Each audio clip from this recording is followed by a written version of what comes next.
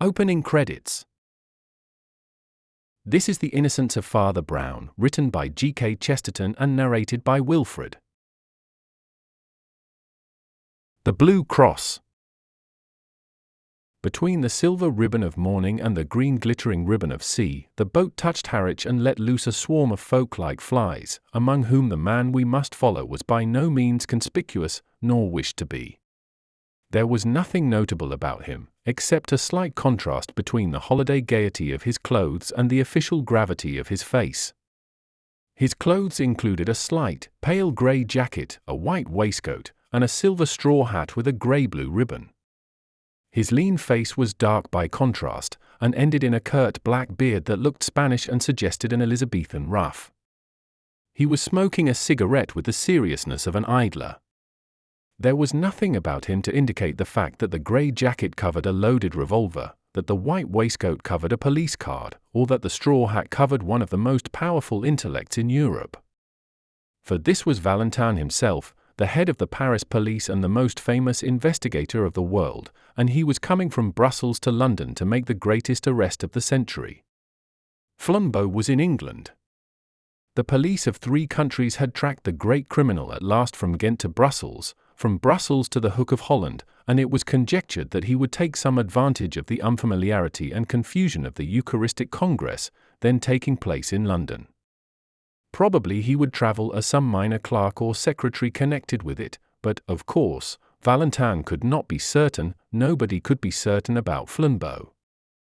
It is many years now since this colossus of crime suddenly ceased keeping the world in a turmoil, and when he ceased, as they said after the death of Roland, there was a great quiet upon the earth.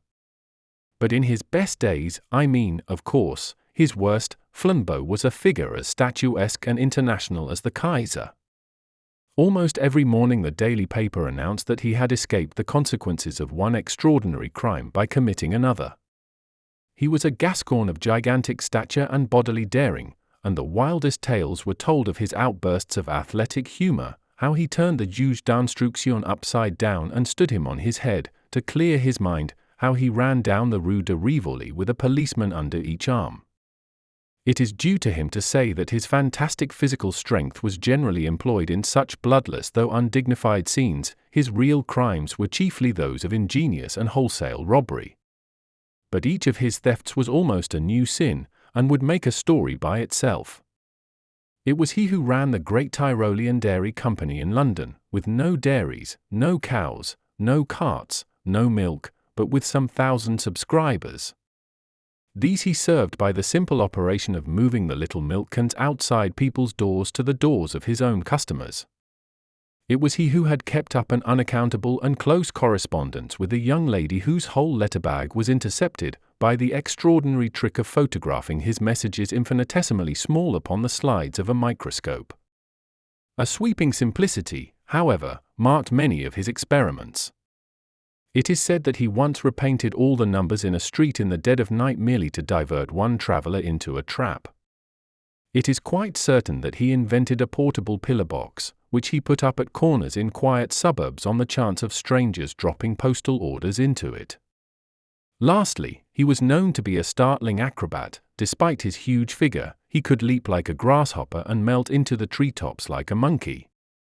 Hence the great Valentine, when he set out to find Flambeau, was perfectly aware that his adventures would not end when he had found him.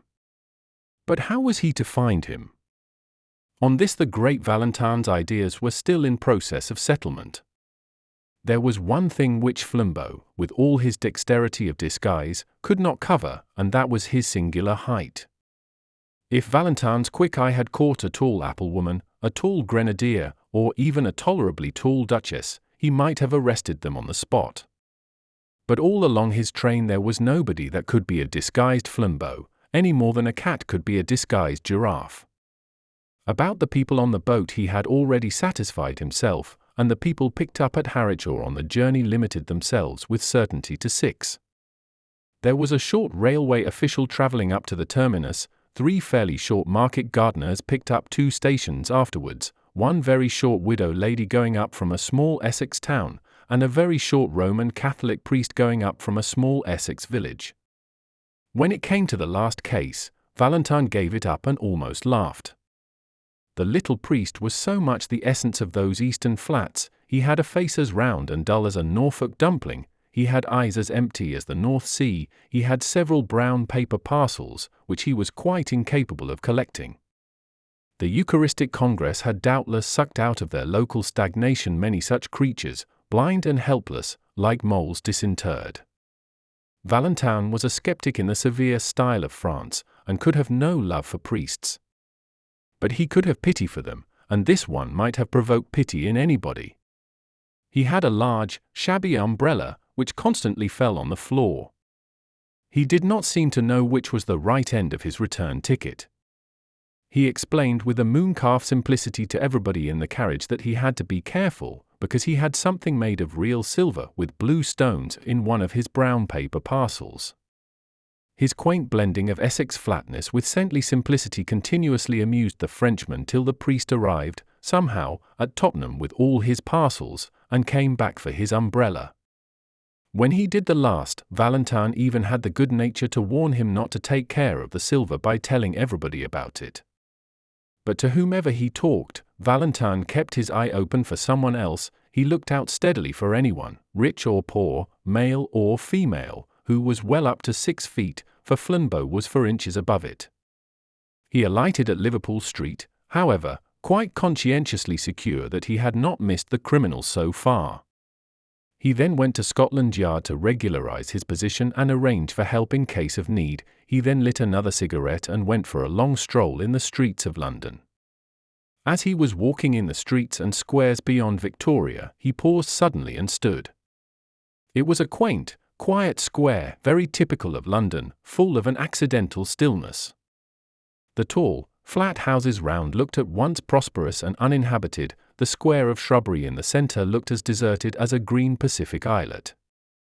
One of the 4 sides was much higher than the rest, like a dais, and the line of this side was broken by one of London's admirable accidents, a restaurant that looked as if it had strayed from Soho. It was an unreasonably attractive object, with dwarf plants in pots and long, striped blinds of lemon yellow and white. It stood specially high above the street, and in the usual patchwork way of London, a flight of steps from the street ran up to meet the front door almost as a fire escape might run up to a first-floor window. Valentine stood and smoked in front of the yellow-white blinds and considered them long. The most incredible thing about miracles is that they happen. A few clouds in heaven do come together into the staring shape of one human eye. A tree does stand up in the landscape of a doubtful journey in the exact and elaborate shape of a note of interrogation. I have seen both these things myself within the last few days. Nelson does die in the instant of victory, and a man named Williams does quite accidentally murder a man named Williamson. It sounds like a sort of infanticide. In short, there is in life an element of elfin coincidence which people reckoning on the prosaic may perpetually miss. As it has been well expressed in the paradox of Poe, wisdom should reckon on the unforeseen. Aristide Valentine was unfathomably French, and the French intelligence is intelligent specially and solely. He was not a thinking machine, for that is a brainless phrase of modern fatalism and materialism. A machine only is a machine because it cannot think. But he was a thinking man, and a plain man at the same time. All his wonderful successes, that looked like conjuring, had been gained by plodding logic, by clear and commonplace French thought. The French electrify the world not by starting any paradox, they electrify it by carrying out a truism. They carry a truism so far, as in the French Revolution. But exactly because Valentine understood reason, he understood the limits of reason. Only a man who knows nothing of motors talks of motoring without petrol. Only a man who knows nothing of reason talks of reasoning without strong, undisputed first principles. Here he had no strong first principles. Flambeau had been missed at Harwich, and if he was in London at all, he might be anything from a tall tramp on Wimbledon Common to a tall toastmaster at the Hotel Metropole. In such a naked state of nescience, Valentine had a view and a method of his own. In such cases he reckoned on the unforeseen. In such cases, when he could not follow the train of the reasonable, he coldly and carefully followed the train of the unreasonable. Instead of going to the right places, banks, police stations, rendezvous, he systematically went to the wrong places, knocked at every empty house, turned down every cul-de-sac, went up every lane blocked with rubbish, went round every crescent that led him uselessly out of the way. He defended this crazy course quite logically. He said that if one had a clue this was the worst way, but if one had no clue at all it was the best, because there was just the chance that any oddity that caught the eye of the pursuer might be the same that had caught the eye of the pursued. Somewhere a man must begin, and it had better be just where another man might stop. Something about that flight of steps up to the shop, something about the quietude and quaintness of the restaurant, roused all the detective's rare romantic fancy and made him resolve to strike at random. He went up the steps, and sitting down at a table by the window, asked for a cup of black coffee. It was halfway through the morning, and he had not breakfasted. The slight litter of other breakfasts stood about on the table to remind him of his hunger, and adding a poached egg to his order, he proceeded musingly to shake some white sugar into his coffee, thinking all the time about Flambeau. He remembered how Flambeau had escaped, once by a pair of nail scissors, and once by a house on fire, once by having to pay for an unstamped letter, and once by getting people to look through a telescope at a comet that might destroy the world. He thought his detective brain as good as the criminal's, which was true. But he fully realized the disadvantage. The criminal is the creative artist, the detective only the critic, he said with a sour smile, and lifted his coffee cup to his lips slowly, and put it down very quickly. He had put salt in it. He looked at the vessel from which the silvery powder had come. It was certainly a sugar basin, as unmistakably meant for sugar as a champagne bottle for champagne. He wondered why they should keep salt in it. He looked to see if there were any more orthodox vessels. Yes, there were 2 salt cellars quite full. Perhaps there was some speciality in the condiment in the salt cellars. He tasted it, it was sugar. Then he looked round at the restaurant with a refreshed air of interest, to see if there were any other traces of that singular artistic taste which puts the sugar in the salt cellars and the salt in the sugar basin. Except for an odd splash of some dark fluid on one of the white-papered walls, the whole place appeared neat, cheerful, and ordinary. He rang the bell for the waiter. When that official hurried up, fuzzy-haired and somewhat blear-eyed at that early hour, the detective, who was not without an appreciation of the simpler forms of humor, asked him to taste the sugar and see if it was up to the high reputation of the hotel. The result was that the waiter yawned suddenly and woke up. "Do you play this delicate joke on your customers every morning?" inquired Valentin.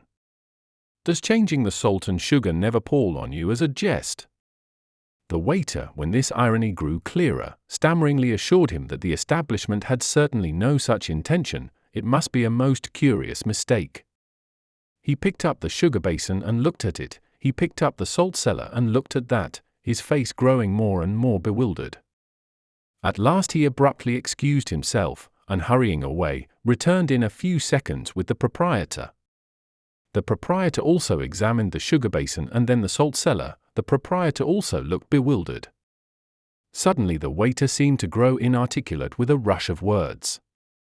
"I think," he stuttered eagerly, "I think it is those 2 clergymen." "What 2 clergymen?" "The 2 clergymen," said the waiter, "that threw soup at the wall."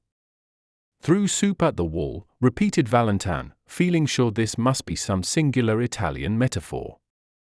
"Yes, yes," said the attendant excitedly, and pointed at the dark splash on the white paper, threw it over there on the wall.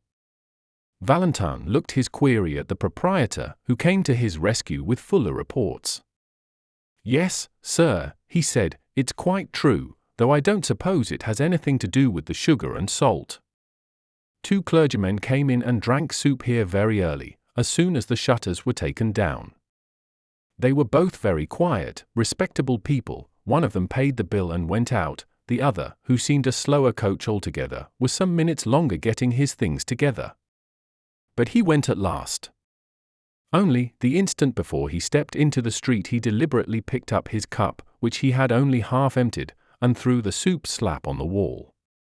I was in the back room myself, and so was the waiter, so I could only rush out in time to find the wall splashed and the shop empty. It don't do any particular damage, but it was confounded cheek, and I tried to catch the men in the street. They were too far off though, I only noticed they went round the next corner into Carstairs Street. The detective was on his feet, had settled and stick in hand. He had already decided that in the universal darkness of his mind he could only follow the first odd finger that pointed, and this finger was odd enough. Paying his bill and clashing the glass doors behind him, he was soon swinging round into the other street. It was fortunate that even in such fevered moments his eye was cool and quick. Something in a shop front went by him like a mere flash, yet he went back to look at it. The shop was a popular greengrocer and fruiterer's, an array of goods set out in the open air and plainly ticketed with their names and prices. In the two most prominent compartments were two heaps, of oranges and of nuts respectively. On the heap of nuts lay a scrap of cardboard, on which was written in bold, blue chalk, "Best tangerine oranges, 2 a penny." On the oranges was the equally clear and exact description, "Finest Brazil nuts, for pence a pound." Monsieur Valentin looked at these two placards and fancied he had met this highly subtle form of humour before, and that somewhat recently. He drew the attention of the red-faced fruiterer, who was looking rather sullenly up and down the street, to this inaccuracy in his advertisements. The fruiterer said nothing, but sharply put each card into its proper place. The detective, leaning elegantly on his walking cane, continued to scrutinize the shop. At last he said, "Pray excuse my apparent irrelevance, my good sir, but I should like to ask you a question in experimental psychology and the association of ideas." The red-faced shopman regarded him with an eye of menace, but he continued gaily, swinging his cane. "Why," he pursued, "why are 2 tickets wrongly placed in a greengrocer's shop like a shovel hat that has come to London for a holiday? Or, in case I do not make myself clear, what is the mystical association which connects the idea of nuts marked as oranges with the idea of 2 clergymen, one tall and the other short?" The eyes of the tradesman stood out of his head like a snail's. He really seemed for an instant likely to fling himself upon the stranger. At last he stammered angrily, "I don't know what you have to do with it, but if you're one of their friends, you can tell 'em from me that I'll knock their silly heads off, parsons or no parsons, if they upset my apples again." "Indeed?" asked the detective, with great sympathy. "Did they upset your apples?" "One of 'em did," said the heated shopman, "rolled 'em all over the street. I'd have caught the fool but for having to pick 'em up." "Which way did these parsons go?" asked Valentin. "Up that second road on the left-hand side, and then across the square," said the other promptly. "Thanks," replied Valentin, and vanished like a fairy. On the other side of the second square he found a policeman, and said, "This is urgent. Constable, have you seen 2 clergymen in shovel hats?" The policeman began to chuckle heavily.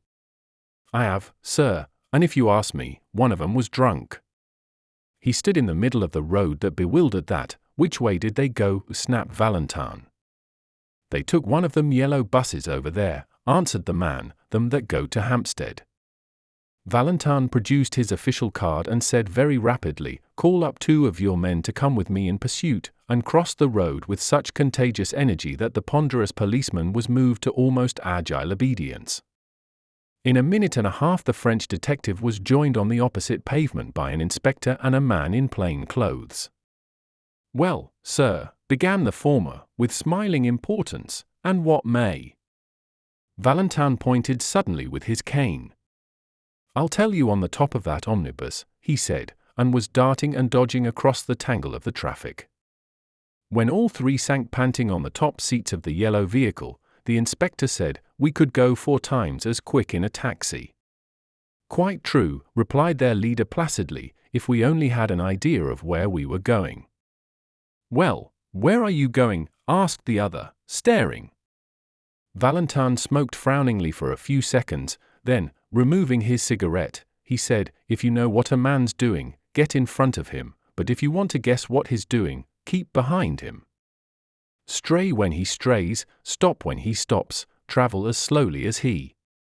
Then you may see what he saw and may act as he acted. All we can do is to keep our eyes skinned for a queer thing." "What sort of queer thing do you mean?" asked the inspector. "Any sort of queer thing," answered Valentine, and relapsed into obstinate silence. The yellow omnibus crawled up the northern roads for what seemed like hours on end. The great detective would not explain further, and perhaps his assistants felt a silent and growing doubt of his errand. Perhaps, also, they felt a silent and growing desire for lunch, for the hours crept long past the normal luncheon hour, and the long roads of the North London suburb seemed to shoot out into length after length like an infernal telescope. It was one of those journeys on which a man perpetually feels that now at last he must have come to the end of the universe, and then finds he has only come to the beginning of Tufnell Park. London died away in draggle taverns and dreary scrubs, and then was unaccountably born again in blazing high streets and blatant hotels. It was like passing through 13 separate vulgar cities all just touching each other. But though the winter twilight was already threatening the road ahead of them, the Parisian detective still sat silent and watchful, eyeing the frontage of the streets that slid by on either side. By the time they had left Camden Town behind, the policemen were nearly asleep. At least, they gave something like a jump as Valentine leapt erect, struck a hand on each man's shoulder, and shouted to the driver to stop. They tumbled down the steps into the road without realizing why they had been dislodged. When they looked round for enlightenment, they found Valentine triumphantly pointing his finger towards a window on the left side of the road. It was a large window, forming part of the long façade of a gilt and palatial public house. It was the part reserved for respectable dining, and labelled restaurant. This window, like all the rest along the frontage of the hotel, was of frosted and figured glass, but in the middle of it was a big, black smash, like a star in the ice. "Our cue at last," cried Valentine, waving his stick, "the place with the broken window." "What window?" "What cue?" asked his principal assistant. "Why, what proof is there that this has anything to do with them?" Valentine almost broke his bamboo stick with rage. "Proof?" he cried. "Good God! The man is looking for proof. Why, of course, the chances are 20 to 1 that it has nothing to do with them. But what else can we do? Don't you see we must either follow one wild possibility or else go home to bed?" He banged his way into the restaurant, followed by his companions, and they were soon seated at a late luncheon at a little table, and looked at the star of smashed glass from the inside. Not that it was very informative to them even then. "Got your window broken, I see," said Valentine to the waiter as he paid the bill. "Yes, sir," answered the attendant, bending busily over the change, to which Valentine silently added an enormous tip. The waiter straightened himself with mild but unmistakable animation. "Ah, yes, sir," he said. "Very odd thing, that, sir." "Indeed?"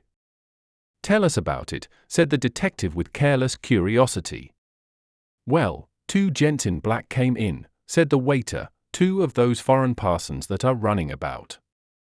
They had a cheap and quiet little lunch, and one of them paid for it and went out. The other was just going out to join him when I looked at my change again and found he'd paid me more than 3 times too much. 'Here,' I says to the chap who was nearly out of the door, 'you've paid too much.' 'Oh,' he says, 'very cool, have we?' 'Yes,' I says, and picks up the bill to show him. Well, that was a knockout. 'What do you mean?' asked his interlocutor. Well, I'd have sworn on 7 Bibles that I'd put 4 shillings on that bill. But now I saw I'd put 14 shillings, as plain as paint. Well, cried Valentine, moving slowly, but with burning eyes, and then. The parson at the door, he says all serene, sorry to confuse your accounts, but it'll pay for the window. What window? I says. The one I'm going to break, he says, and smashed that blessed pane with his umbrella. All 3 inquirers made an exclamation, and the inspector said under his breath, "Are we after escaped lunatics?" The waiter went on with some relish for the ridiculous story. I was so knocked silly for a second, I couldn't do anything. The man marched out of the place and joined his friend just round the corner. Then they went so quick up Bullock Street that I couldn't catch them, though I ran round the bars to do it."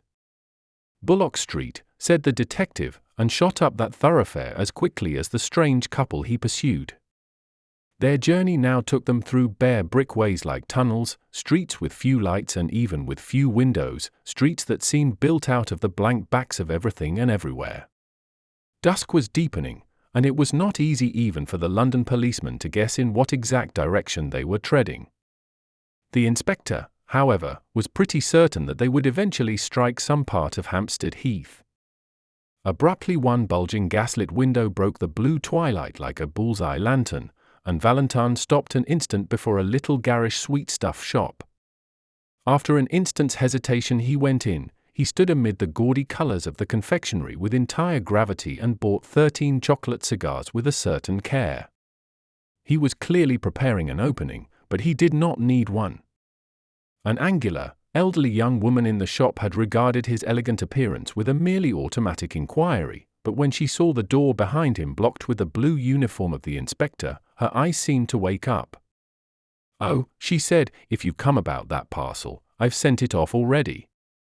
"Parcel," repeated Valentine, and it was his turn to look inquiring. "I mean the parcel the gentleman left, the clergyman gentleman."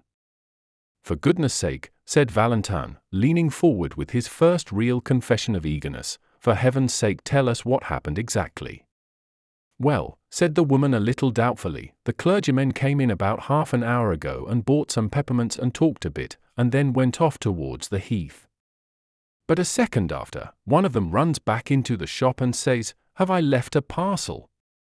Well, I looked everywhere and couldn't see one, so he says, 'Never mind, but if it should turn up, please post it to this address,' and he left me the address and a shilling for my trouble. And sure enough, though I thought I'd looked everywhere, I found he'd left a brown paper parcel, so I posted it to the place he said. I can't remember the address now, it was somewhere in Westminster. But as the thing seemed so important, I thought perhaps the police had come about it." "So they have," said Valentine shortly. "Is Hampstead Heath near here?" "Straight on for 15 minutes, said the woman, "and you'll come right out on the open." Valentine sprang out of the shop and began to run. The other detectives followed him at a reluctant trot. The street they threaded was so narrow and shut in by shadows that when they came out unexpectedly into the void common and vast sky they were startled to find the evening still so light and clear. A perfect dome of peacock green sank into gold amid the blackening trees and the dark violet distances. The glowing green tint was just deep enough to pick out in points of crystal 1 or 2 stars. All that was left of the daylight lay in a golden glitter across the edge of Hampstead and that popular hollow which is called the Vale of Health. The holiday makers who roamed this region had not wholly dispersed. A few couples sat shapelessly on benches, and here and there a distant girl still shrieked in one of the swings. The glory of heaven deepened and darkened around the sublime vulgarity of man, and standing on the slope and looking across the valley, Valentine beheld the thing which he sought. Among the black and breaking groups in the distance was one especially black which did not break, a group of 2 figures clerically clad. Though they seemed as small as insects, Valentine could see that one of them was much smaller than the other. Though the other had a student's stoop and an inconspicuous manner, he could see that the man was well over 6 feet high. He shut his teeth and went forward, whirling his stick impatiently.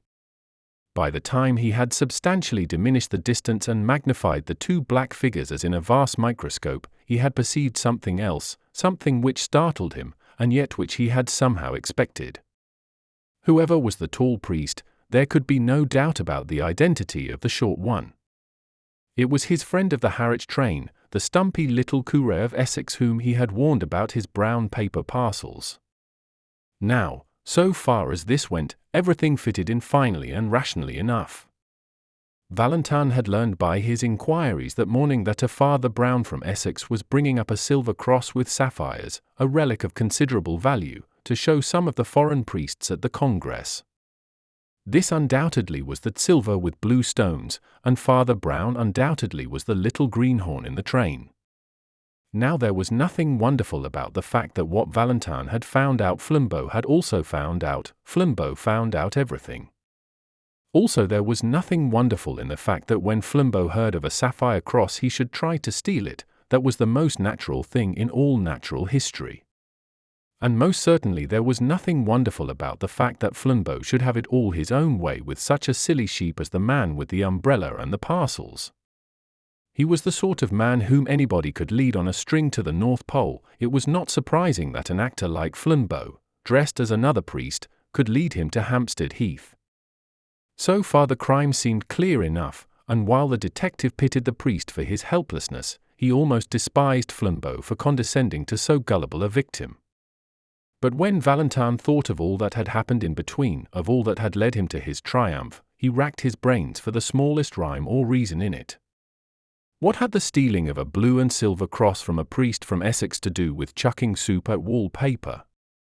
What had it to do with calling nuts oranges, or with paying for windows first and breaking them afterwards? He had come to the end of his chase, yet somehow he had missed the middle of it. When he failed, which was seldom, he had usually grasped the clue, but nevertheless missed the criminal. Here he had grasped the criminal, but still he could not grasp the clue. The two figures that they followed were crawling like black flies across the huge green contour of a hill.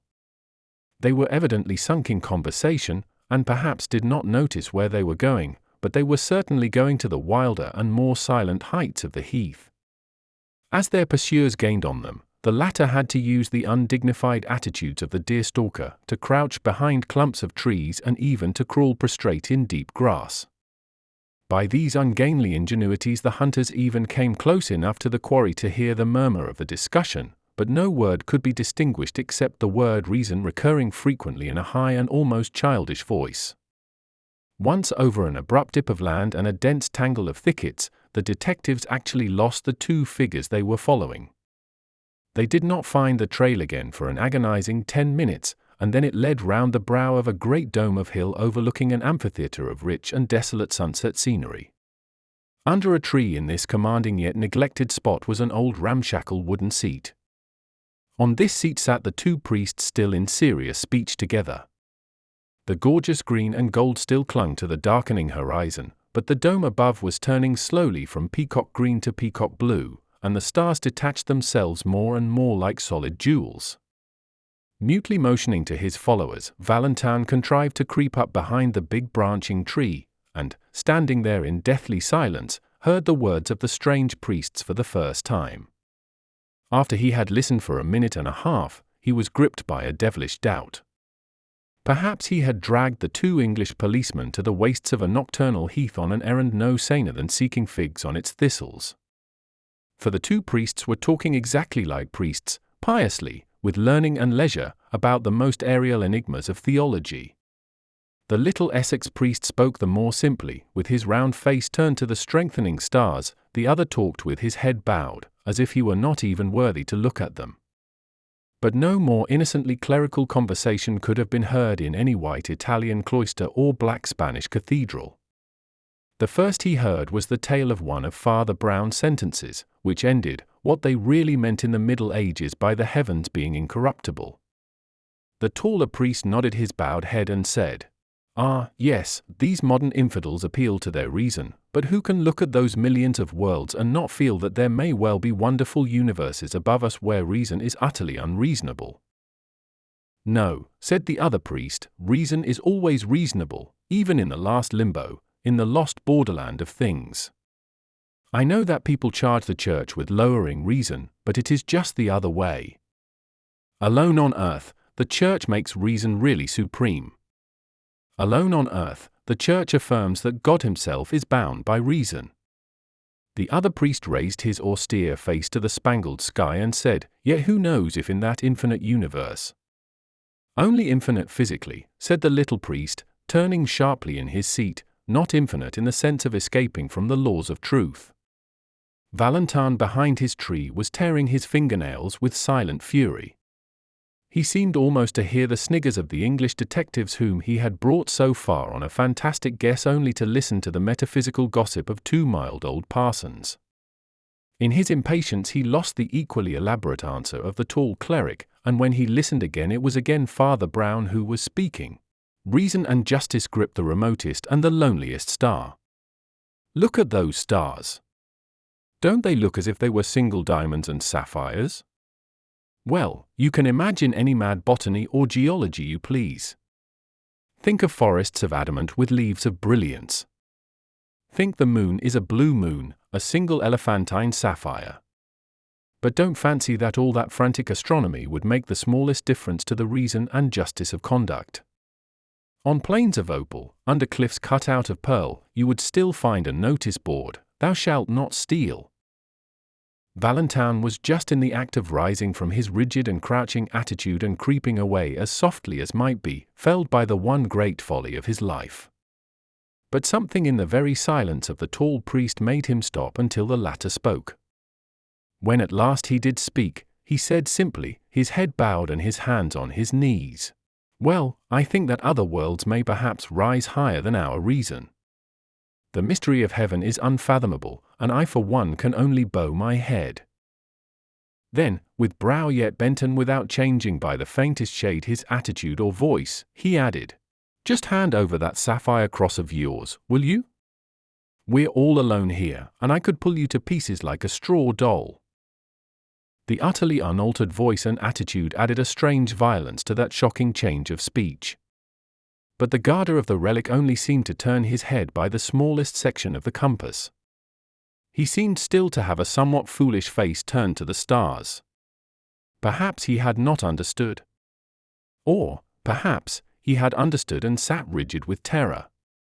"Yes," said the tall priest, in the same low voice and in the same still posture, "yes, I am Flambeau." Then, after a pause, he said, "Come, will you give me that cross?" "No," said the other, and the monosyllable had an odd sound. Flambeau suddenly flung off all his pontifical pretensions. The great robber leaned back in his seat and laughed low but long. "No," he cried, "you won't give it me, you proud prelate. You won't give it me, you little celibate simpleton. Shall I tell you why you won't give it me? Because I've got it already in my own breast pocket." The small man from Essex turned what seemed to be a dazed face in the dusk, and said, with the timid eagerness of the private secretary, Are you sure?" Flambeau yelled with delight. "Really, you're as good as a 3-act farce," he cried. "Yes, you turnip, I am quite sure. I had the sense to make a duplicate of the right parcel, and now, my friend, you've got the duplicate and I've got the jewels. An old dodge, Father Brown, a very old dodge." "Yes," said Father Brown, and passed his hand through his hair with the same strange vagueness of manner. "Yes, I've heard of it before." The colossus of crime leaned over to the little rustic priest with a sort of sudden interest. "You have heard of it?" he asked. "Where have you heard of it?" "Well, I mustn't tell you his name, of course," said the little man simply. "He was a penitent, you know. He had lived prosperously for about 20 years entirely on duplicate brown paper parcels. And so, you see, when I began to suspect you, I thought of this poor chap's way of doing it at once." "Began to suspect me," repeated the outlaw with increased intensity. "Did you really have the gumption to suspect me just because I brought you up to this bare part of the heath?" "No, no," said Brown with an air of apology. "You see, I suspected you when we first met. It's that little bulge up the sleeve where you people have the spike bracelet." "How in Tartarus," cried Flambeau, "did you ever hear of the spike bracelet?" "Oh, one's little flock, you know," said Father Brown, arching his eyebrows rather blankly. "When I was a curate in Hartlepool, there were 3 of them with spike bracelets. So, as I suspected you from the first, don't you see, I made sure that the cross should go safe, anyhow. I'm afraid I watched you, you know. So at last I saw you change the parcels. Then, don't you see, I changed them back again. And then I left the right one behind." "Left it behind," repeated Flambeau, and for the first time there was another note in his voice beside his triumph. "Well, it was like this," said the little priest, speaking in the same unaffected way. "I went back to that sweet shop and asked if I'd left a parcel, and gave them a particular address if it turned up. Well, I knew I hadn't, but when I went away again I did. So, instead of running after me with that valuable parcel, they have sent it flying to a friend of mine in Westminster. Then he added rather sadly, I learnt that, too, from a poor fellow in Hartlepool. He used to do it with handbags he stole at railway stations, but he's in a monastery now. Oh, one gets to know, you know, he added, rubbing his head again with the same sort of desperate apology. We can't help being priests. People come and tell us these things. Flambeau tore a brown paper parcel out of his inner pocket and rent it in pieces. There was nothing but paper and sticks of lead inside it. He sprang to his feet with a gigantic gesture and cried, I don't believe you. I don't believe a bumpkin like you could manage all that. I believe you've still got the stuff on you, and if you don't give it up, why, we're all alone, and I'll take it by force. No, said Father Brown simply, and stood up also, you won't take it by force. First, because I really haven't still got it. And, second, because we are not alone. Flambeau stopped in his stride forward. Behind that tree, said Father Brown, pointing, are two strong policemen and the greatest detective alive. How did they come here, do you ask? Why, I brought them, of course. How did I do it? Why, I'll tell you if you like. Lord bless you, we have to know 20 such things when we work among the criminal classes.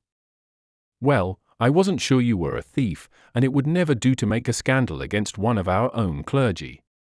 So I just tested you to see if anything would make you show yourself. A man generally makes a small scene if he finds salt in his coffee. If he doesn't, he has some reason for keeping quiet. I changed the salt and sugar, and you kept quiet. A man generally objects if his bill is 3 times too big. If he pays it, he has some motive for passing unnoticed. I altered your bill, and you paid it. The world seemed waiting for Flambeau to leap like a tiger. But he was held back as by a spell, he was stunned with the utmost curiosity. Well, went on Father Brown, with lumbering lucidity, as you wouldn't leave any tracks for the police, of course somebody had to. At every place we went to, I took care to do something that would get us talked about for the rest of the day. I didn't do much harm, a splashed wall, spilt apples, a broken window, but I saved the cross, as the cross will always be saved. It is at Westminster by now. I rather wonder you didn't stop it with the donkey's whistle. With the what? Asked Flambeau. I'm glad you've never heard of it, said the priest, making a face. It's a foul thing. I'm sure you're too good a man for a whistler. I couldn't have counted it even with the spots myself, I'm not strong enough in the legs. What on earth are you talking about? Asked the other. Well, I did think you'd know the spots, said Father Brown, agreeably surprised. Oh, you can't have gone so very wrong yet. How in blazes do you know all these horrors? Cried Flambeau. The shadow of a smile crossed the round, simple face of his clerical opponent. Oh, by being a celibate simpleton, I suppose, he said. Has it never struck you that a man who does next to nothing but hear men's real sins is not likely to be wholly unaware of human evil? But as a matter of fact, another part of my trade, too, made me sure you weren't a priest. What? Asked the thief, almost gaping. You attacked reason, said Father Brown. It's bad theology. And even as he turned away to collect his property, the 3 policemen came out from under the twilight trees. Flambeau was an artist and a sportsman. He stepped back and swept Valentin a great bow. Do not bow to me, mon ami, said Valentin with silver clearness. Let us both bow to our master. And they both stood an instant uncovered while the little Essex priest blinked about for his umbrella. The Secret Garden.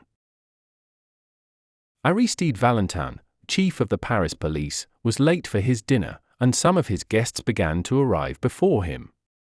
These were, however, reassured by his confidential servant, Ivan, the old man with a scar, and a face almost as grey as his moustaches, who always sat at a table in the entrance hall, a hall hung with weapons.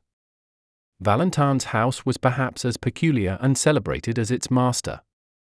It was an old house, with high walls and tall poplars almost overhanging the Seine, but the oddity, and perhaps the police value, of its architecture was this, that there was no ultimate exit at all except through this front door, which was guarded by Ivan and the armory.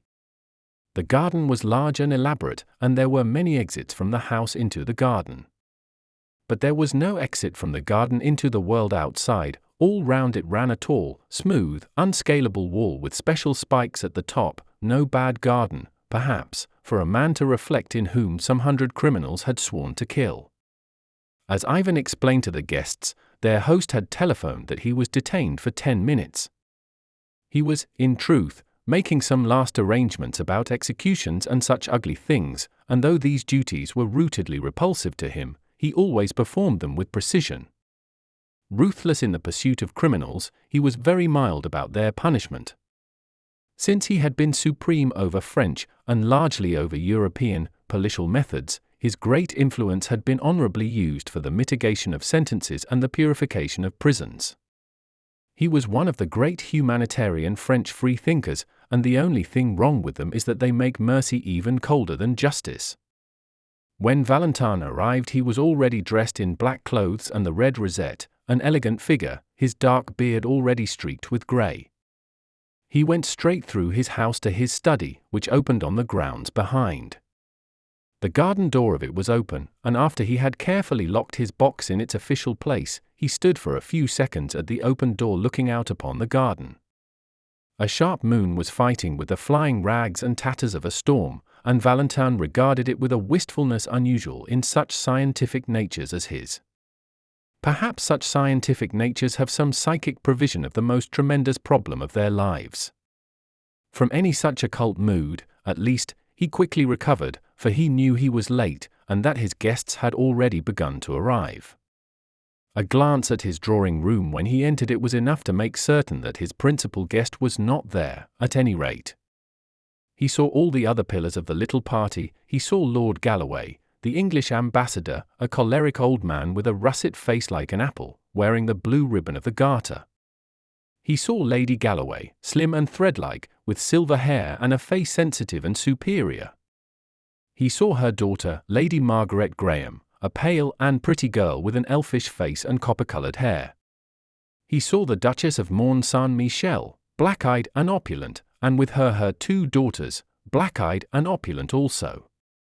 He saw Dr. Simon, a typical French scientist, with glasses, a pointed brown beard, and a forehead barred with those parallel wrinkles which are the penalty of superciliousness, since they come through constantly elevating the eyebrows.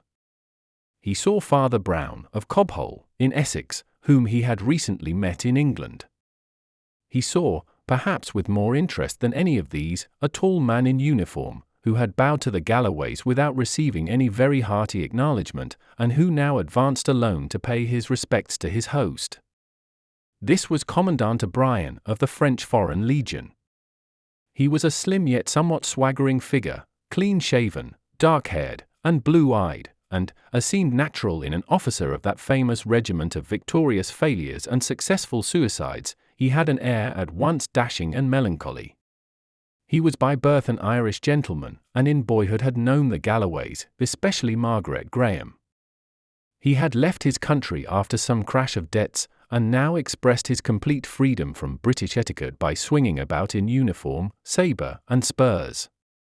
When he bowed to the ambassador's family, Lord and Lady Galloway bent stiffly, and Lady Margaret looked away.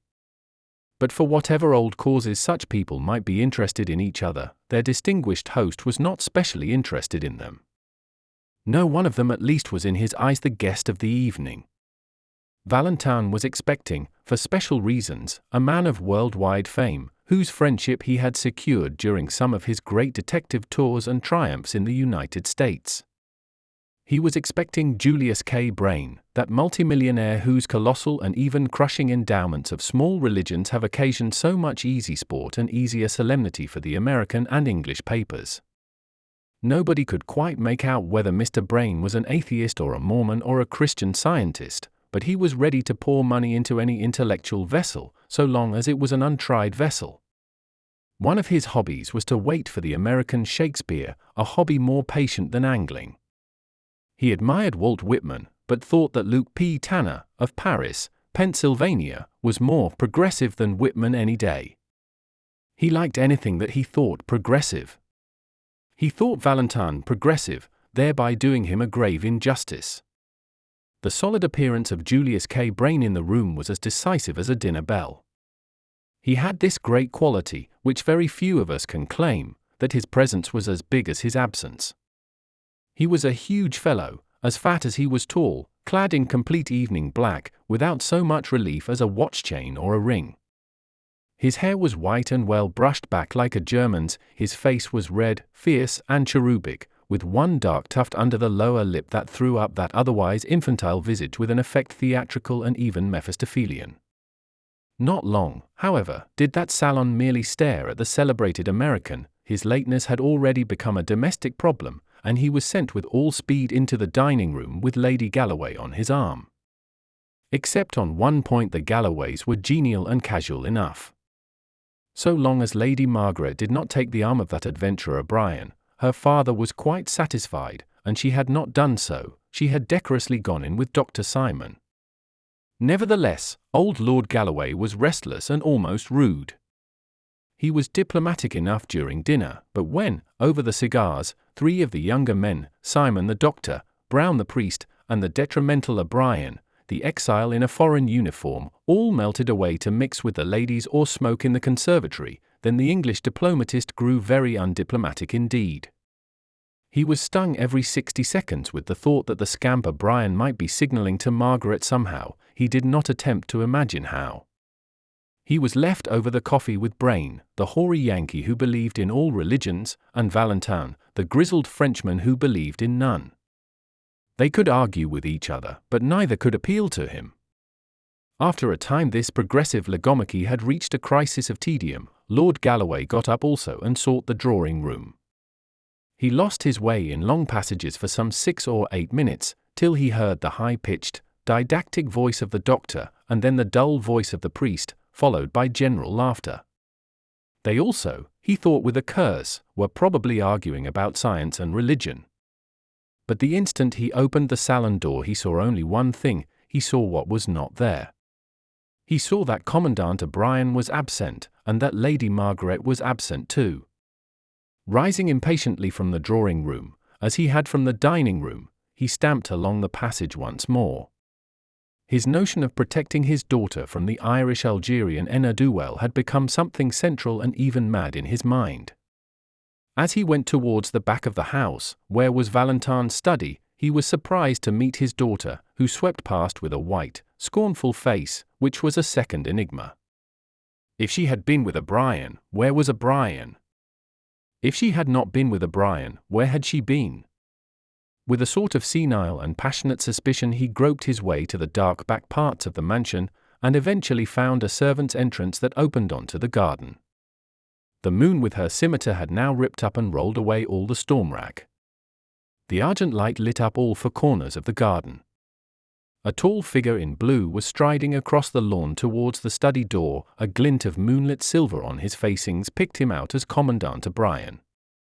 He vanished through the French windows into the house, leaving Lord Galloway in an indescribable temper, at once virulent and vague.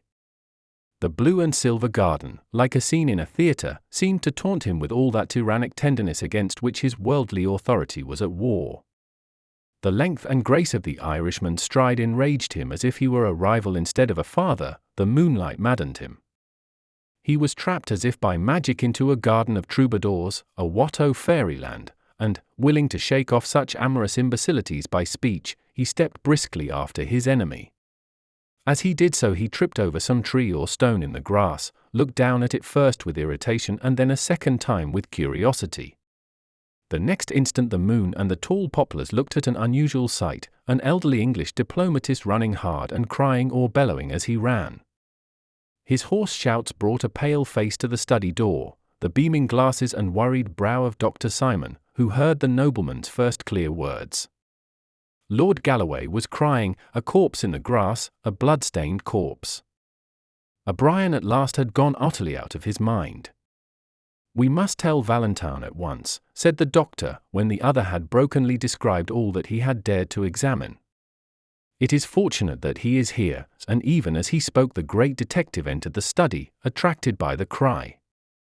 It was almost amusing to note his typical transformation. He had come with the common concern of a host and a gentleman, fearing that some guest or servant was ill. When he was told the gory fact, he turned with all his gravity instantly bright and businesslike, for this, however abrupt and awful, was his business. "Strange, gentlemen," he said as they hurried out into the garden, "that I should have hunted mysteries all over the earth, and now one comes and settles in my own backyard. But where is the place?" They crossed the lawn less easily, as a slight mist had begun to rise from the river, but under the guidance of the shaken Galloway they found the body sunken in deep grass, the body of a very tall and broad-shouldered man. He lay face downwards, so they could only see that his big shoulders were clad in black cloth, and that his big head was bald, except for a wisp or two of brown hair that clung to his skull like wet seaweed. A scarlet serpent of blood crawled from under his fallen face. "At least," said Simon, with a deep and singular intonation, "he is none of our party." "Examine him, doctor," cried Valentine rather sharply. "He may not be dead." The doctor bent down. "He is not quite cold, but I am afraid he is dead enough," he answered. "Just help me to lift him up." They lifted him carefully an inch from the ground, and all doubts as to his being really dead were settled at once and frightfully. The head fell away. It had been entirely sundered from the body. Whoever had cut his throat had managed to sever the neck as well. Even Valentine was slightly shocked. "He must have been as strong as a gorilla," he muttered. Not without a shiver, though he was used to anatomical abortions, Dr. Simon lifted the head. It was slightly slashed about the neck and jaw, but the face was substantially unhurt. It was a ponderous, yellow face, at once sunken and swollen, with a hawk-like nose and heavy lids, a face of a wicked Roman emperor, with, perhaps, a distant touch of a Chinese emperor. All present seemed to look at it with the coldest eye of ignorance.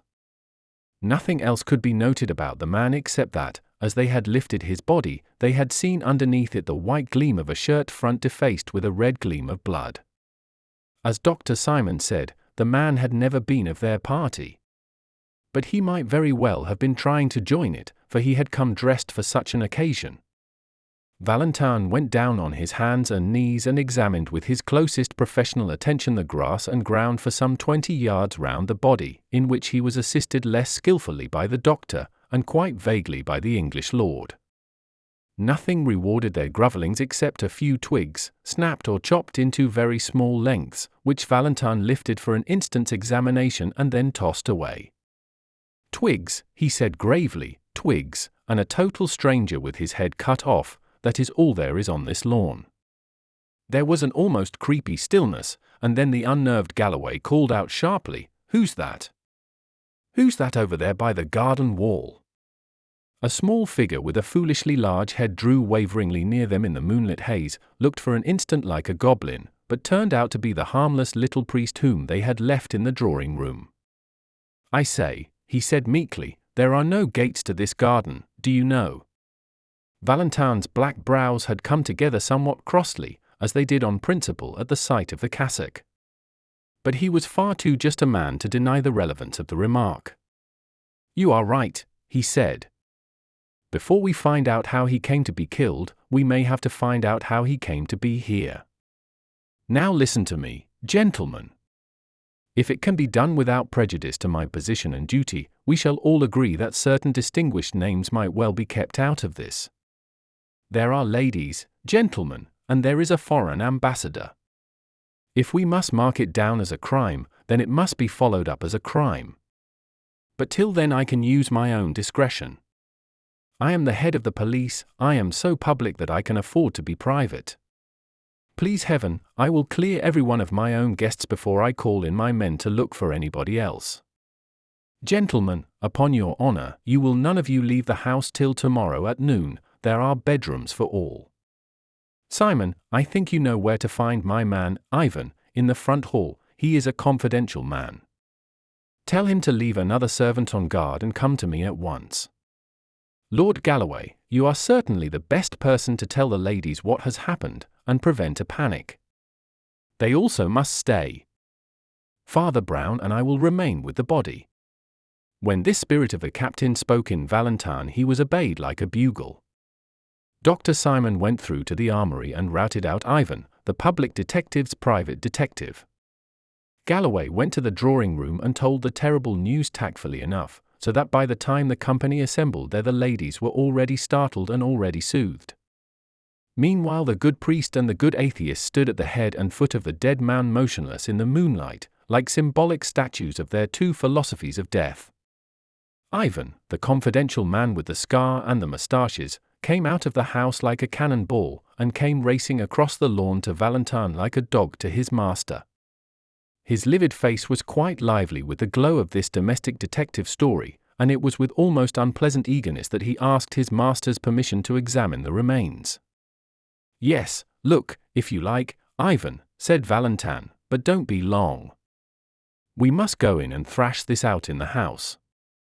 Ivan lifted the head, and then almost let it drop. "Why," he gasped, no, it isn't, it can't be. Do you know this man, sir?"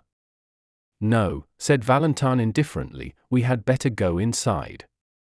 Between them they carried the corpse to a sofa in the study, and then all made their way to the drawing-room. The detective sat down at a desk quietly, and even without hesitation, but his eye was the iron eye of a judge at assize. He made a few rapid notes upon paper in front of him, and then said shortly, "Is everybody here?" "Not Mr. Brain," said the Duchess of Mont Saint-Michel, looking round. "No," said Lord Galloway in a hoarse, harsh voice. "And not Mr. Neil O'Brien, I fancy. I saw that gentleman walking in the garden when the corpse was still warm." "Ivan," said the detective, "go and fetch Commandant O'Brien and Mr. Brain. Mr. Brain, I know, is finishing a cigar in the dining-room. Commandant O'Brien, I think, is walking up and down the conservatory. I am not sure." The faithful attendant flashed from the room, and before anyone could stir or speak Valentine went on with the same soldierly swiftness of exposition.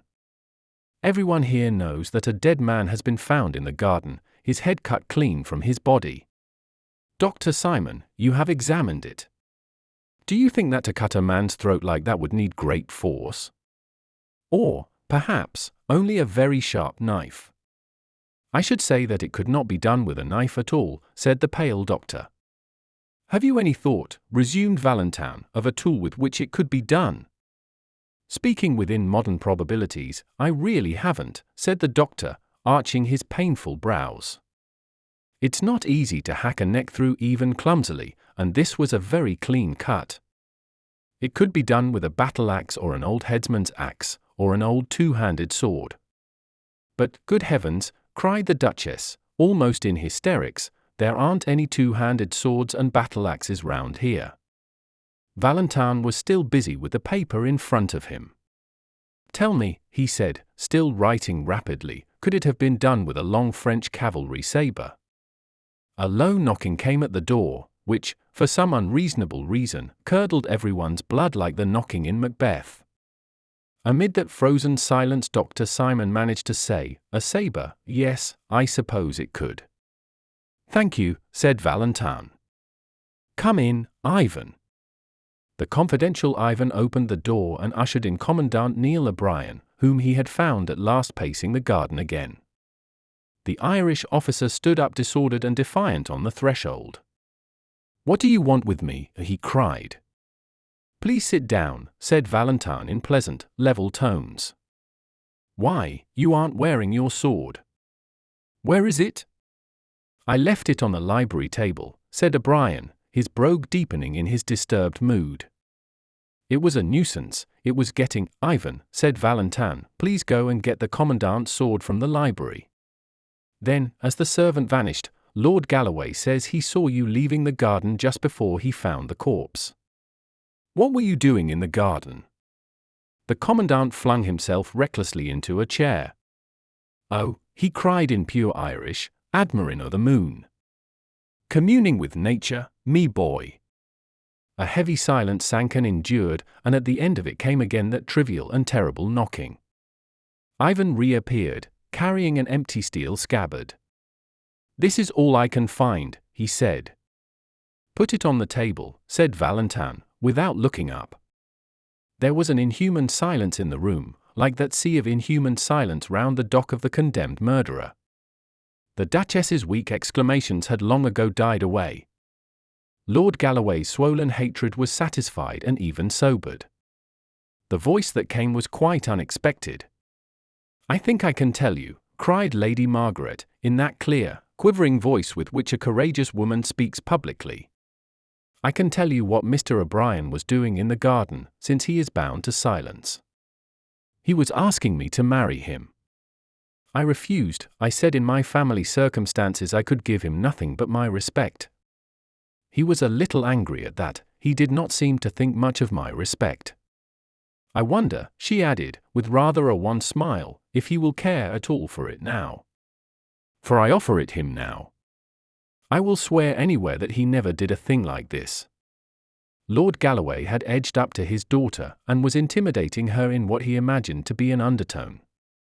"Hold your tongue, Maggie," he said in a thunderous whisper. "Why should you shield the fellow?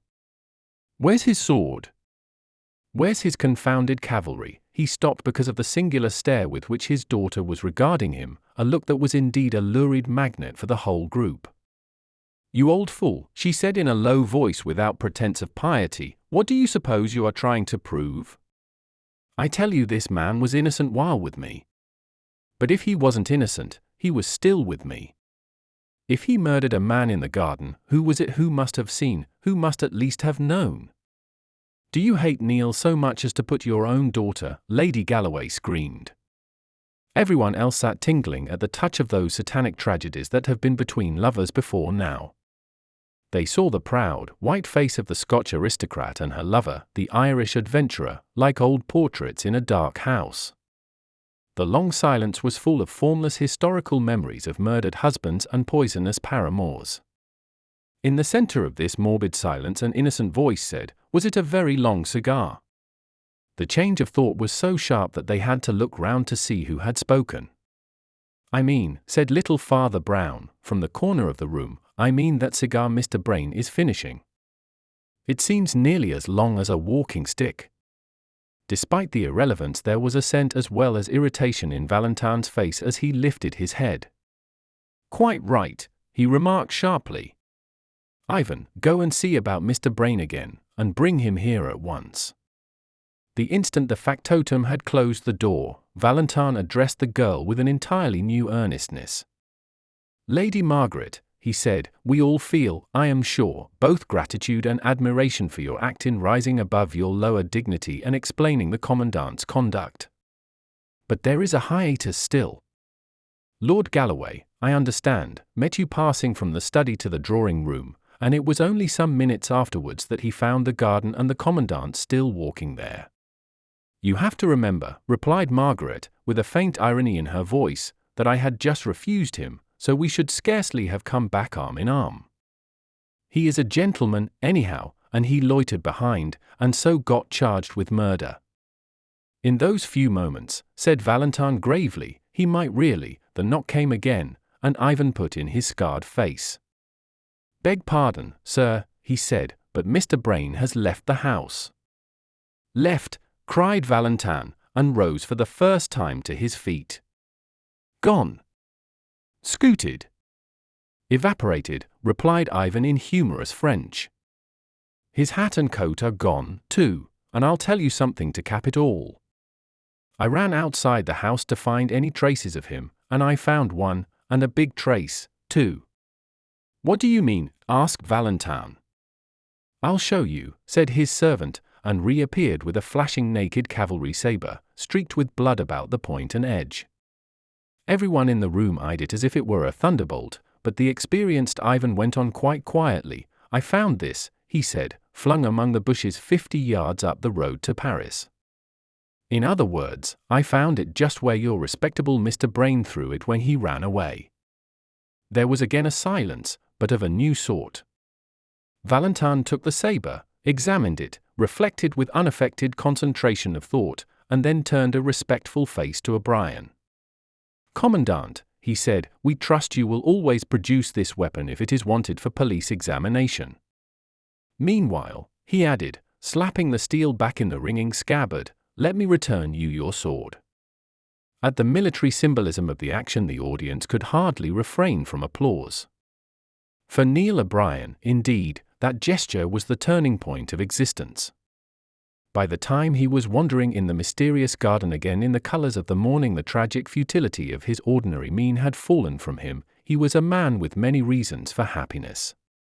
Lord Galloway was a gentleman, and had offered him an apology.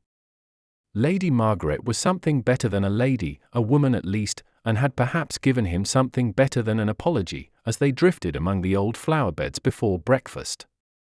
The whole company was more light-hearted and humane, for though the riddle of the death remained, the load of suspicion was lifted off them all, and sent flying off to Paris with the strange millionaire, a man they hardly knew.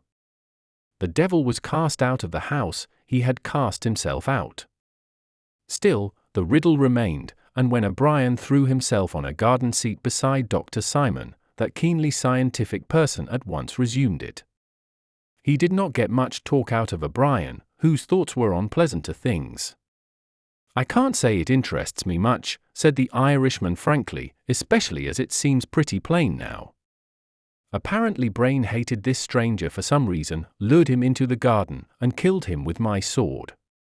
Then he fled to the city, tossing the sword away as he went. By the way, Ivan tells me the dead man had a Yankee dollar in his pocket. So he was a countryman of Brain's, and that seems to clinch it. I don't see any difficulties about the business. "There are 5 colossal difficulties," said the doctor quietly, "like high walls within walls. Don't mistake me. I don't doubt that Brain did it. His flight, I fancy, proves that.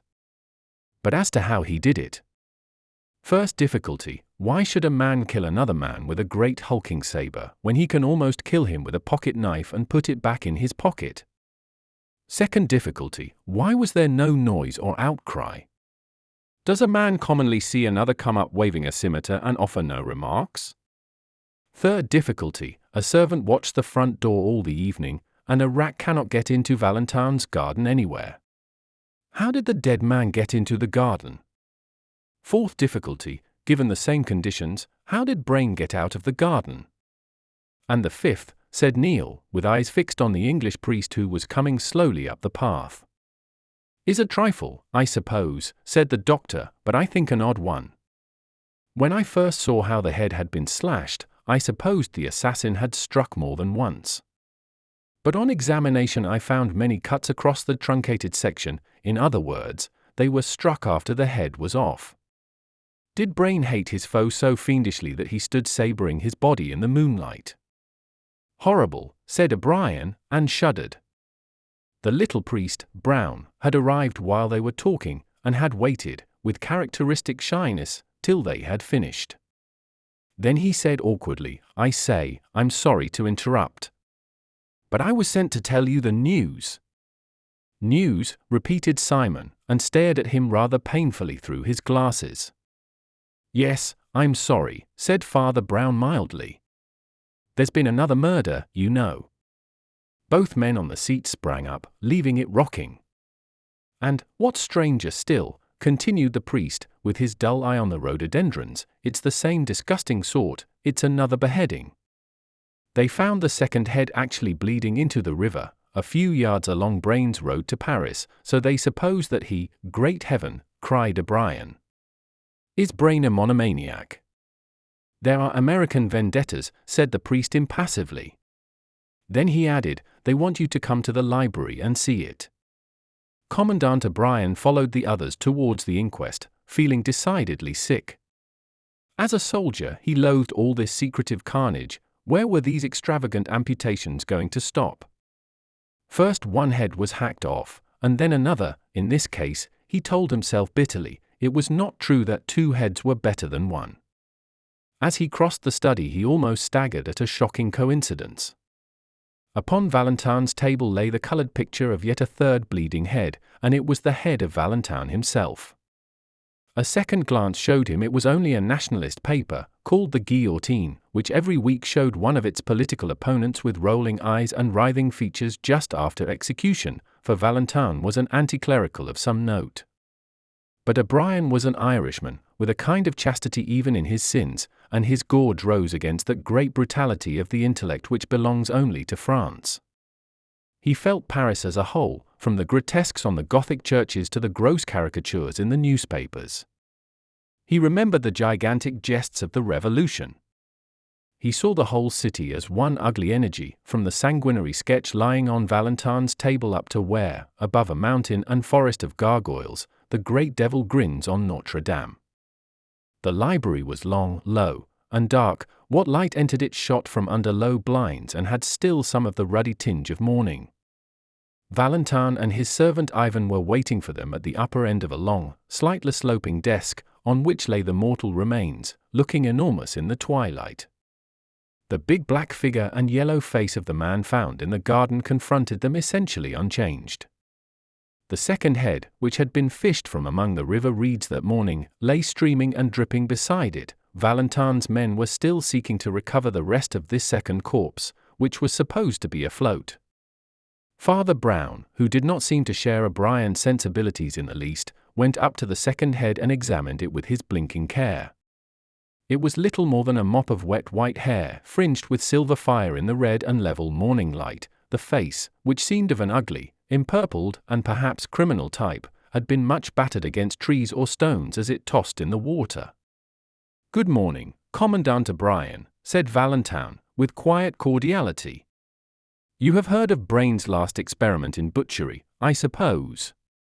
Father Brown was still bending over the head with white hair, and he said, without looking up, "I suppose it is quite certain that Brain cut off this head, too." "Well, it seems common sense," said Valentine, with his hands in his pockets. "Killed in the same way as the other. Found within a few yards of the other. And sliced by the same weapon which we know he carried away." "Yes, yes, I know," replied Father Brown submissively. "Yet, you know, I doubt whether Brain could have cut off this head." "Why not?" inquired Dr. Simon, with a rational stare. "Well, doctor," said the priest, looking up blinking, "can a man cut off his own head?" "I don't know."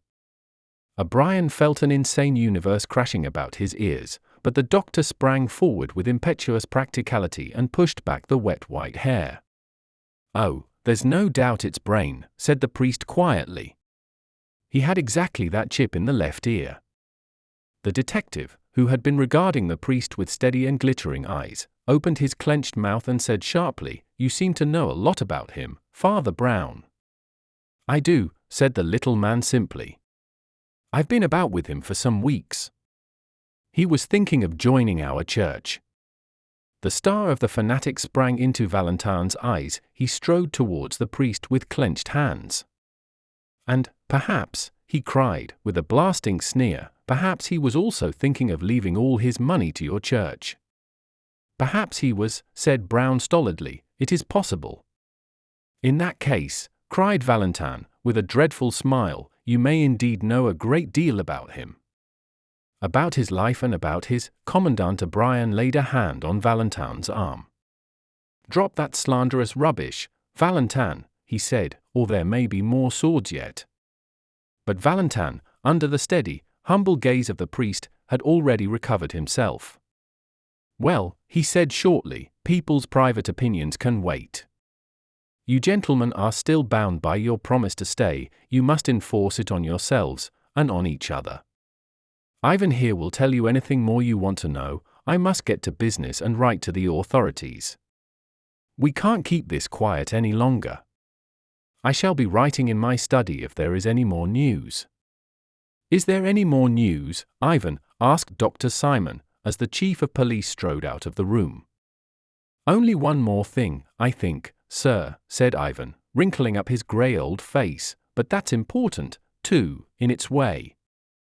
There's that old buffer you found on the lawn," and he pointed without pretense of reverence at the big black body with the yellow head. We've found out who he is, anyhow." "Indeed," cried the astonished doctor, "and who is he?" "His name was Arnold Becker," said the under-detective, "though he went by many aliases.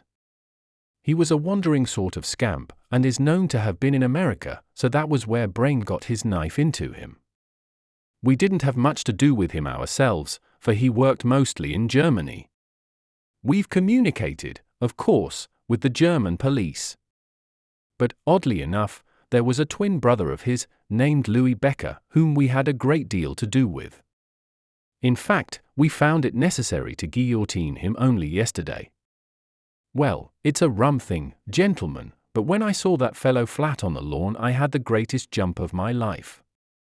If I hadn't seen Louis Becker guillotined with my own eyes, I'd have sworn it was Louis Becker lying there in the grass. Then, of course, I remembered his twin brother in Germany, and following up the clue, the explanatory Ivan stopped, for the excellent reason that nobody was listening to him. The commandant and the doctor were both staring at Father Brown, who had sprung stiffly to his feet, and was holding his temples tight like a man in sudden and violent pain. "Stop, stop, stop," he cried, "stop talking a minute, for I see half. Will God give me strength? Will my brain make the one jump and see all? Heaven help me! I used to be fairly good at thinking. I could paraphrase any page in Aquinas once. Will my head split, or will it see? I see half, I only see half."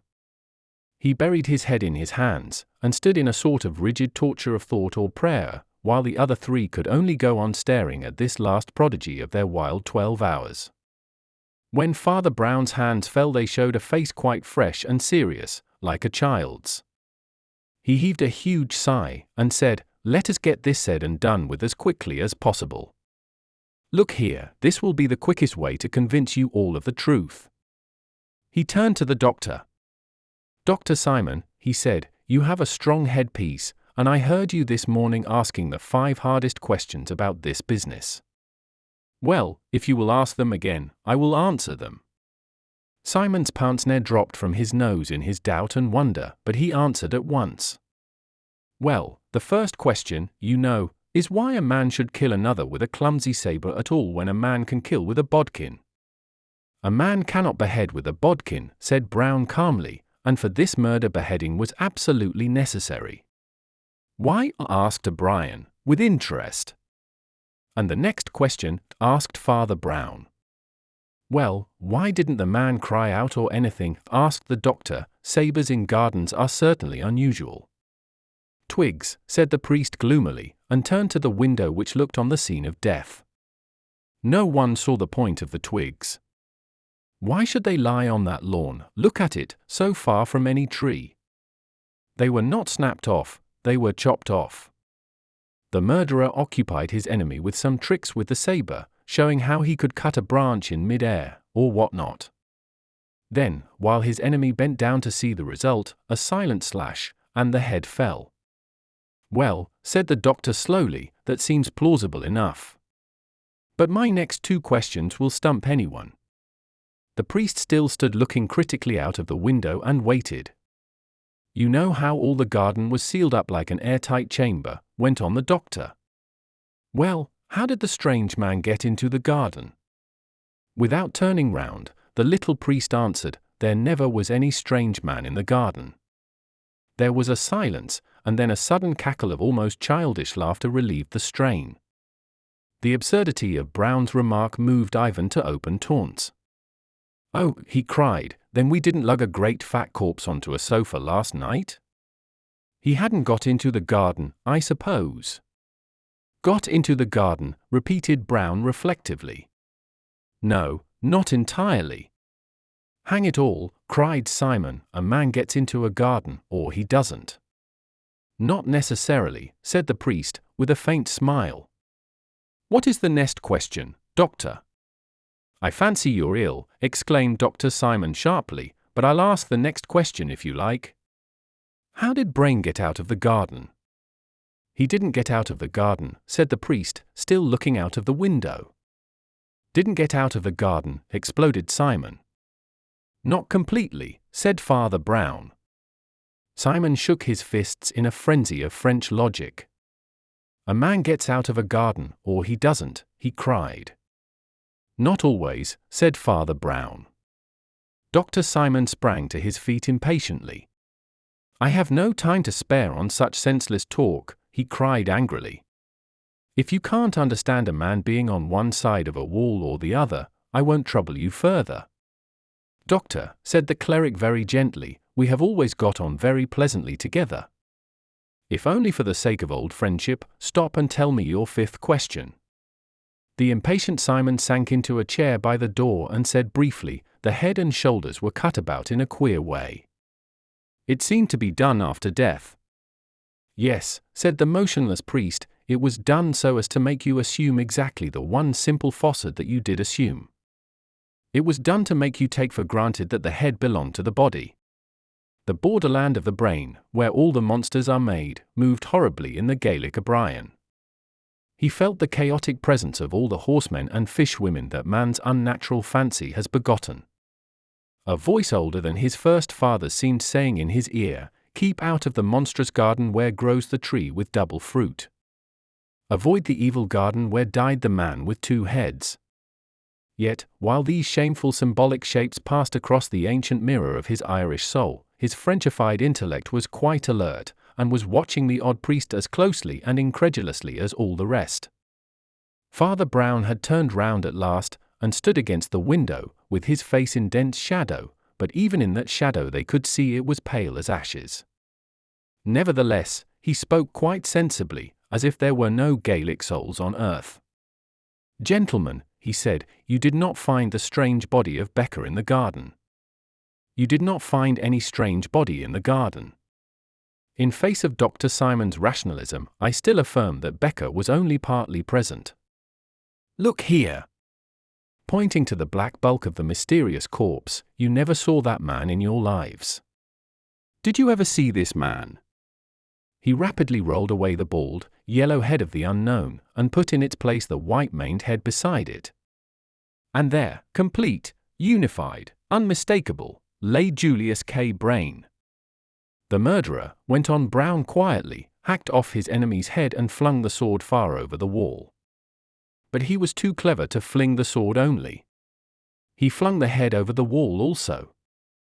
Then he had only to clap on another head to the corpse, and, as he insisted on a private inquest, you all imagined a totally new man. Clap on another head, said O'Brien staring. What other head? Heads don't grow on garden bushes, do they? No, said Father Brown huskily, and looking at his boots, there is only one place where they grow. They grow in the basket of the guillotine, beside which the chief of police, Aristide Valentin, was standing not an hour before the murder. Oh, my friends, hear me a minute more before you tear me in pieces. Valentin is an honest man, if being mad for an arguable cause is honesty. But did you never see in that cold, grey eye of his that he is mad? He would do anything, to break what he calls the superstition of the cross. He has fought for it and starved for it, and now he has murdered for it. Brain's crazy millions had hitherto been scattered among so many sects that they did little to alter the balance of things. But Valentin heard a whisper that Brain, like so many scatterbrained skeptics, was drifting to us, and that was quite a different thing. Brain would pour supplies into the impoverished and pugnacious Church of France. He would support 6 nationalist newspapers like the Guillotine. The battle was already balanced on a point, and the fanatic took flame at the risk. He resolved to destroy the millionaire, and he did it as one would expect the greatest of detectives to commit his only crime. He abstracted the severed head of Becca on some criminological excuse, and took it home in his official box.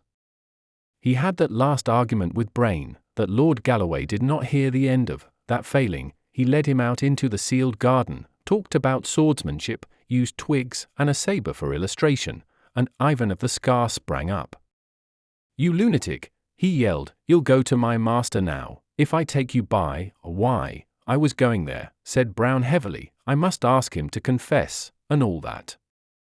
Driving the unhappy Brown before them like a hostage or sacrifice, they rushed together into the sudden stillness of Valentin's study. The great detective sat at his desk apparently too occupied to hear their turbulent entrance. They paused a moment, and then something in the look of that upright and elegant back made the doctor run forward suddenly. A touch and a glance showed him that there was a small box of pills at Valentine's elbow, and that Valentine was dead in his chair, and on the blind face of the suicide was more than the pride of Cato. The queer feat.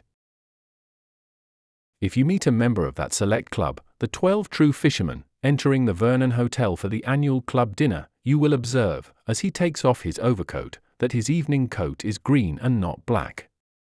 If, supposing that you have the star-defying audacity to address such a being, you ask him why, he will probably answer that he does it to avoid being mistaken for a waiter.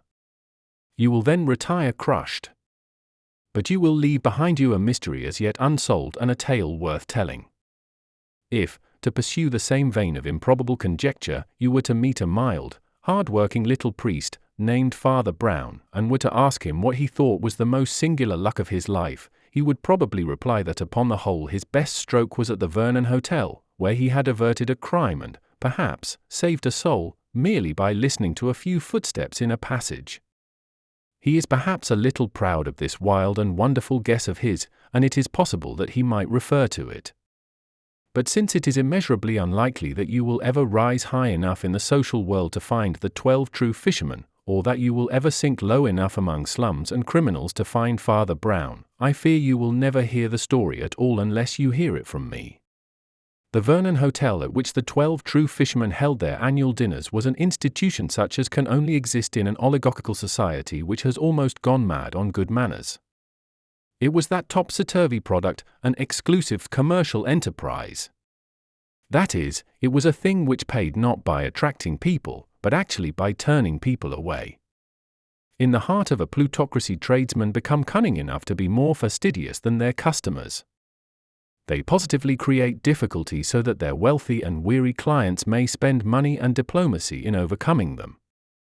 If there were a fashionable hotel in London which no man could enter who was under 6 foot, society would meekly make up parties of 6-foot men to dine in it. If there were an expensive restaurant which by a mere caprice of its proprietor was only open on Thursday afternoon, it would be crowded on Thursday afternoon. The Vernon Hotel stood, as if by accident, in the corner of a square in Belgravia. It was a small hotel, and a very inconvenient one. But its very inconveniences were considered as walls protecting a particular class. One inconvenience, in particular, was held to be of vital importance, the fact that practically only 24 people could dine in the place at once. The only big dinner table was the celebrated terrace table, which stood open to the air on a sort of veranda overlooking one of the most exquisite old gardens in London. Thus it happened that even the 24 seats at this table could only be enjoyed in warm weather, and this making the enjoyment yet more difficult made it yet more desired. The existing owner of the hotel was a Jew named Lever, and he made nearly $1 million out of it, by making it difficult to get into. Of course he combined with this limitation in the scope of his enterprise the most careful polish in its performance. The wines and cooking were really as good as any in Europe, and the demeanour of the attendants exactly mirrored the fixed mood of the English upper class. The proprietor knew all his waiters like the fingers on his hand. There were only 15 of them all told. It was much easier to become a member of Parliament than to become a waiter in that hotel. Each waiter was trained in terrible silence and smoothness, as if he were a gentleman's servant. And, indeed, there was generally at least one waiter to every gentleman who dined. The club of the 12 True Fishermen would not have consented to dine anywhere but in such a place, for it insisted on a luxurious privacy, and would have been quite upset by the mere thought that any other club was even dining in the same building. On the occasion of their annual dinner the fishermen were in the habit of exposing all their treasures, as if they were in a private house, especially the celebrated set of fish knives and forks which were, as it were, the insignia of the society, each being exquisitely wrought in silver in the form of a fish, and each loaded at the hilt with one large pearl. These were always laid out for the fish course, and the fish course was always the most magnificent in that magnificent repast. The society had a vast number of ceremonies and observances, but it had no history and no object, that was where it was so very aristocratic. You did not have to be anything in order to be one of the 12 fishers unless you were already a certain sort of person. You never even heard of them. It had been in existence 12 years. Its president was Mr. Audley. Its vice president was the Duke of Chester. If I have in any degree conveyed the atmosphere of this appalling hotel, the reader may feel a natural wonder as to how I came to know anything about it, and may even speculate as to how so ordinary a person as my friend Father Brown came to find himself in that golden galley. As far as that is concerned, my story is simple, or even vulgar. There is in the world a very aged rioter and demagogue who breaks into the most refined retreats with the dreadful information that all men are brothers, and wherever this leveller went on his pale horse it was Father Brown's trade to follow. One of the waiters, an Italian, had been struck down with a paralytic stroke that afternoon, and his Jewish employer, marvelling mildly at such superstitions, had consented to send for the nearest popish priest. With what the waiter confessed to Father Brown we are not concerned, for the excellent reason that that cleric kept it to himself, but apparently it involved him in writing out a note or statement for the conveying of some message or the righting of some wrong. Father Brown, therefore, with a meek impudence which he would have shown equally in Buckingham Palace, asked to be provided with a room and writing materials. Mr. Lever was torn in two. He was a kind man, and had also the bad imitation of kindness, the dislike of any difficulty or scene. At the same time the presence of one unusual stranger in his hotel that evening was like a speck of dirt on something just cleaned. There was never any borderland or anteroom in the Vernon Hotel, no people waiting in the hall, no customers coming in on chance. There were 15 waiters. There were 12 guests. It would be as startling to find a new guest in the hotel that night as to find a new brother taking breakfast or tea in one's own family. Moreover, the priest's appearance was second-rate and his clothes muddy. A mere glimpse of him afar off might precipitate a crisis in the club. Mr. Lever at last hit on a plan to cover, since he might not obliterate, the disgrace. When you enter, as you never will, the Vernon Hotel, you pass down a short passage decorated with a few dingy but important pictures, and come to the main vestibule and lounge which opens on your right into passages leading to the public rooms, and on your left to a similar passage pointing to the kitchens and offices of the hotel. Immediately on your left hand is the corner of a glass office, which abuts upon the lounge, a house within a house, so to speak, like the old hotel bar which probably once occupied its place. In this office sat the representative of the proprietor. Nobody in this place ever appeared in person if he could help it, and just beyond the office, on the way to the servants' quarters, was the gentleman's cloak-room, the last boundary of the gentleman's domain. But between the office and the cloak-room was a small private room without other outlet, sometimes used by the proprietor for delicate and important matters, such as lending a duke £1,000 or declining to lend him sixpence. It is a mark of the magnificent tolerance of Mr. Lever that he permitted this holy place to be for about half an hour profaned by a mere priest, scribbling away on a piece of paper. The story which Father Brown was writing down was very likely a much better story than this one, only it will never be known. I can merely state that it was very nearly as long, and that the last 2 or 3 paragraphs of it were the least exciting and absorbing. For it was by the time that he had reached these that the priest began a little to allow his thoughts to wander and his animal senses, which were commonly keen, to awaken. The time of darkness and dinner was drawing on. His own forgotten little room was without a light, and perhaps the gathering gloom, as occasionally happens, sharpened the sense of sound. As Father Brown wrote the last and least essential part of his document, he caught himself writing to the rhythm of a recurrent noise outside, just as one sometimes thinks to the tune of a railway train. When he became conscious of the thing he found what it was, only the ordinary patter of feet passing the door, which in an hotel was no very unlikely matter. Nevertheless, he stared at the darkened ceiling, and listened to the sound. After he had listened for a few seconds dreamily, he got to his feet and listened intently, with his head a little on one side. Then he sat down again and buried his brow in his hands, now not merely listening, but listening and thinking also. The footsteps outside at any given moment were such as one might hear in any hotel, and yet, taken as a whole, there was something very strange about them. There were no other footsteps. It was always a very silent house, for the few familiar guests went at once to their own apartments, and the well-trained waiters were told to be almost invisible until they were wanted. One could not conceive any place where there was less reason to apprehend anything irregular.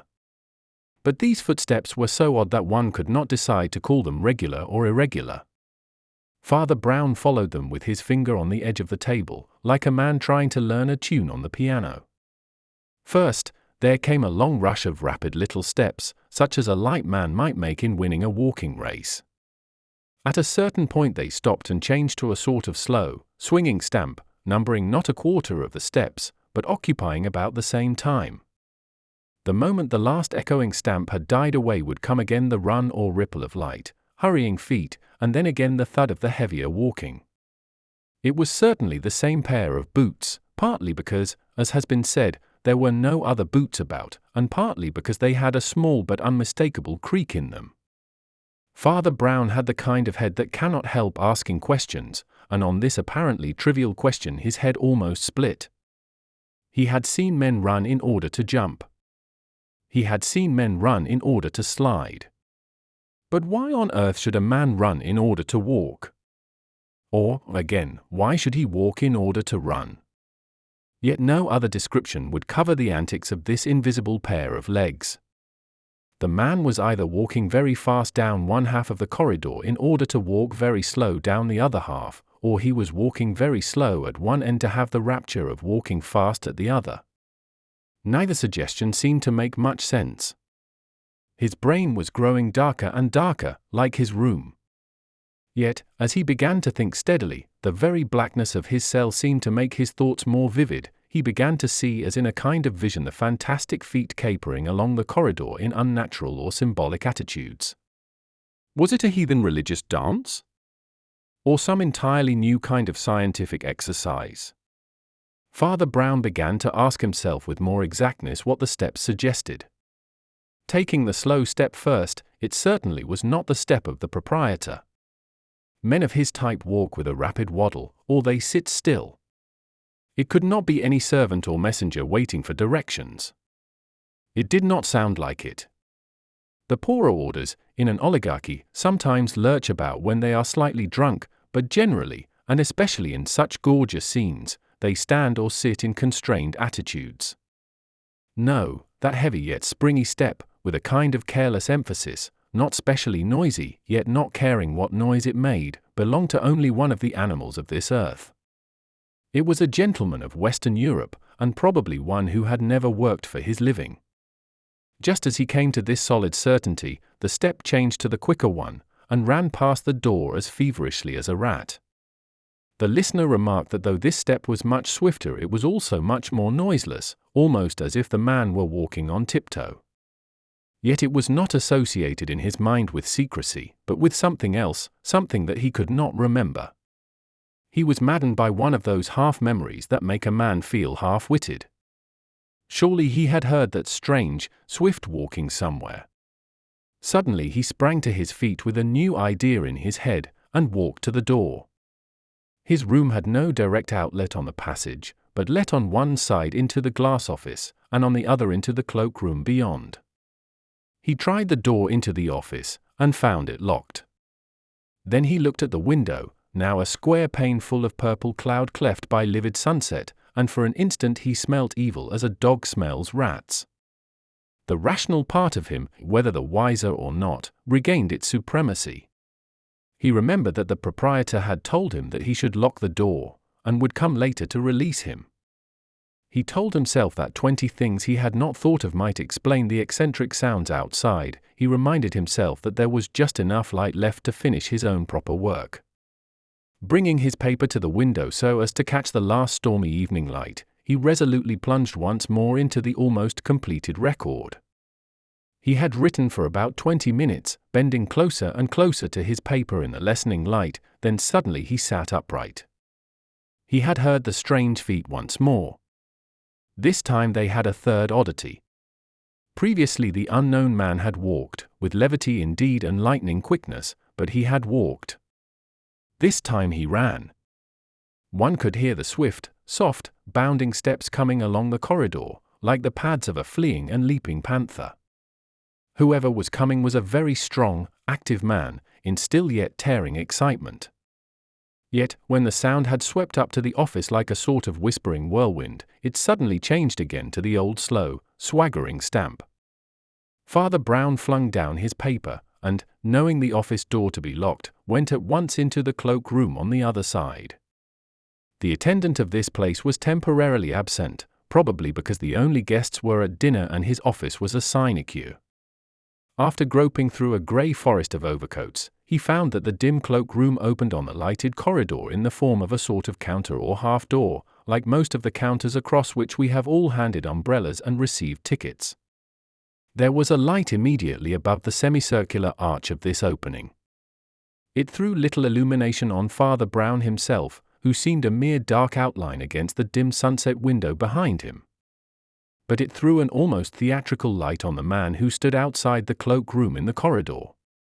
He was an elegant man in very plain evening dress, tall, but with an air of not taking up much room. One felt that he could have slid along like a shadow where many smaller men would have been obvious and obstructive. His face, now flung back in the lamplight, was swarthy and vivacious, the face of a foreigner.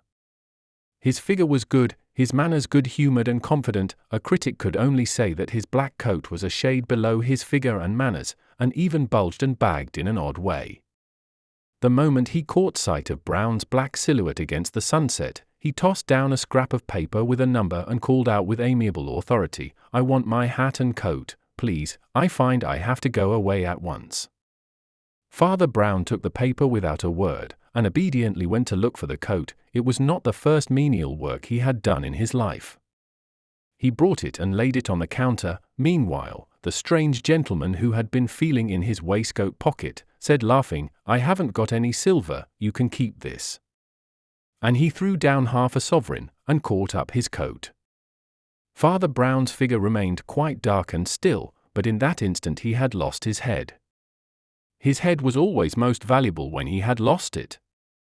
In such moments he put 2 and 2 together and made 4 million. Often the Catholic Church, which is wedded to common sense, did not approve of it. Often he did not approve of it himself. But it was real inspiration, important at rare crises, when whosoever shall lose his head the same shall save it. "I think, sir," he said civilly, "that you have some silver in your pocket." The tall gentleman stared. "Hang it," he cried, "if I choose to give you gold, why should you complain?" "Because silver is sometimes more valuable than gold," said the priest mildly, "that is, in large quantities." The stranger looked at him curiously. Then he looked still more curiously up the passage towards the main entrance. Then he looked back at Brown again, and then he looked very carefully at the window beyond Brown's head, still coloured with the afterglow of the storm. Then he seemed to make up his mind. He put one hand on the counter, vaulted over as easily as an acrobat and towered above the priest, putting one tremendous hand upon his collar. "Stand still," he said, in a hacking whisper. "I don't want to threaten you, but I do want to threaten you," said Father Brown, in a voice like a rolling drum. "I want to threaten you with the worm that dieth not, and the fire that is not quenched." "You're a rum sort of cloakroom clerk," said the other.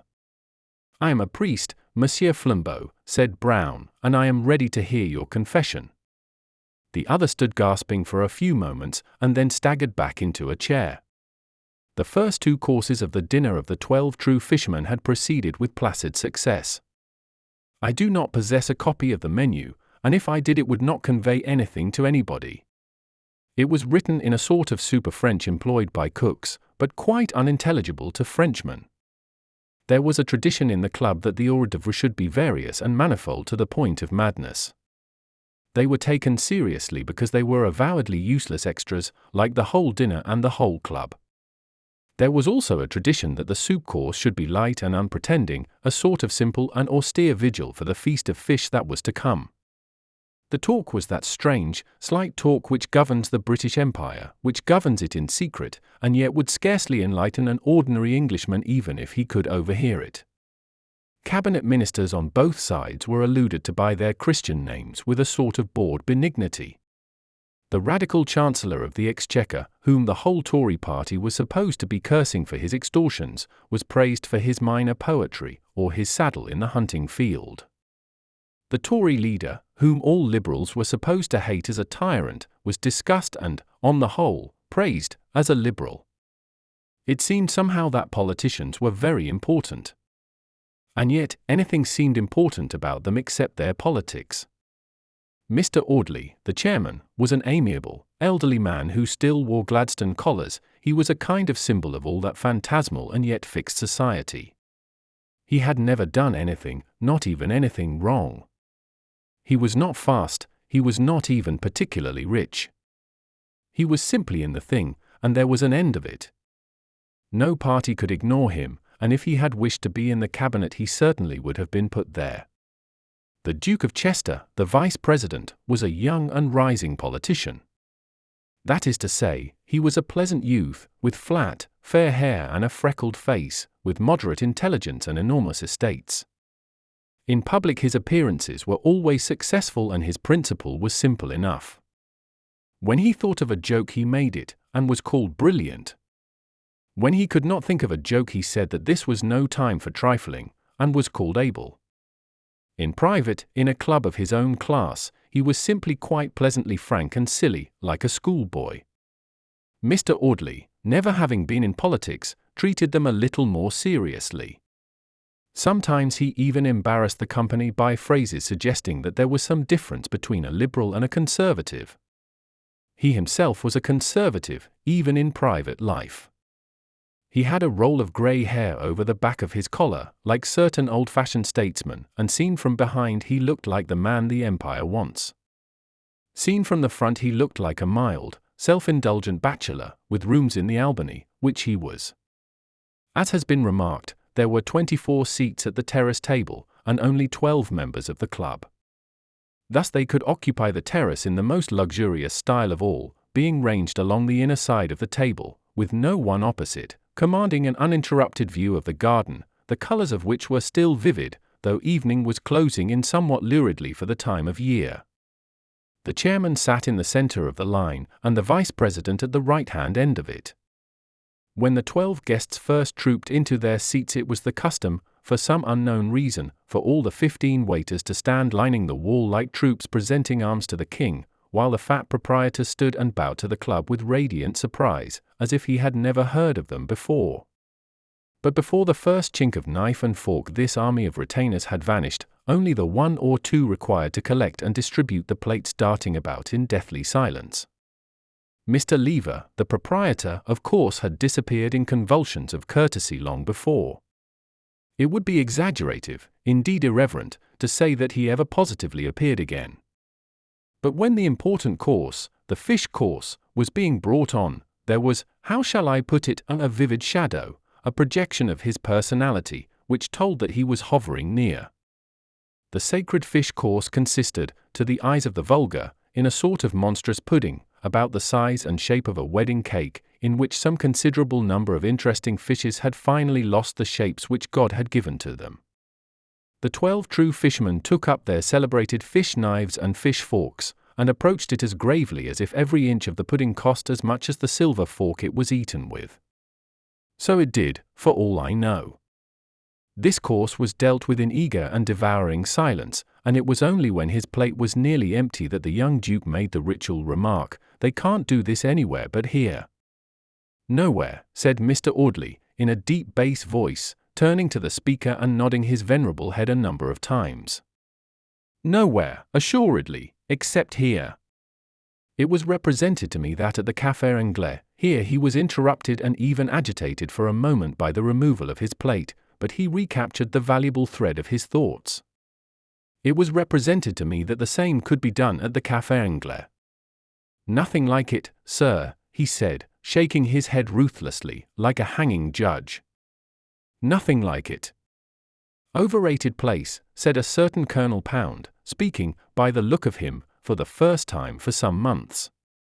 "Oh, I don't know," said the Duke of Chester, who was an optimist, "it's jolly good for some things. You can't beat it at." A waiter came swiftly along the room, and then stopped dead. His stoppage was as silent as his tread, but all those vague and kindly gentlemen were so used to the utter smoothness of the unseen machinery which surrounded and supported their lives, that a waiter doing anything unexpected was a start and a jar. They felt as you and I would feel if the inanimate world disobeyed, if a chair ran away from us. The waiter stood staring a few seconds, while there deepened on every face at table a strange shame which is wholly the product of our time. It is the combination of modern humanitarianism with the horrible modern abyss between the souls of the rich and poor. A genuine historic aristocrat would have thrown things at the waiter, beginning with empty bottles, and very probably ending with money. A genuine democrat would have asked him, with comrade-like clearness of speech, what the devil he was doing. But these modern plutocrats could not bear a poor man near to them either as a slave or as a friend. That something had gone wrong with the servants was merely a dull, hot embarrassment. They did not want to be brutal, and they dreaded the need to be benevolent. They wanted the thing, whatever it was, to be over. It was over. The waiter, after standing for some seconds rigid, like a cataleptic, turned round and ran madly out of the room. When he reappeared in the room, or rather in the doorway, it was in company with another waiter, with whom he whispered and gesticulated with southern fierceness. Then the first waiter went away, leaving the second waiter, and reappeared with a third waiter. By the time a fourth waiter had joined this hurried synod, Mr. Audley felt it necessary to break the silence in the interests of tact. He used a very loud cough, instead of a presidential hammer, and said, "Splendid work young moochers doing in Burma." Now, no other nation in the world could have. A fifth waiter had sped towards him like an arrow, and was whispering in his ear, "So sorry." "Important." "Might the proprietor speak to you?" The chairman turned in disorder, and with a dazed stare saw Mr. Lever coming towards them with his lumbering quickness. The gait of the good proprietor was indeed his usual gait, but his face was by no means usual. Generally it was a genial copper brown, now it was a sickly yellow. "You will pardon me, Mr. Audley," he said, with asthmatic breathlessness. "I have great apprehensions. Your fish plates, they are cleared away with the knife and fork on them." "Well, I hope so," said the chairman, with some warmth. "You see him," panted the excited hotel keeper, "you see the waiter who took them away? You know him." "No, the waiter," answered Mr. Audley indignantly. "Certainly not." Mr. Lever opened his hands with a gesture of agony. "I never send him," he said. "I know not when or why he come. I send my waiter to take away the plates, and he find them already away." Mr. Audley still looked rather too bewildered to be really the man the Empire wants. None of the company could say anything except the man of wood, Colonel Pound, who seemed galvanized into an unnatural life.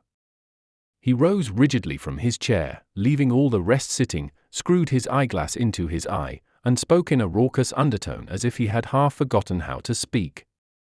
"Do you mean," he said, "that somebody has stolen our silver fish service?" The proprietor repeated the open-handed gesture with even greater helplessness, and in a flash all the men at the table were on their feet. "Are all your waiters here?" demanded the colonel, in his low, harsh accent. "Yes, they're all here." "I noticed it myself," cried the young duke, pushing his boyish face into the inmost ring. "Always count 'em as I come in, they look so queer standing up against the wall." "But surely one cannot exactly remember," began Mr. Audley, with heavy hesitation. "I remember exactly, I tell you," cried the duke excitedly. "There never have been more than 15 waiters at this place, and there were no more than 15 tonight, I'll swear, no more and no less." The proprietor turned upon him, quaking in a kind of palsy of surprise. You say," he stammered, "that you see all my 15 waiters." "As usual," assented the duke.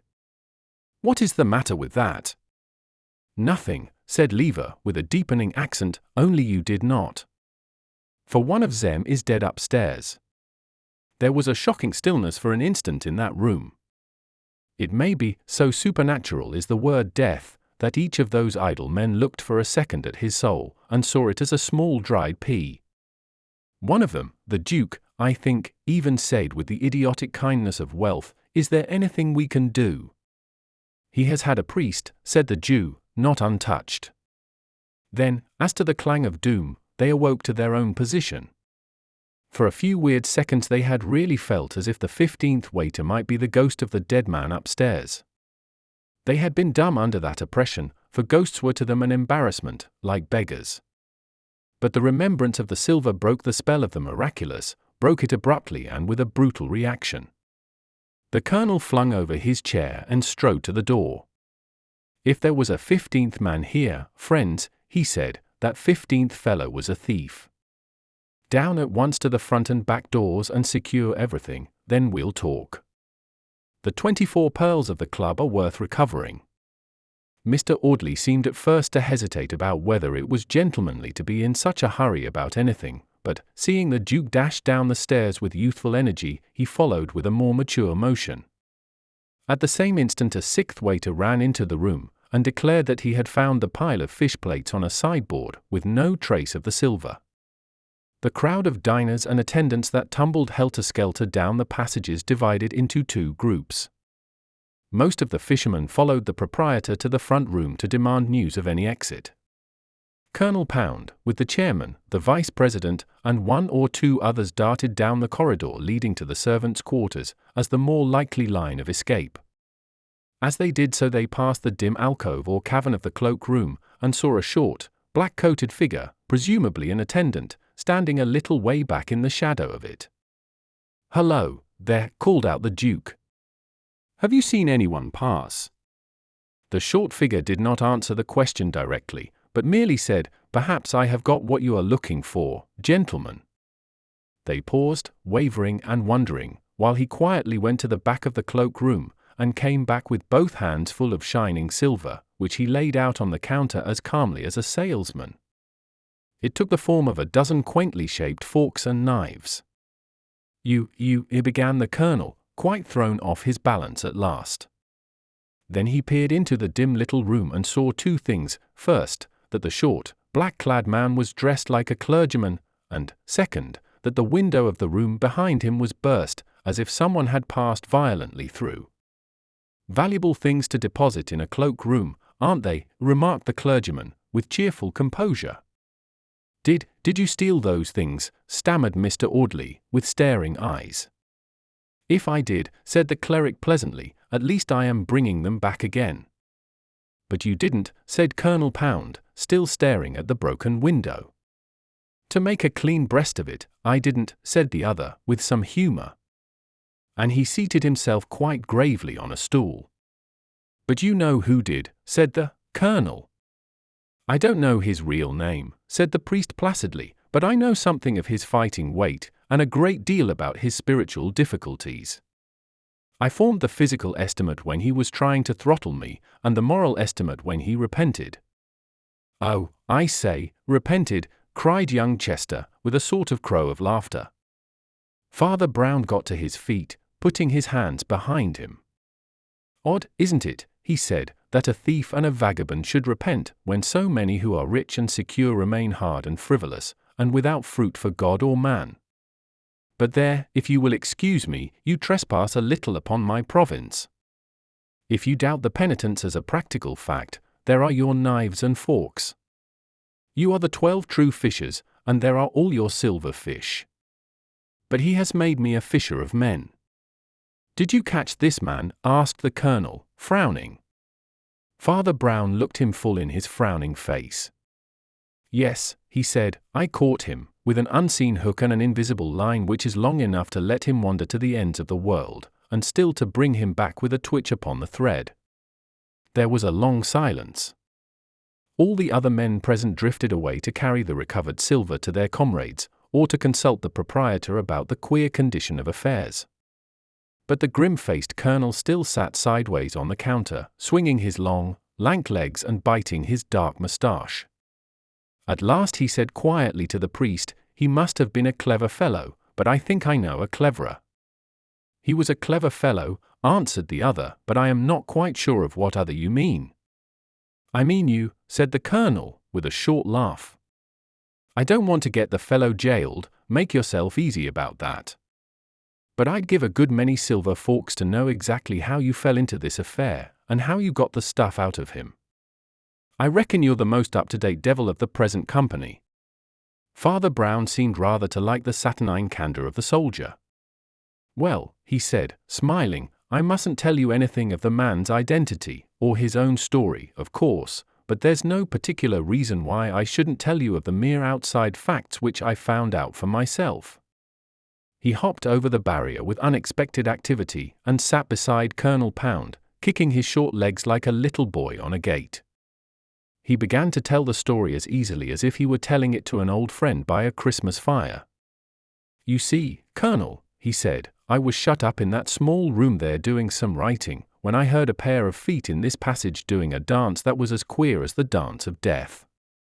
First came quick, funny little steps, like a man walking on tiptoe for a wager, then came slow, careless, creaking steps, as of a big man walking about with a cigar. But they were both made by the same feet, I swear, and they came in rotation, first the run and then the walk, and then the run again. I wondered at first idly and then wildly why a man should act these two parts at once. One walk I knew, it was just like yours, Colonel. It was the walk of a well-fed gentleman waiting for something, who strolls about rather because he is physically alert than because he is mentally impatient. I knew that I knew the other walk, too, but I could not remember what it was. What wild creature had I met on my travels that tore along on tiptoe in that extraordinary style? Then I heard a clink of plate somewhere, and the answer stood up as plain as St. Peter's. It was the walk of a waiter, that walk with the body slanted forward, the eyes looking down, the ball of the toe spurning away the ground, the coat tails and napkin flying. Then I thought for a minute and a half more. And I believe I saw the manner of the crime, as clearly as if I were going to commit it. Colonel Pound looked at him keenly, but the speaker's mild grey eyes were fixed upon the ceiling with almost empty wistfulness. "A crime," he said slowly, "is like any other work of art. Don't look surprised, crimes are by no means the only works of art that come from an infernal workshop. But every work of art, divine or diabolic, has one indispensable mark, I mean, that the center of it is simple, however much the fulfillment may be complicated. Thus, in Hamlet, let us say, the grotesqueness of the grave digger, the flowers of the mad girl, the fantastic finery of Osric, the pallor of the ghost and the grin of the skull are all oddities in a sort of tangled wreath round one plain tragic figure of a man in black. Well, this also," he said, getting slowly down from his seat with a smile, "this also is the plain tragedy of a man in black.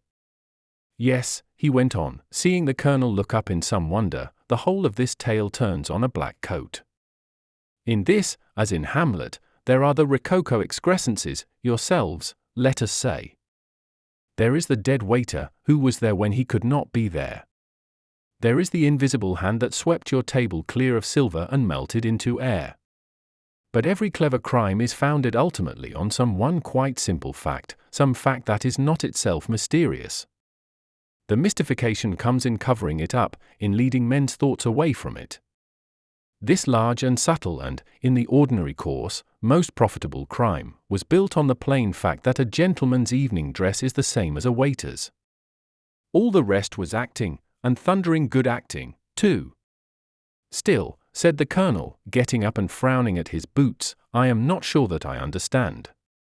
"Colonel," said Father Brown, "I tell you that this archangel of impudence who stole your forks walked up and down this passage 20 times in the blaze of all the lamps, in the glare of all the eyes. He did not go and hide in dim corners where suspicion might have searched for him. He kept constantly on the move in the lighted corridors, and everywhere that he went he seemed to be there by right. Don't ask me what he was like, you have seen him yourself 6 or 7 times tonight. You were waiting with all the other grand people in the reception room at the end of the passage there, with the terrace just beyond. Whenever he came among you gentlemen, he came in the lightning style of a waiter, with bent head, flapping napkin, and flying feet. He shot out onto the terrace, did something to the table cloth, and shot back again towards the office and the waiters' quarters. By the time he had come under the eye of the office clerk and the waiters, he had become another man in every inch of his body, in every instinctive gesture. He strolled among the servants with the absent-minded insolence which they have all seen in their patrons. It was no new thing to them that a swell from the dinner party should pace all parts of the house like an animal at the zoo. They know that nothing marks the smart set more than a habit of walking where one chooses. When he was magnificently weary of walking down that particular passage, he would wheel round and pace back past the office. In the shadow of the arch just beyond, he was altered as by a blast of magic, and went hurrying forward again among the 12 fishermen, an obsequious attendant. Why should the gentleman look at a chance waiter? Why should the waiters suspect a first-rate walking gentleman? Once or twice he played the coolest tricks. In the proprietor's private quarters he called out breezily for a siphon of soda water, saying he was thirsty. He said genially that he would carry it himself, and he did. He carried it quickly and correctly through the thick of you, a waiter with an obvious errand. Of course, it could not have been kept up long, but it only had to be kept up till the end of the fish course. His worst moment was when the waiters stood in a row, but even then he contrived to lean against the wall just round the corner in such a way that for that important instant the waiters thought him a gentleman, while the gentleman thought him a waiter. The rest went like winking. If any waiter caught him away from the table, that waiter caught a languid aristocrat. He had only to time himself 2 minutes before the fish was cleared, become a swift servant, and clear it himself. He put the plates down on a sideboard, stuffed the silver in his breast pocket, giving it a bulgy look, and ran like a hare. I heard him coming, till he came to the cloak-room. There he had only to be a plutocrat again, a plutocrat called away suddenly on business. He had only to give his ticket to the cloak-room attendant, and go out again elegantly as he had come in. Only I happened to be the cloak-room attendant. "What did you do to him?" cried the colonel, with unusual intensity. "What did he tell you?" "I beg your pardon," said the priest immovably, "that is where the story ends." "And the interesting story begins," muttered Pound. "I think I understand his professional trick. But I don't seem to have got hold of yours." "I must be going," said Father Brown. They walked together along the passage to the entrance hall, where they saw the fresh, freckled face of the Duke of Chester, who was bounding buoyantly along towards them. "Come along, Pound," he cried breathlessly. "I've been looking for you everywhere. The dinner's going again in spanking style. An old orderly has got to make a speech in honor of the forks being saved. We want to start some new ceremony, don't you know, to commemorate the occasion. I say, you really got the goods back. What do you suggest?" "Why," said the colonel, eyeing him with a certain sardonic approval, "I should suggest that henceforward we wear green coats, instead of black. One never knows what mistakes may arise when one looks so like a waiter." "Oh, hang it all," said the young man, "a gentleman never looks like a waiter." "Nor a waiter like a gentleman, I suppose," said Colonel Pound, with the same lowering laughter on his face. "Reverend sir, your friend must have been very smart to act the gentleman." Father Brown buttoned up his commonplace overcoat to the neck, for the night was stormy, and took his commonplace umbrella from the stand. "Yes," he said, "it must be very hard work to be a gentleman, but, do you know, I have sometimes thought that it may be almost as laborious to be a waiter." And saying good evening, he pushed open the heavy doors of that palace of pleasures. The golden gates closed behind him, and he went at a brisk walk through the damp, dark streets in search of a penny omnibus. The Flying Stars. "The most beautiful crime I ever committed," Flambeau would say in his highly moral old age, "was also, by a singular coincidence, my last. It was committed at Christmas. As an artist I had always attempted to provide crimes suitable to the special season or landscapes in which I found myself, choosing this or that terrace or garden for a catastrophe, as if for a statuary group. Thus squires should be swindled in long rooms panelled with oak, while Jews, on the other hand, should rather find themselves unexpectedly penniless among the lights and screens of the Café Riche. Thus, in England, if I wished to relieve a dean of his riches, which is not so easy as you might suppose, I wish to frame him, if I make myself clear, in the green lawns and grey towers of some cathedral town. Similarly, in France, when I had got money out of a rich and wicked peasant, which is almost impossible, it gratified me to get his indignant head relieved against a grey line of clipped poplars, and those solemn plains of Gaul over which broods the mighty spirit of millet. Well, my last crime was a Christmas crime, a cheery, cosy, English middle-class crime, a crime of Charles Dickens. I did it in a good old middle-class house near Putney, a house with a crescent of Carriage Drive, a house with a stable by the side of it, a house with the name on the 2 outer gates, a house with a monkey tree. Enough, you know the species. I really think my imitation of Dickens's style was dexterous and literary. It seems almost a pity I repented the same evening. Flambeau would then proceed to tell the story from the inside, and even from the inside it was odd. Seen from the outside it was perfectly incomprehensible, and it is from the outside that the stranger must study it.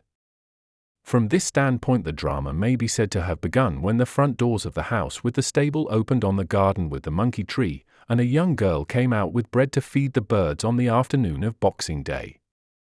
She had a pretty face, with brave brown eyes, but her figure was beyond conjecture, for she was so wrapped up in brown furs that it was hard to say which was hair and which was fur. But for the attractive face she might have been a small toddling bear.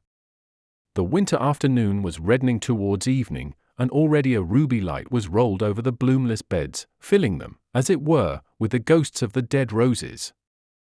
On one side of the house stood the stable, on the other an alley or cloister of laurels led to the larger garden behind. The young lady, having scattered bread for the birds, for the 4th or 5th time that day, because the dog ate it, passed unobtrusively down the lane of laurels and into a glimmering plantation of evergreens behind. Here she gave an exclamation of wonder, real or ritual, and looking up at the high garden wall above her, beheld it fantastically bestridden by a somewhat fantastic figure. "Oh, don't jump, Mr. Crook," she called out in some alarm, "it's much too high." The individual riding the party wall like an aerial horse was a tall, angular young man, with dark hair sticking up like a hair-brush, intelligent and even distinguished lineaments, but a sallow and almost alien complexion. This showed the more plainly because he wore an aggressive red tie, the only part of his costume of which he seemed to take any care. Perhaps it was a symbol. He took no notice of the girl's alarmed adjuration, but leapt like a grasshopper to the ground beside her, where he might very well have broken his legs. "I think I was meant to be a burglar," he said placidly, "and I have no doubt I should have been if I hadn't happened to be born in that nice house next door. I can't see any harm in it, anyhow." "How can you say such things?" she remonstrated. "Well," said the young man, "if you're born on the wrong side of the wall, I can't see that it's wrong to climb over it." "I never know what you will say or do next," she said. "I don't often know myself," replied Mr. Crook, "but then I am on the right side of the wall now." "And which is the right side of the wall?" asked the young lady, smiling. "Whichever side you are on," said the young man named Crook. As they went together through the laurels towards the front garden, a motor horn sounded thrice, coming nearer and nearer, and a car of splendid speed, great elegance, and a pale green colour swept up to the front doors like a bird and stood throbbing. "Hello, hello," said the young man with the red tie, "here's somebody born on the right side, anyhow. I didn't know, Miss Adams, that your Santa Claus was so modern as this. Oh, that's my godfather, Sir Leopold Fisher. He always comes on Boxing Day." Then, after an innocent pause, which unconsciously betrayed some lack of enthusiasm, Ruby Adams added, "He is very kind." John Crook, journalist, had heard of that eminent city magnate, and it was not his fault if the city magnate had not heard of him, for in certain articles in the Clarion or the New Age Sir Leopold had been dealt with austerely. But he said nothing and grimly watched the unloading of the motor car, which was rather a long process. A large, neat chauffeur in green got out from the front, and a small, neat manservant in grey got out from the back, and between them they deposited Sir Leopold on the doorstep and began to unpack him, like some very carefully protected parcel. Rugs enough to stock a bazaar, furs of all the beasts of the forest, and scarves of all the colors of the rainbow were unwrapped one by one, till they revealed something resembling the human form, the form of a friendly, but foreign-looking old gentleman, with a grey goat-like beard and a beaming smile, who rubbed his big fur gloves together. Long before this revelation was complete, the two big doors of the porch had opened in the middle, and Colonel Adams, father of the furry young lady, had come out himself to invite his eminent guest inside. He was a tall, sunburnt, and very silent man, who wore a red smoking cap like a fez, making him look like one of the English Sirdars or Pashas in Egypt. With him was his brother-in-law, lately come from Canada, a big and rather boisterous young gentleman farmer, with a yellow beard, by name James Blount. With him also was the more insignificant figure of the priest from the neighboring Roman church, for the colonel's late wife had been a Catholic, and the children, as is common in such cases, had been trained to follow her. Everything seemed undistinguished about the priest, even down to his name, which was Brown, yet the colonel had always found something companionable about him, and frequently asked him to such family gatherings. In the large entrance hall of the house there was ample room even for Sir Leopold and the removal of his wraps. Porch and vestibule, indeed, were unduly large in proportion to the house, and formed, as it were, a big room with the front door at one end, and the bottom of the staircase at the other. In front of the large hall fire, over which hung the colonel's sword, the process was completed and the company, including the saturnine crook, presented to Sir Leopold Fisher. That venerable financier, however, still seemed struggling with portions of his well-lined attire, and at length produced from a very interior tailcoat pocket a black oval case which he radiantly explained to be his Christmas present for his goddaughter. With an unaffected vainglory that had something disarming about it, he held out the case before them all. It flew open at a touch and half blinded them. It was just as if a crystal fountain had spurted in their eyes. In a nest of orange velvet lay like 3 eggs, 3 white and vivid diamonds that seemed to set the very air on fire all round them. Fisher stood beaming benevolently and drinking deep of the astonishment and ecstasy of the girl, the grim admiration and gruff thanks of the colonel, the wonder of the whole group. "I'll put 'em back now, my dear," said Fisher, returning the case to the tails of his coat. "I had to be careful of 'em coming down. They're the 3 great African diamonds called the Flying Stars, because they've been stolen so often. All the big criminals are on the track, but even the rough men about in the streets and hotels could hardly have kept their hands off them. I might have lost them on the road here. It was quite possible. Quite natural, I should say," growled the man in the red tie. "I shouldn't blame 'em if they had taken 'em. When they ask for bread, and you don't even give them a stone, I think they might take the stone for themselves." "I won't have you talking like that," cried the girl, who was in a curious glow. "You've only talked like that since you became a horrid what's-his-name. You know what I mean. What do you call a man who wants to embrace the chimney-sweep?" "A saint," said Father Brown. "I think," said Sir Leopold, with a supercilious smile, "that Ruby means a socialist." "A radical does not mean a man who lives on radishes," remarked Crook with some impatience, "and a conservative does not mean a man who preserves jam. Neither, I assure you, does a socialist mean a man who desires a social evening with the chimney-sweep. A socialist means a man who wants all the chimneys swept and all the chimney-sweeps paid for it." "But who won't allow you," put in the priest in a low voice, "to own your own soot?" Crook looked at him with an eye of interest and even respect. "Does one want to own soot?" he asked. "One might," answered Brown, with speculation in his eye. "I've heard that gardeners use it. And I once made 6 children happy at Christmas when the conjurer didn't come, entirely with soot applied externally." "Oh, splendid!" cried Ruby. "Oh, I wish you'd do it to this company." The boisterous Canadian, Mr. Blount, was lifting his loud voice in applause, and the astonished financier his, in some considerable deprecation, when a knock sounded at the double front doors.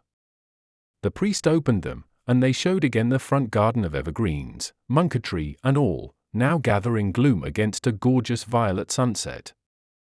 The scene thus framed was so coloured and quaint, like a back scene in a play, that they forgot a moment the insignificant figure standing in the door. He was duster-looking and in a frayed coat, evidently a common messenger.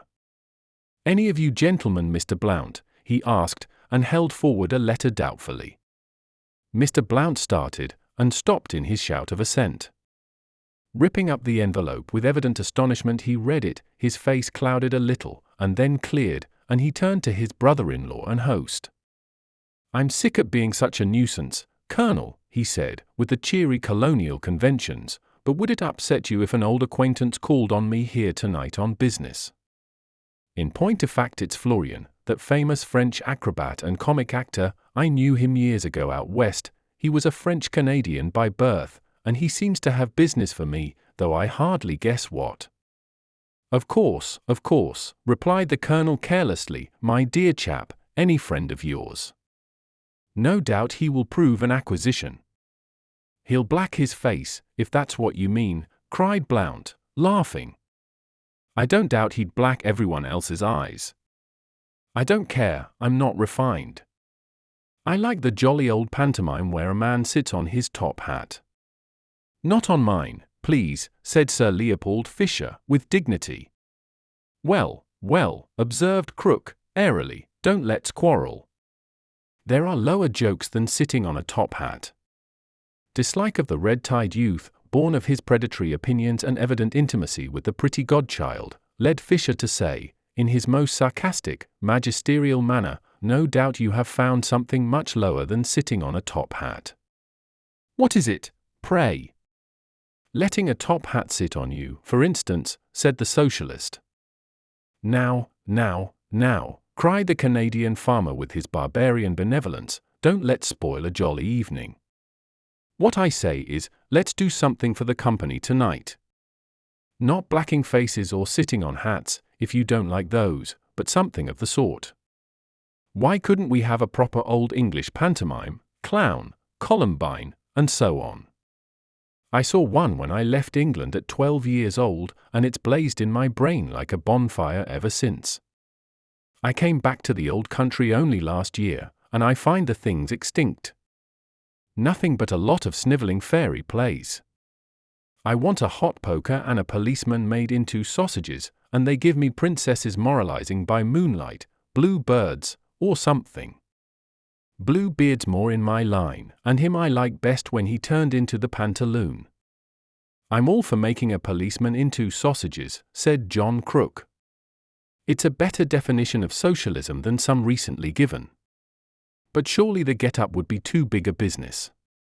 "Not a scrap," cried Blount, quite carried away. "A harlequinade's the quickest thing we can do, for 2 reasons. First, one can gag to any degree, and, second, all the objects are household things, tables and towel horses and washing baskets, and things like that." "That's true," admitted Crook, nodding eagerly and walking about. "But I'm afraid I can't have my policeman's uniform?"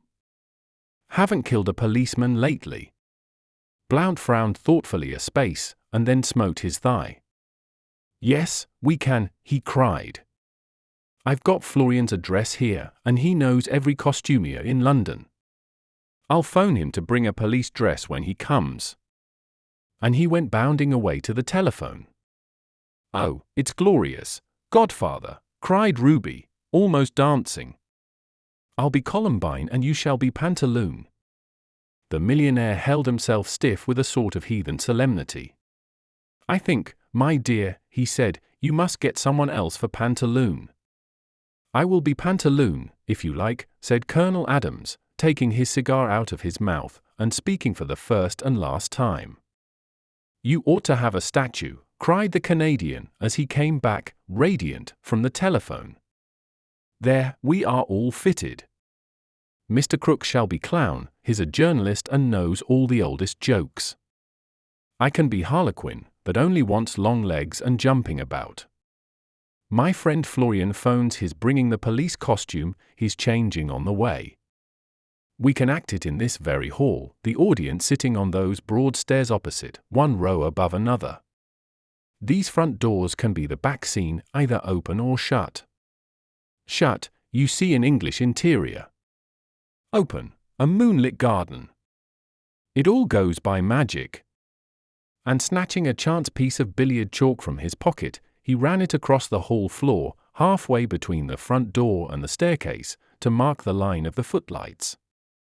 How even such a banquet of bosh was got ready in the time remained a riddle. But they went at it with that mixture of recklessness and industry that lives when youth is in a house, and youth was in that house that night, though not all may have isolated the two faces and hearts from which it flamed. As always happens, the invention grew wilder and wilder through the very tameness of the bourgeois conventions from which it had to create. The Columbine looked charming in an outstanding skirt that strangely resembled the large lampshade in the drawing-room. The clown and pantaloon made themselves white with flour from the cook, and red with rood from some other domestic, who remained, like all true Christian benefactors, synonymous. The harlequin, already clad in silver paper out of cigar boxes, was, with difficulty, prevented from smashing the old Victorian lustre chandeliers, that he might cover himself with resplendent crystals. In fact, he would certainly have done so, had not Ruby unearthed some old pantomime paste jewels she had worn at a fancy dress party as the Queen of Diamonds. Indeed, her uncle, James Blount, was getting almost out of hand in his excitement. He was like a schoolboy. He put a paper donkey's head unexpectedly on Father Brown, who bore it patiently, and even found some private manner of moving his ears. He even essayed to put the paper donkey's tail to the coat-tails of Sir Leopold Fisher. This, however, was frowned down. "Uncle is too absurd," cried Ruby to Crook, round whose shoulders she had seriously placed a string of sausages. "Why is he so wild?" "He is harlequin to your Columbine," said Crook. "I am only the clown who makes the old jokes." "I wish you were the harlequin," she said, and left the string of sausages swinging. Father Brown, though he knew every detail done behind the scenes, and had even evoked applause by his transformation of a pillow into a pantomime baby, went round to the front and sat among the audience with all the solemn expectation of a child at his first matinee. The spectators were few relations, one or two local friends, and the servants. Sir Leopold sat in the front seat, his full and still fur-collared figure largely obscuring the view of the little cleric behind him, but it has never been settled by artistic authorities whether the cleric lost much. The pantomime was utterly chaotic, yet not contemptible. There ran through it a rage of improvisation which came chiefly from Crook the clown. Commonly he was a clever man, and he was inspired tonight with a wild omniscience, a folly wiser than the world, that which comes to a young man who has seen for an instant a particular expression on a particular face.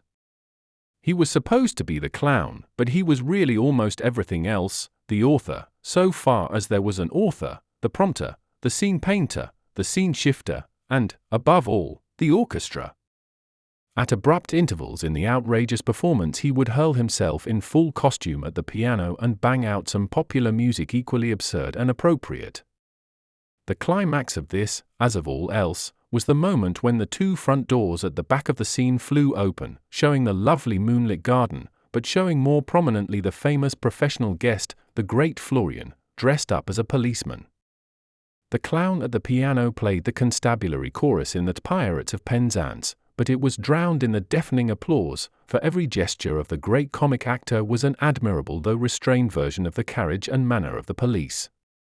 The harlequin leapt upon him and hit him over the helmet, the pianist playing "Where Did You Get That Hat?" He faced about in admirably simulated astonishment, and then the leaping harlequin hit him again, the pianist suggesting a few bars of "Then We Had Another One."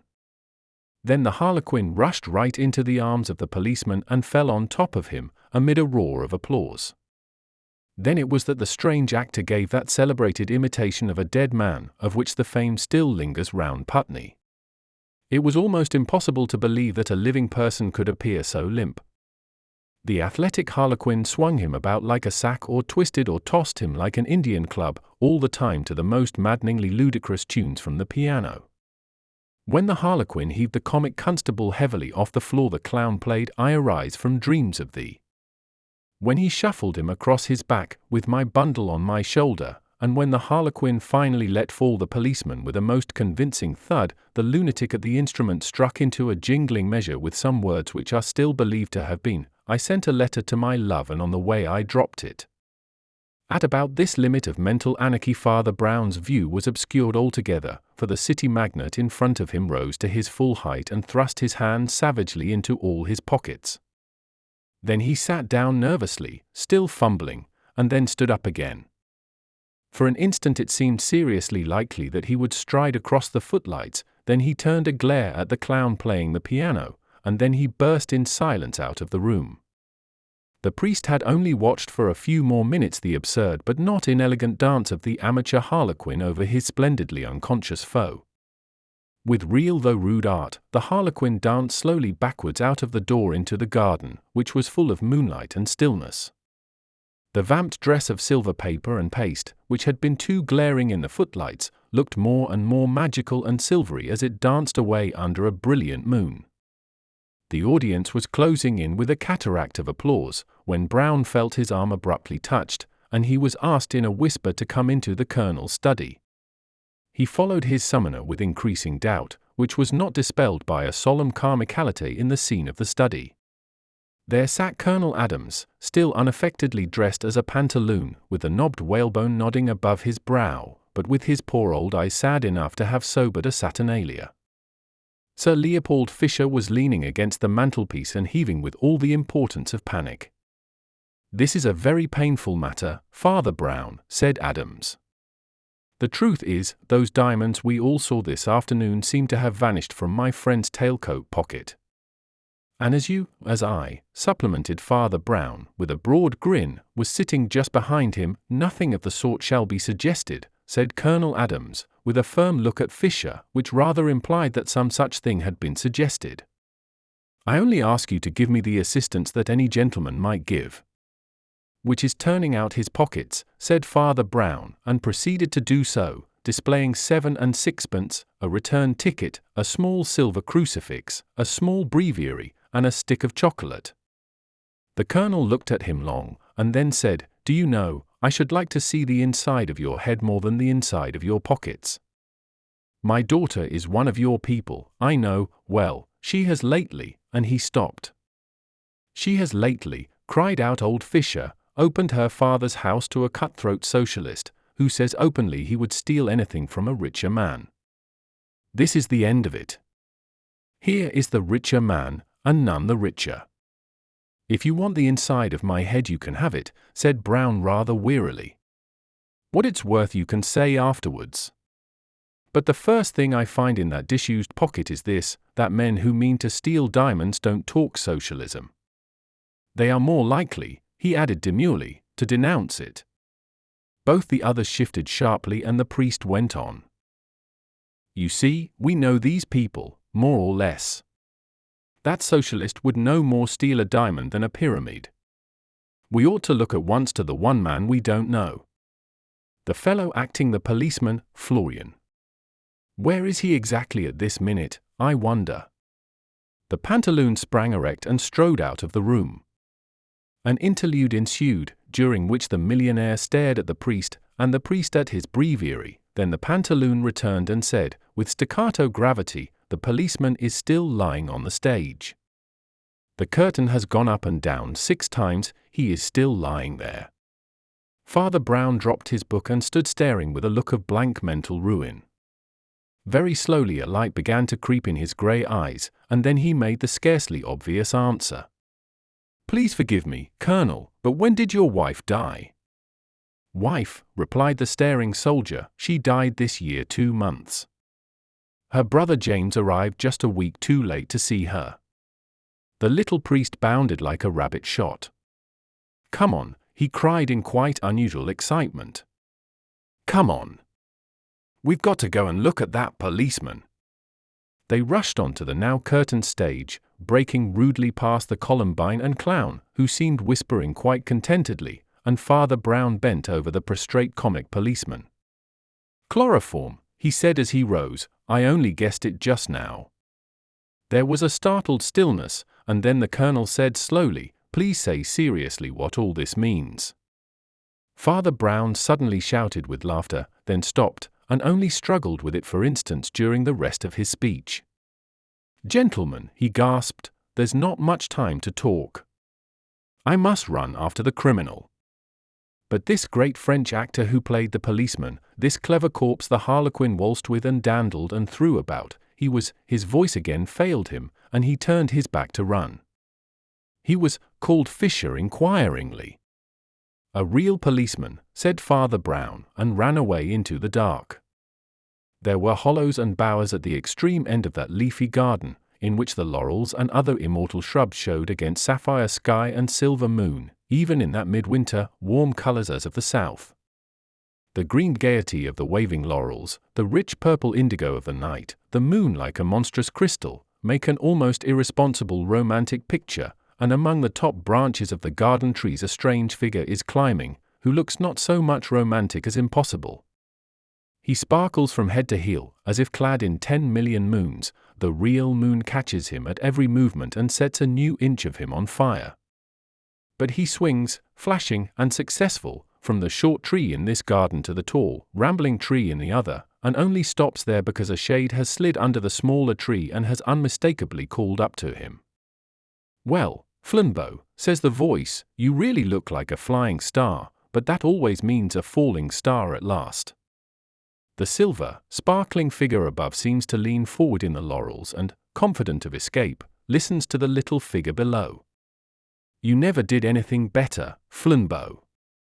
It was clever to come from Canada, with a Paris ticket, I suppose, just a week after Mrs. Adams died, when no one was in a mood to ask questions.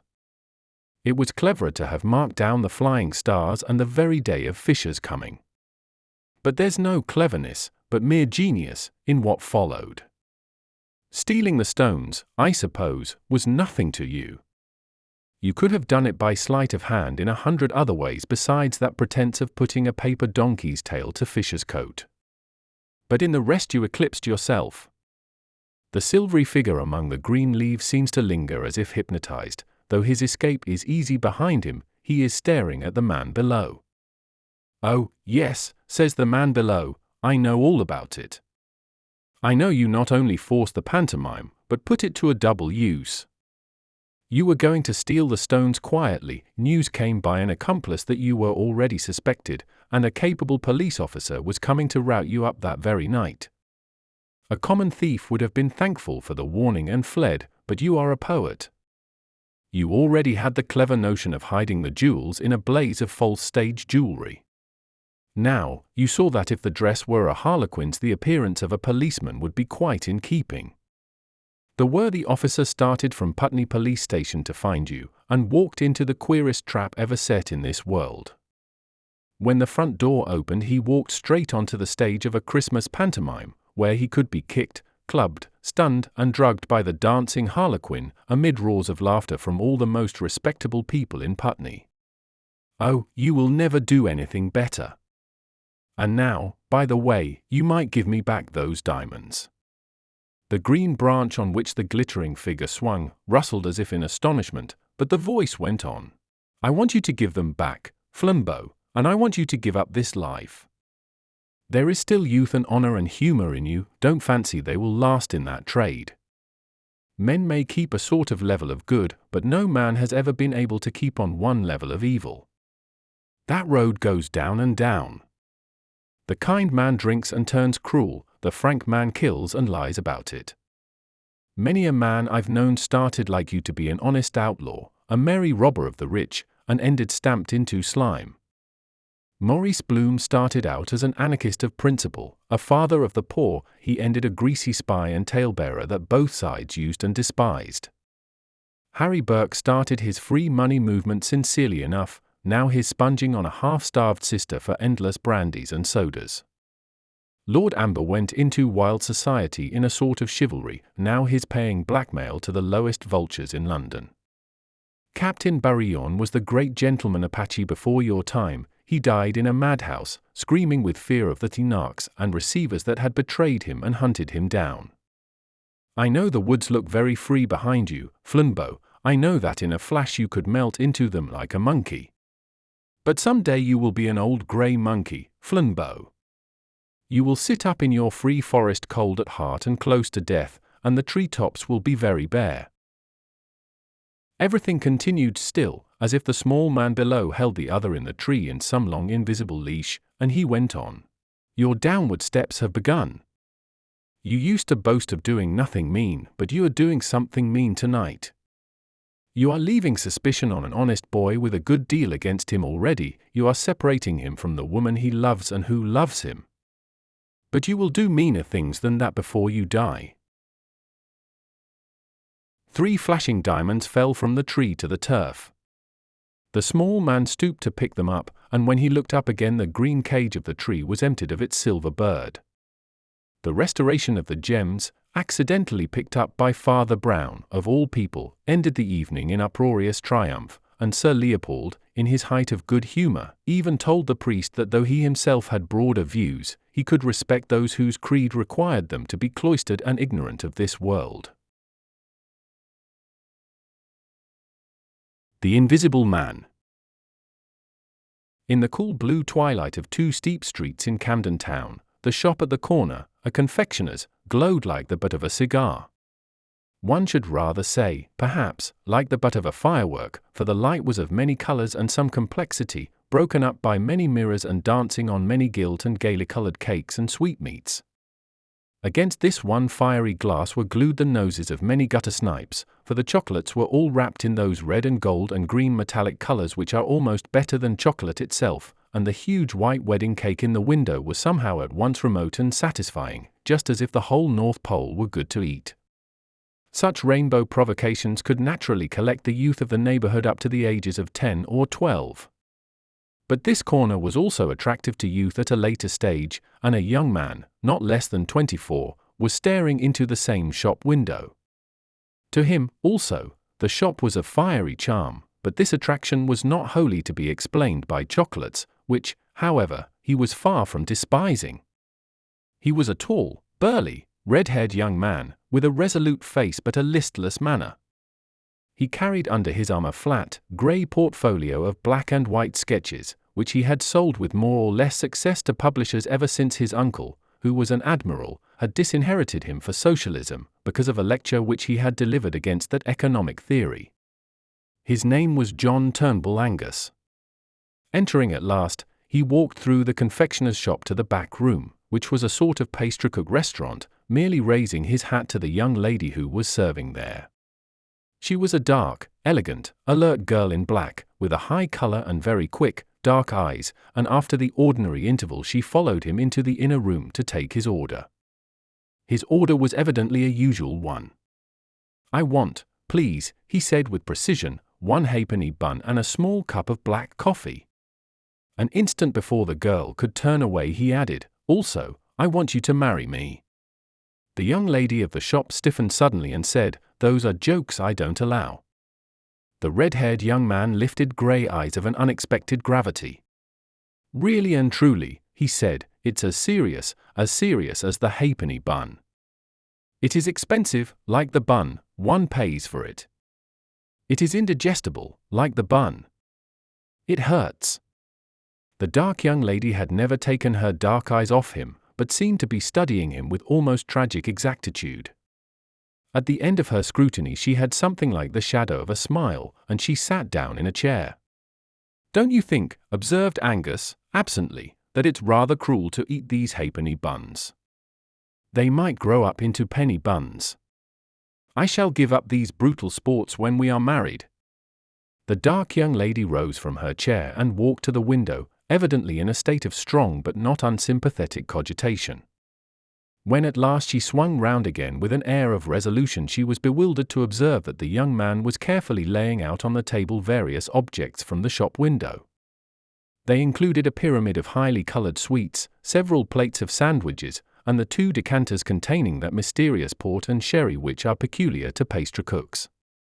In the middle of this neat arrangement he had carefully let down the enormous load of white sugared cake which had been the huge ornament of the window. "What on earth are you doing?" she asked. "Duty, my dear Laura," he began. "Oh, for the Lord's sake, stop a minute," she cried, "and don't talk to me in that way. I mean, what is all that?" A ceremonial meal, Miss Hope. And what is that? She asked impatiently, pointing to the mountain of sugar. The wedding cake, Mrs. Angus, he said. The girl marched to that article, removed it with some clatter, and put it back in the shop window. She then returned, and, putting her elegant elbows on the table, regarded the young man not unfavorably but with considerable exasperation. "You don't give me any time to think," she said. "I'm not such a fool," he answered, "that's my Christian humility." She was still looking at him, but she had grown considerably graver behind the smile. "Mr. Angus," she said steadily, "before there is a minute more of this nonsense I must tell you something about myself as shortly as I can." "Delighted," replied Angus gravely. "You might tell me something about myself, too, while you are about it." "Oh, do hold your tongue and listen," she said. "It's nothing that I'm ashamed of, and it isn't even anything that I'm specially sorry about. But what would you say if there were something that is no business of mine and yet is my nightmare?" "In that case," said the man seriously, "I should suggest that you bring back the cake." "Well, you must listen to the story first," said Laura, persistently. "To begin with, I must tell you that my father owned the inn called the Red Fish at Ludbury, and I used to serve people in the bar. I have often wondered," he said, "why there was a kind of a Christian air about this one confectioner's shop. Ludbury is a sleepy, grassy little hole in the eastern counties, and the only kind of people who ever came to the Red Fish were occasional commercial travellers, and for the rest, the most awful people you can see, only you've never seen them. I mean little, loungy men, who had just enough to live on and had nothing to do but lean about in bar-rooms and bet on horses, in bad clothes that were just too good for them. Even these wretched young rotters were not very common at our house, but there were two of them that were a lot too common in every sort of way. They both lived on money of their own, and were wearisomely idle and overdressed. But yet I was a bit sorry for them, because I half believe they slunk into our little empty bar because each of them had a slight deformity, the sort of thing that some yokels laugh at. It wasn't exactly a deformity either, it was more an oddity. One of them was a surprisingly small man, something like a dwarf, or at least like a jockey. He was not at all jockeyish to look at, though. He had a round black head and a well-trimmed black beard, bright eyes like a bird's, he jingled money in his pockets, he jangled a great gold watch chain, and he never turned up except dressed just too much like a gentleman to be one. He was no fool though a futile idler. He was curiously clever at all kinds of things that couldn't be the slightest use, a sort of impromptu conjuring, making 15 matches set fire to each other like a regular firework, or cutting a banana or some such thing into a dancing doll. His name was Isidore Smythe, and I can see him still, with his little dark face, just coming up to the counter, making a jumping kangaroo out of 5 cigars. The other fellow was more silent and more ordinary, but somehow he alarmed me much more than poor little Smythe. He was very tall and slight, and light-haired, his nose had a high bridge, and he might almost have been handsome in a spectral sort of way, but he had one of the most appalling squints I have ever seen or heard of. When he looked straight at you, you didn't know where you were yourself, let alone what he was looking at. I fancy this sort of disfigurement embittered the poor chap a little, for while Smythe was ready to show off his monkey tricks anywhere, James Welkin, that was the squinting man's name, never did anything except soak in our bar parlour, and go for great walks by himself in the flat, grey country all round. All the same, I think Smythe, too, was a little sensitive about being so small, though he carried it off more smartly. And so it was that I was really puzzled, as well as startled, and very sorry, when they both offered to marry me in the same week. Well, I did what I've since thought was perhaps a silly thing. But, after all, these freaks were my friends in a way, and I had a horror of their thinking I refused them for the real reason, which was that they were so impossibly ugly. So I made up some gas of another sort, about never meaning to marry anyone who hadn't carved his way in the world. I said it was a point of principle with me not to live on money that was just inherited like theirs. 2 days after I had talked in this well-meaning sort of way, the whole trouble began. The first thing I heard was that both of them had gone off to seek their fortunes, as if they were in some silly fairy tale. Well, I've never seen either of them from that day to this. But I've had 2 letters from the little man called Smythe, and really they were rather exciting." "Ever heard of the other man?" asked Angus. "No, he never wrote," said the girl, after an instant's hesitation. Smythe's first letter was simply to say that he had started out walking with Welkin to London, but Welkin was such a good walker that the little man dropped out of it and took a rest by the roadside. He happened to be picked up by some travelling show, and, partly because he was nearly a dwarf, and partly because he was really a clever little wretch, he got on quite well in the show business, and was soon sent up to the aquarium to do some tricks that I forget. That was his first letter. His second was much more of a startler, and I only got it last week. The man called Angus emptied his coffee cup and regarded her with mild and patient eyes. Her own mouth took a slight twist of laughter as she resumed, "I suppose you've seen on the hoardings all about this Smythe silent service? Well, you must be the only person that hasn't." "Oh, I don't know much about it. It's some clockwork invention for doing all the housework by machinery. You know the sort of thing, press a button, a butler who never drinks. Turn a handle, 10 housemaids who never flirt. You must have seen the advertisements. Well, whatever these machines are, they are making pots of money, and they are making it all for that little imp whom I knew down in Ludbury. I can't help feeling pleased the poor little chap has fallen on his feet, but the plain fact is, I'm in terror of his turning up any minute and telling me he's carved his way in the world, as he certainly has." "And the other man," repeated Angus with a sort of obstinate quietude. Laura Hope got to her feet suddenly. "My friend," she said, "I think you are a witch." "Yes, you are quite right. I have not seen a line of the other man's writing, and I have no more notion than the dead of what or where he is. But it is of him that I am frightened. It is he who is all about my path. It is he who has half driven me mad. Indeed, I think he has driven me mad, for I have felt him where he could not have been, and I have heard his voice when he could not have spoken." "Well, my dear," said the young man, cheerfully, "if he were Satan himself, he is done for now you have told somebody. One goes mad all alone, old girl. But when was it you fancied you felt and heard our squinting friend?" "I heard James Welkin laugh as plainly as I hear you speak," said the girl, steadily. "There was nobody there, for I stood just outside the shop at the corner, and could see down both streets at once. I had forgotten how he laughed, though his laugh was as odd as his squint.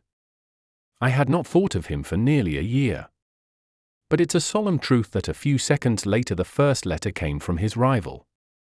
"Did you ever make the spectre speak or squeak, or anything?" asked Angus, with some interest. Laura suddenly shuddered, and then said, with an unshaken voice, "Yes. Just when I had finished reading the second letter from Isidore Smythe announcing his success. Just then, I heard Welkin say, 'He shan't have you, though.' It was quite plain, as if he were in the room. It is awful, I think I must be mad." "If you really were mad," said the young man, "you would think you must be sane. But certainly there seems to me to be something a little rum about this unseen gentleman. 2 heads are better than 1, I spare you allusions to any other organs, and really, if you would allow me, as a sturdy, practical man, to bring back the wedding cake out of the window." Even as he spoke, there was a sort of steely shriek in the street outside, and a small motor, driven at devilish speed, shot up to the door of the shop and stuck there. In the same flash of time a small man in a shiny top hat stood stamping in the outer room. Angus, who had hitherto maintained hilarious ease from motives of mental hygiene, revealed the strain of his soul by striding abruptly out of the inner room and confronting the newcomer. A glance at him was quite sufficient to confirm the savage guesswork of a man in love.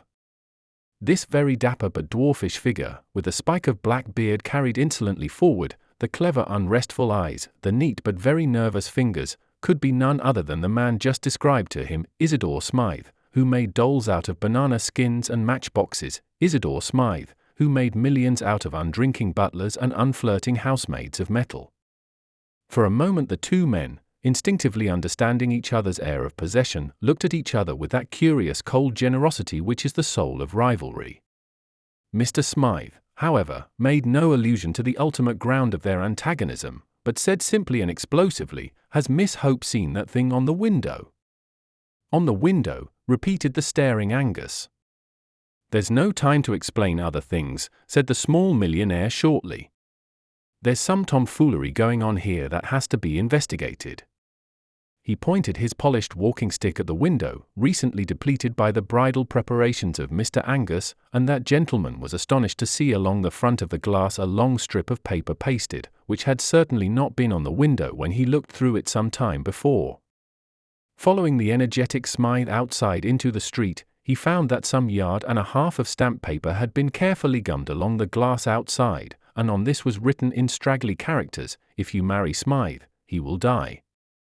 "Laura," said Angus, putting his big red head into the shop, "you're not mad?" "It's the writing of that fellow Welkin," said Smythe gruffly. "I haven't seen him for years, but he's always bothering me. 5 times in the last fortnight he's had threatening letters left at my flat, and I can't even find out who leaves them, let alone if it is Welkin himself. The porter of the flat swears that no suspicious characters have been seen, and here he has pasted up a sort of dado on a public shop window, while the people in the shop—" "Quite so," said Angus modestly, "while the people in the shop were having tea." "Well, sir, I can assure you I appreciate your common sense in dealing so directly with the matter. We can talk about other things afterwards. The fellow cannot be very far off yet, for I swear there was no paper there when I went last to the window, 10 or 15 minutes ago. On the other hand, he's too far off to be chased, as we don't even know the direction. If you'll take my advice, Mr. Smythe, you'll put this at once in the hands of some energetic inquiry man, private rather than public. I know an extremely clever fellow, who has set up in business 5 minutes from here in your car. His name's Flambeau, and though his youth was a bit stormy, he's a strictly honest man now, and his brains are worth money.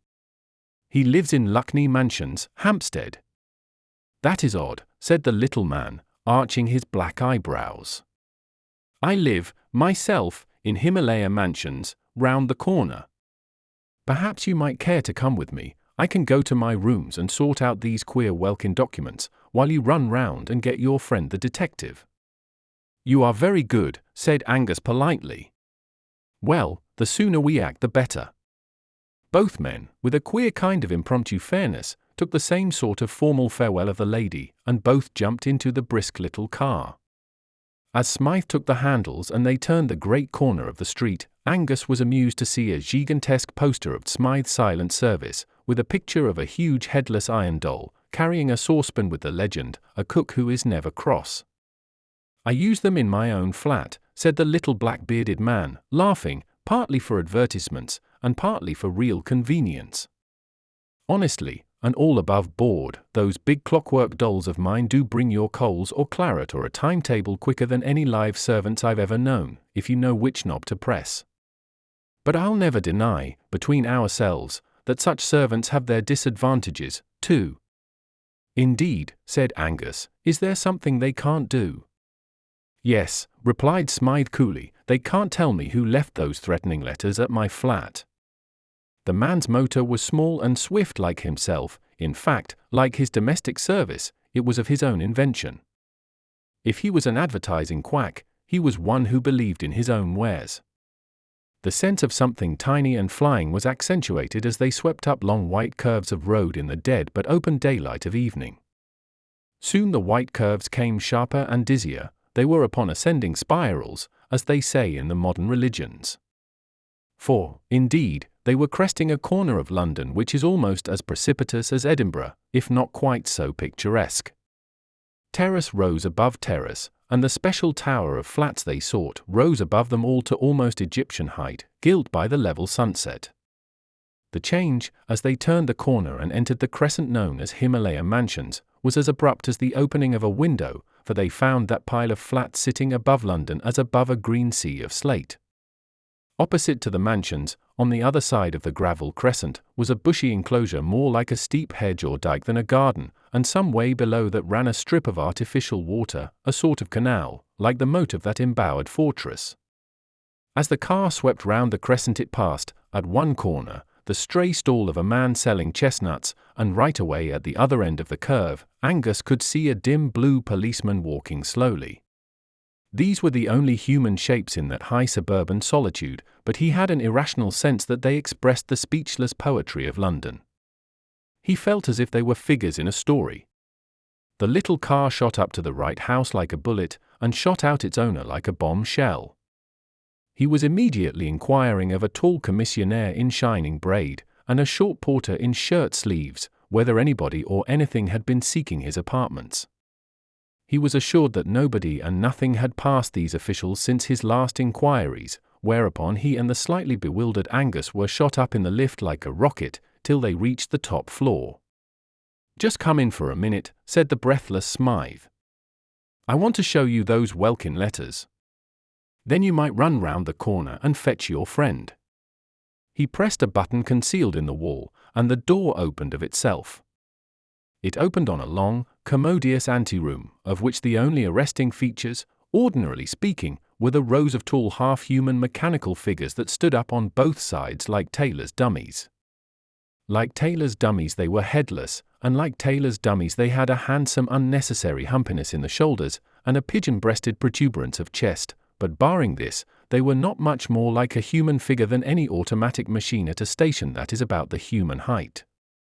They had two great hooks-like arms, for carrying trays, and they were painted pea green, or vermilion, or black for convenience of distinction. In every other way they were only automatic machines, and nobody would have looked twice at them.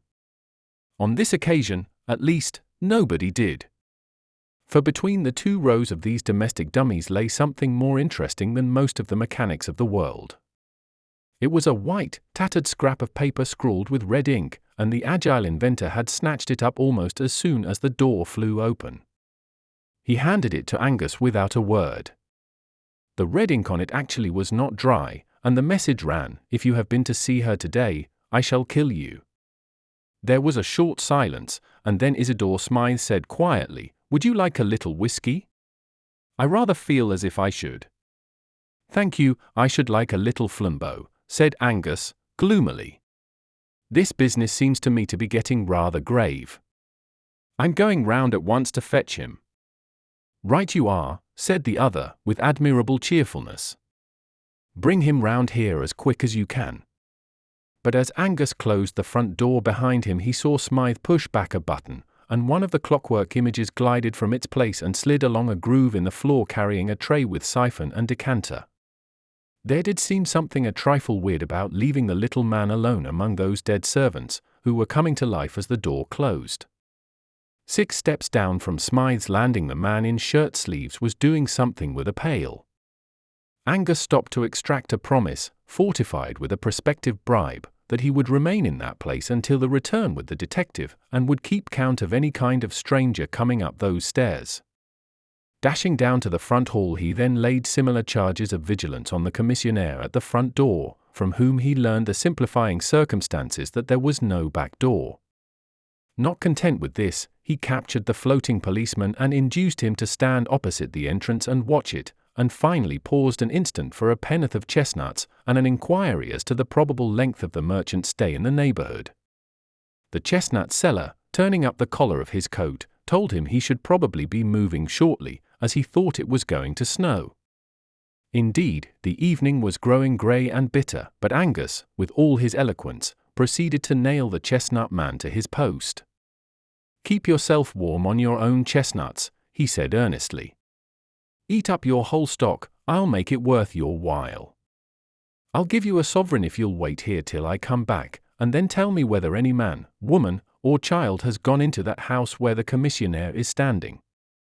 He then walked away smartly, with a last look at the besieged tower. "I've made a ring round that room, anyhow," he said. "They can't all 4 of them be Mr. Welkin's accomplices."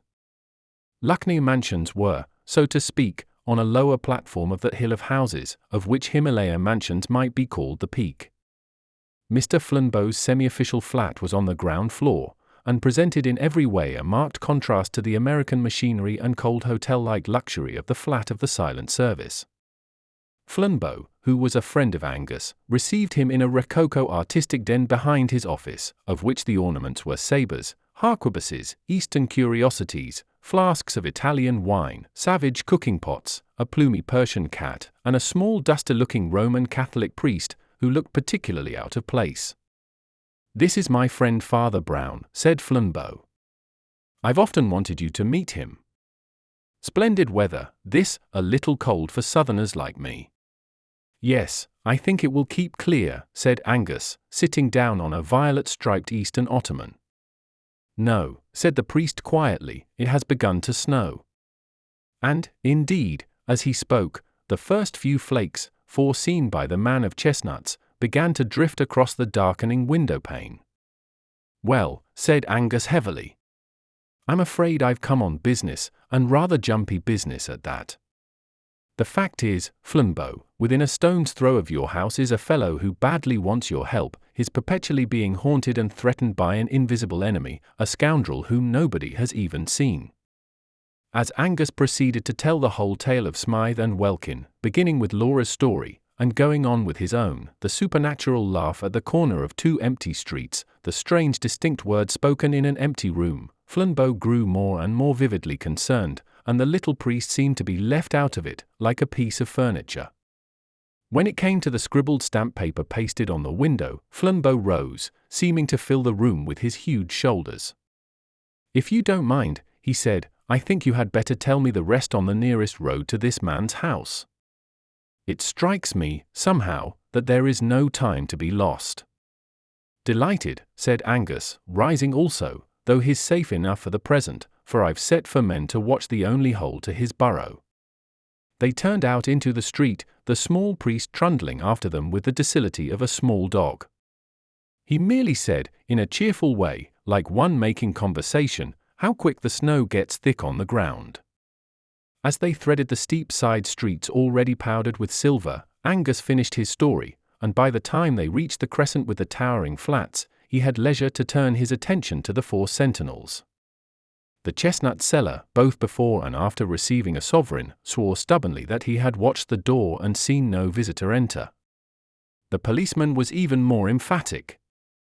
He said he had had experience of crooks of all kinds, in top hats and in rags. He wasn't so green as to expect suspicious characters to look suspicious, he looked out for anybody, and, so help him, there had been nobody. And when all three men gathered round the gilded commissionaire, who still stood smiling astride of the porch, the verdict was more final still. "I've got a right to ask any man, duke or dustman, what he wants in these flats," said the genial and gold-laced giant, "and I'll swear there's been nobody to ask since this gentleman went away." The unimportant Father Brown, who stood back, looking modestly at the pavement, here ventured to say meekly, "Has nobody been up and down stairs, then, since the snow began to fall?" "It began while we were all round at Flambeau's." "Nobody's been in here, sir, you can take it from me," said the official, with beaming authority. "Then I wonder what that is," said the priest, and stared at the ground blankly like a fish. The others all looked down also, and Flambeau used a fierce exclamation and a French gesture. For it was unquestionably true that down the middle of the entrance guarded by the man in gold lace, actually between the arrogant, stretched legs of that colossus, ran a stringy pattern of grey footprints stamped upon the white snow. "God!" cried Angus involuntarily, "the invisible man!" Without another word he turned and dashed up the stairs, with Flambeau following, but Father Brown still stood looking about him in the snow-clad street as if he had lost interest in his query. Flambeau was plainly in a mood to break down the door with his big shoulders, but the Scotchman, with more reason, if less intuition, fumbled about on the frame of the door till he found the invisible button, and the door swung slowly open.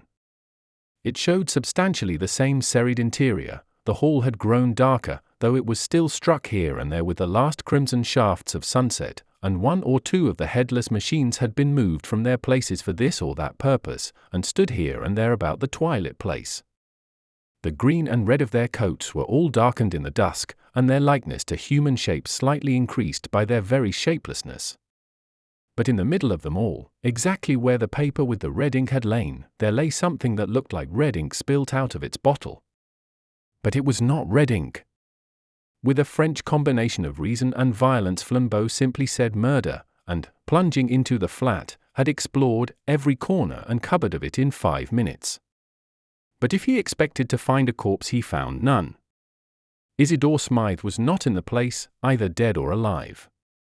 After the most tearing search, the two men met each other in the outer hall, with streaming faces and staring eyes.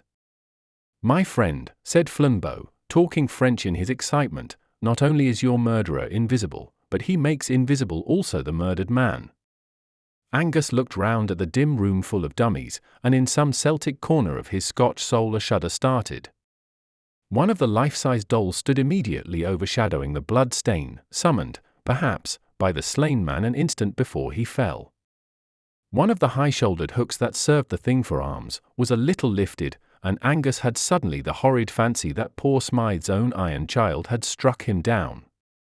Matter had rebelled, and these machines had killed their master. But even so, what had they done with him? "Eaten him," said the nightmare at his ear, and he sickened for an instant at the idea of rent, human remains absorbed and crushed into all that acephalous clockwork. He recovered his mental health by an emphatic effort, and said to Flambeau, "Well, there it is. The poor fellow has evaporated like a cloud and left a red streak on the floor. The tale does not belong to this world." "There is only one thing to be done," said Flambeau, "whether it belongs to this world or the other. I must go down and talk to my friend." They descended, passing the man with the pail, who again asseverated that he had let no intruder pass, down to the commissionaire and the hovering chestnut man, who rigidly reasserted their own watchfulness. But when Angus looked round for his fourth confirmation, he could not see it, and called out with some nervousness, "Where is the policeman?" "I beg your pardon," said Father Brown, "that is my fault. I just sent him down the road to investigate something that I just thought worth investigating." "Well, we want him back pretty soon," said Angus abruptly, "for the wretched man upstairs has not only been murdered, but wiped out." "How?" asked the priest.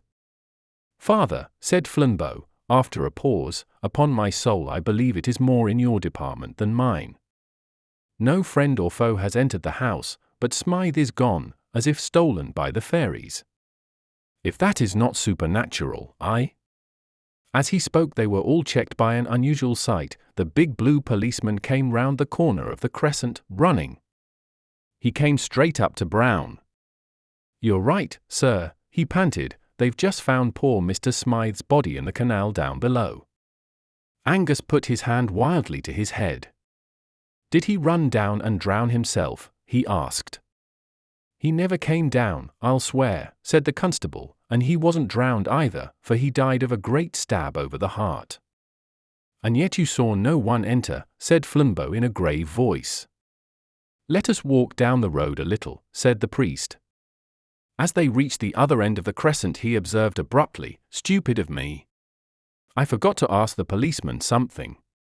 I wonder if they found a light brown sack." "Why a light brown sack?" asked Angus, astonished. "Because if it was any other coloured sack, the case must begin over again," said Father Brown, "but if it was a light brown sack, why, the case is finished." "I am pleased to hear it," said Angus with hearty irony. "It hasn't begun, so far as I am concerned." "You must tell us all about it," said Flambeau with a strange heavy simplicity, like a child. Unconsciously they were walking with quickening steps down the long sweep of road on the other side of the high crescent, Father Brown leading briskly, though in silence. At last he said with an almost touching vagueness, "Well, I'm afraid you'll think it's so prosy. We always begin at the abstract end of things, and you can't begin this story anywhere else. Have you ever noticed this, that people never answer what you say? They answer what you mean, or what they think you mean. Suppose one lady says to another in a country house, 'Is anybody staying with you?' The lady doesn't answer yes, the butler, the 3 footmen, the parlourmaid, and so on, though the parlourmaid may be in the room, or the butler behind her chair. She says, 'There is nobody staying with us,' meaning nobody of the sort you mean. But suppose a doctor inquiring into an epidemic asks, 'Who is staying in the house?' then the lady will remember the butler, the parlourmaid, and the rest. All language is used like that. You never get a question answered literally, even when you get it answered truly. When those for quite honest men said that no man had gone into the mansions, they did not really mean that no man had gone into them. They meant no man whom they could suspect of being your man. A man did go into the house, and did come out of it, but they never noticed him. An invisible man, inquired Angus, raising his red eyebrows. A mentally invisible man, said Father Brown. A minute or two after he resumed in the same unassuming voice, like a man thinking his way. Of course you can't think of such a man, until you do think of him. That's where his cleverness comes in. But I came to think of him through 2 or 3 little things in the tale Mr. Angus told us. First, there was the fact that this Welkin went for long walks. And then there was the vast lot of stamped paper on the window. And then, most of all, there were the 2 things the young lady said, things that couldn't be true. Don't get annoyed, he added hastily, noting a sudden movement of the Scotchman's head. She thought they were true. A person can't be quite alone in a street a second before she receives a letter. She can't be quite alone in a street when she starts reading a letter just received. There must be somebody pretty near her. He must be mentally invisible. Why must there be somebody near her? Asked Angus. Because, said Father Brown, barring carrier pigeons, somebody must have brought her the letter. Do you really mean to say, asked Flambeau, with energy, that Welkin carried his rival's letters to his lady? Yes, said the priest. Welkin carried his rival's letters to his lady. You see, he had to. Oh, I can't stand much more of this, exploded Flambeau. Who is this fellow? What does he look like? What is the usual get-up of a mentally invisible man? He is dressed rather handsomely in red, blue, and gold, replied the priest promptly with precision, and in this striking, and even showy, costume he entered Himalaya mansions under 8 human eyes, he killed Smythe in cold blood, and came down into the street again carrying the dead body in his arms. Reverend sir, cried Angus, standing still, are you raving mad, or am I? You are not mad, said Brown, only a little unobservant. You have not noticed such a man as this, for example. He took 3 quick strides forward, and put his hand on the shoulder of an ordinary passing postman who had bustled by them unnoticed under the shade of the trees. Nobody ever notices postmen somehow, he said thoughtfully, yet they have passions like other men, and even carry large bags where a small corpse can be stowed quite easily. The postman, instead of turning naturally, had ducked and tumbled against the garden fence. He was a lean, fair-bearded man of very ordinary appearance, but as he turned an alarmed face over his shoulder, all 3 men were fixed with an almost fiendish squint. Flambeau went back to his sabres, purple rugs, and Persian cat, having many things to attend to. John Turnbull Angus went back to the lady at the shop, with whom that imprudent young man contrives to be extremely comfortable. But Father Brown walked those snow-covered hills under the stars for many hours with a murderer, and what they said to each other will never be known. The Honour of Israel Gow. A stormy evening of olive and silver was closing in, as Father Brown, wrapped in a grey Scotch plaid, came to the end of a grey Scotch valley and beheld the strange castle of Glengyle. It stopped one end of the glen or hollow like a blind alley, and it looked like the end of the world. Rising in steep roofs and spires of sea-green slate in the manner of the old French-Scotch chateaux, it reminded an Englishman of the sinister steeple-hats of witches in fairy tales, and the pine woods that rocked round the green turrets looked, by comparison, as black as numberless flocks of ravens. This note of a dreamy, almost a sleepy devilry, was no mere fancy from the landscape. For there did rest on the place one of those clouds of pride and madness and mysterious sorrow which lie more heavily on the noble houses of Scotland than on any other of the children of men. For Scotland has a double dose of the poison called heredity, the sense of blood in the aristocrat, and the sense of doom in the Calvinist. The priest had snatched a day from his business at Glasgow to meet his friend Flambeau, the amateur detective, who was at Glengyle Castle with another more formal officer investigating the life and death of the late Earl of Glengyle. That mysterious person was the last representative of a race whose valour, insanity, and violent cunning had made them terrible even among the sinister nobility of their nation in the 16th century. None were deeper in that labyrinthine ambition, in chamber within chamber of that palace of lies that was built up around Mary Queen of Scots. The rhyme in the countryside attested the motive and the result of their machinations candidly. As green sap to the symmetries is red gold to the Ogilvies. For many centuries there had never been a decent lord in Glengyle Castle, and with the Victorian era one would have thought that all eccentricities were exhausted. The last Glengyle, however, satisfied his tribal tradition by doing the only thing that was left for him to do: he disappeared. I do not mean that he went abroad; by all accounts he was still in the castle, if he was anywhere. But though his name was in the church register and the big red peerage, nobody ever saw him under the sun. If anyone saw him, it was a solitary manservant, something between a groom and a gardener.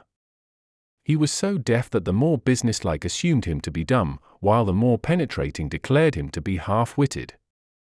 A gaunt, red-haired labourer, with a dogged jaw and chin, but quite blank blue eyes, he went by the name of Israel Gow, and was the one silent servant on that deserted estate.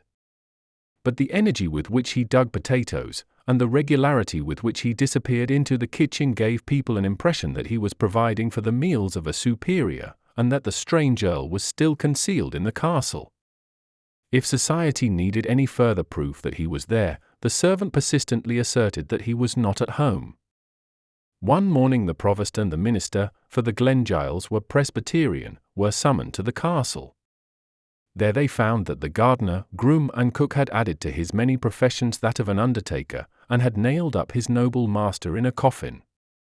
With how much or how little further inquiry this odd fact was passed, did not as yet very plainly appear, for the thing had never been legally investigated till Flambeau had gone north 2 or 3 days before. By then the body of Lord Glengyle, if it was the body, had lain for some time in the little churchyard on the hill. As Father Brown passed through the dim garden and came under the shadow of the chateau, the clouds were thick and the whole air damp and thundery. Against the last stripe of the green-gold sunset he saw a black human silhouette, a man in a chimney-pot hat, with a big spade over his shoulder. The combination was queerly suggestive of a sexton, but when Brown remembered the deaf servant who dug potatoes, he thought it natural enough. He knew something of the Scotch peasant. He knew the respectability which might well feel it necessary to wear blacks for an official inquiry. He knew also the economy that would not lose an hour's digging for that. Even the man's start and suspicious stare as the priest went by were consonant enough with the vigilance and jealousy of such a type. The great door was opened by Flambeau himself, who had with him a lean man with iron-grey hair and papers in his hand, Inspector Craven from Scotland Yard. The entrance hall was mostly stripped and empty, but the pale, sneering faces of 1 or 2 of the wicked Ogilvies looked down out of black periwigs and blackening canvas. Following them into an inner room, Father Brown found that the allies had been seated at a long oak table, of which their end was covered with scribbled papers, flanked with whiskey and cigars. Through the whole of its remaining length it was occupied by detached objects arranged at intervals, objects about as inexplicable as any objects could be. One looked like a small heap of glittering broken glass. Another looked like a high heap of brown dust. A third appeared to be a plain stick of wood. "You seem to have a sort of geological museum here," he said, as he sat down, jerking his head briefly in the direction of the brown dust and the crystalline fragments. "Not a geological museum," replied Flambeau, "say a psychological museum." "Oh, for the Lord's sake," cried the police detective laughing, "don't let's begin with such long words." "Don't you know what psychology means?" asked Flambeau with friendly surprise.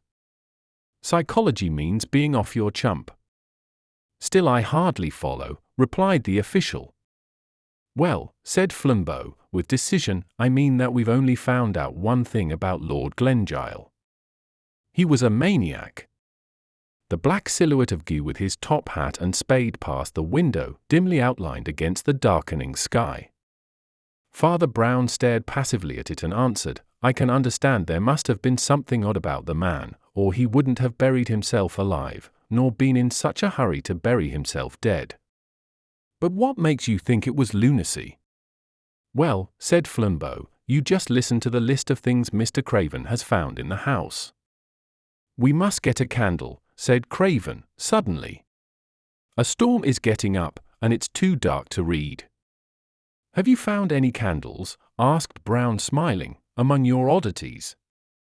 Flambeau raised a grave face, and fixed his dark eyes on his friend.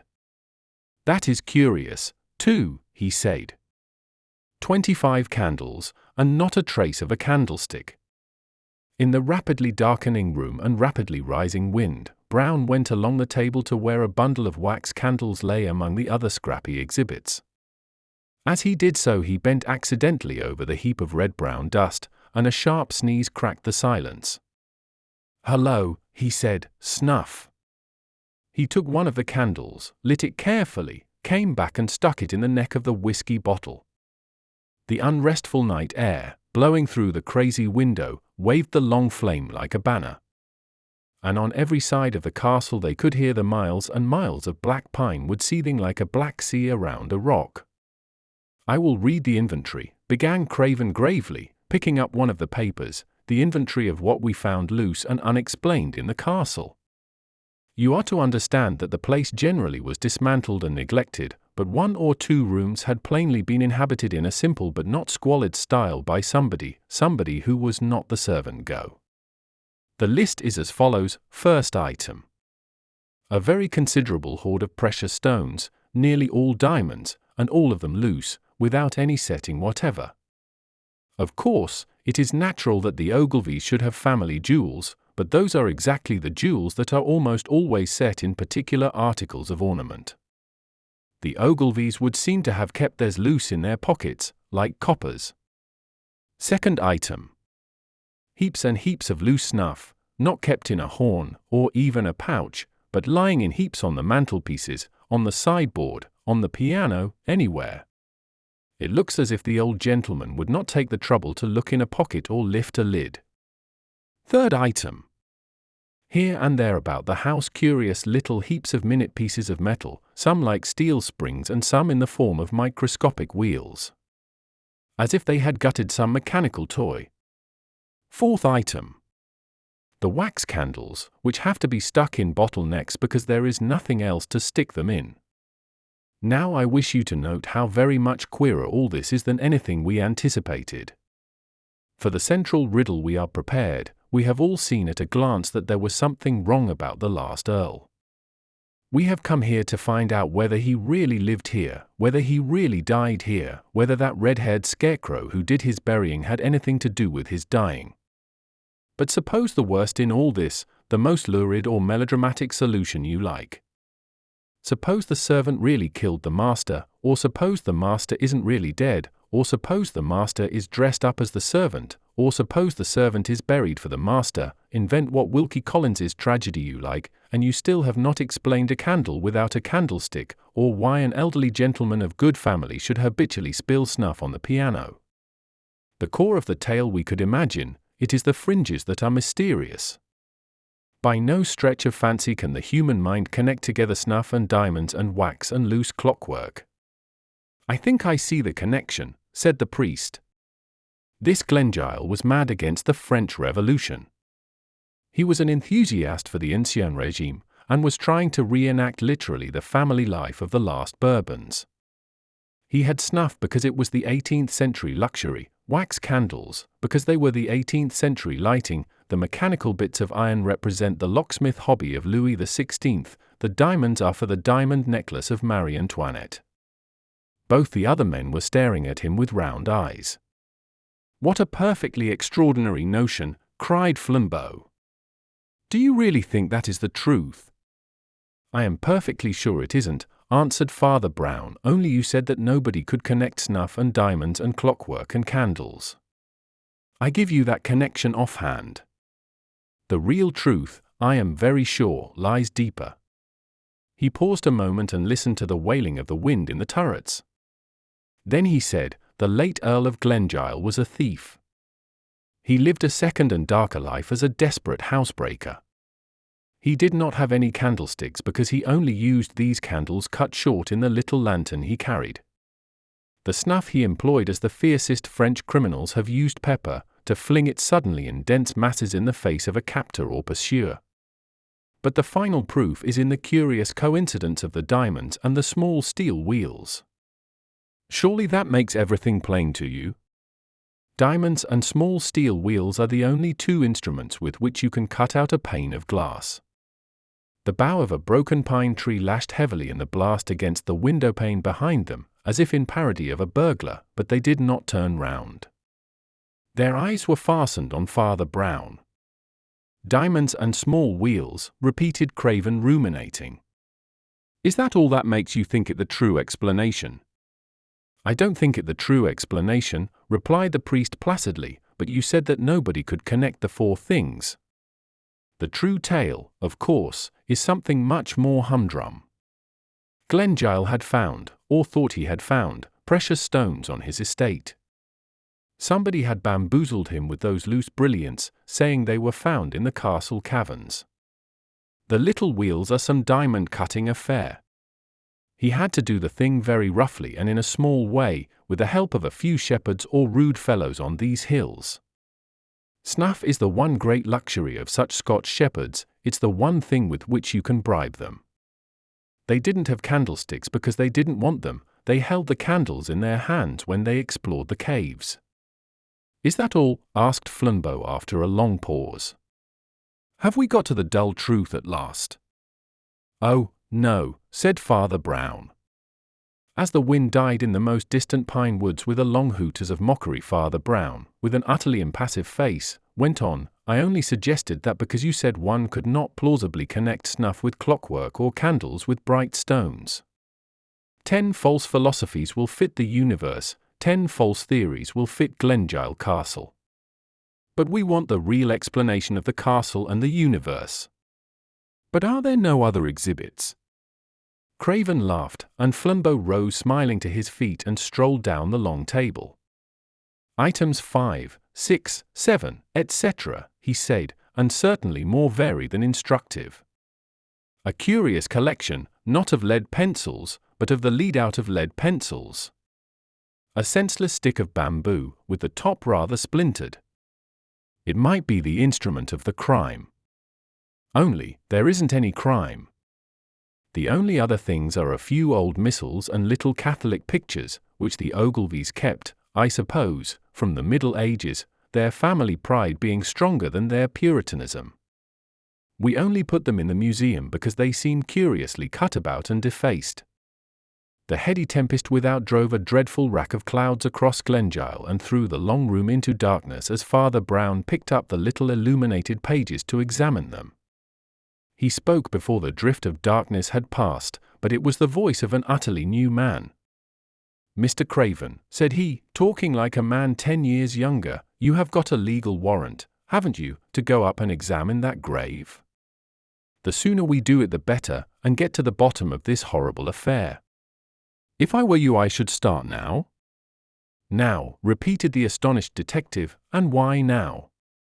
Because this is serious, answered Brown, this is not spilt snuff or loose pebbles, that might be there for 100 reasons. There is only one reason I know of for this being done, and the reason goes down to the roots of the world. These religious pictures are not just dirted or torn or scrawled over, which might be done in idleness or bigotry, by children or by Protestants. These have been treated very carefully, and very queerly. In every place where the great ornamented name of God comes in the old illuminations it has been elaborately taken out. The only other thing that has been removed is the halo round the head of the child Jesus. Therefore, I say, let us get our warrant and our spade and our hatchet, and go up and break open that coffin. What do you mean? Demanded the London officer. I mean, answered the little priest, and his voice seemed to rise slightly in the roar of the gale. I mean that the great devil of the universe may be sitting on the top tower of this castle at this moment, as big as 100 elephants, and roaring like the apocalypse. There is black magic somewhere at the bottom of this.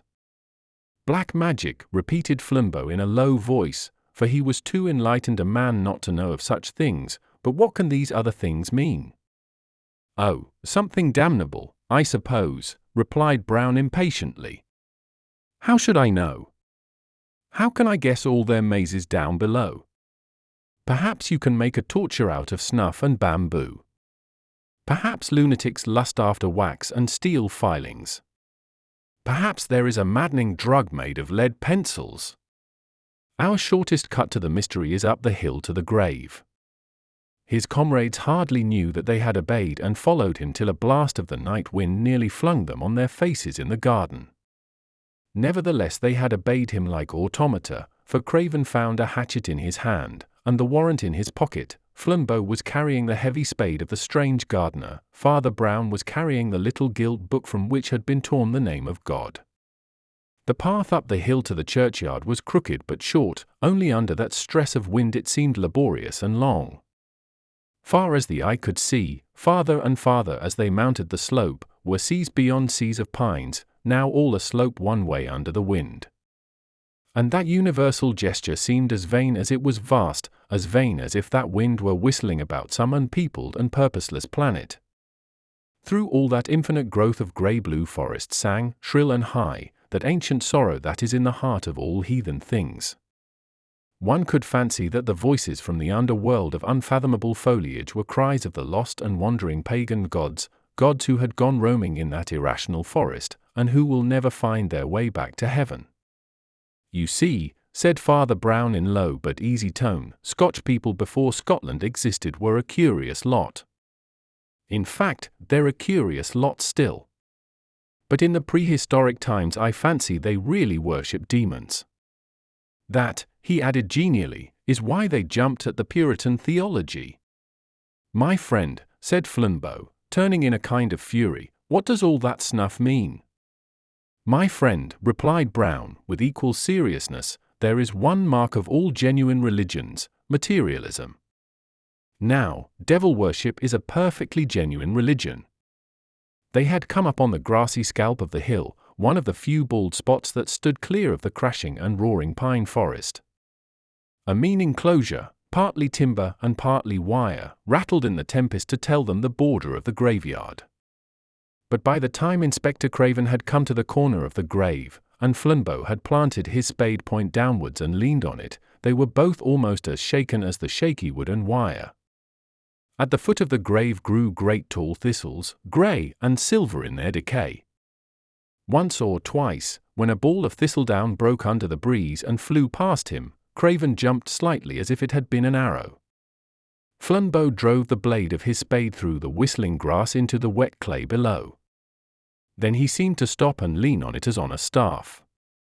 Go on, said the priest very gently. We are only trying to find the truth.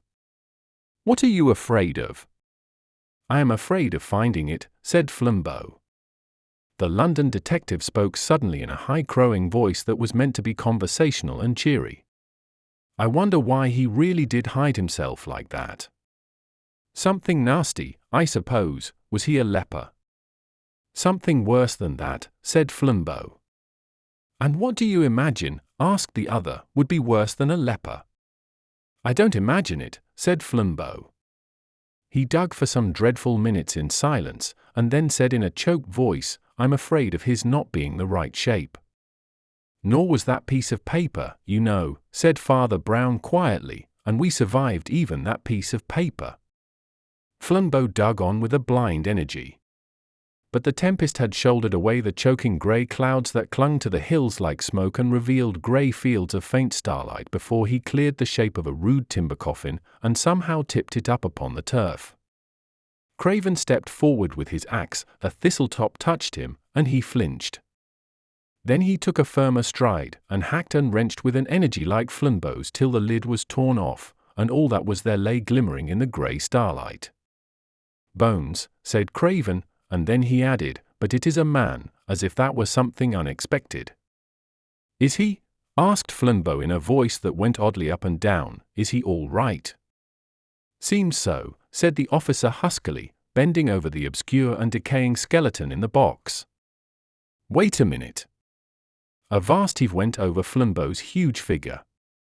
And now I come to think of it, he cried, why in the name of madness shouldn't he be all right?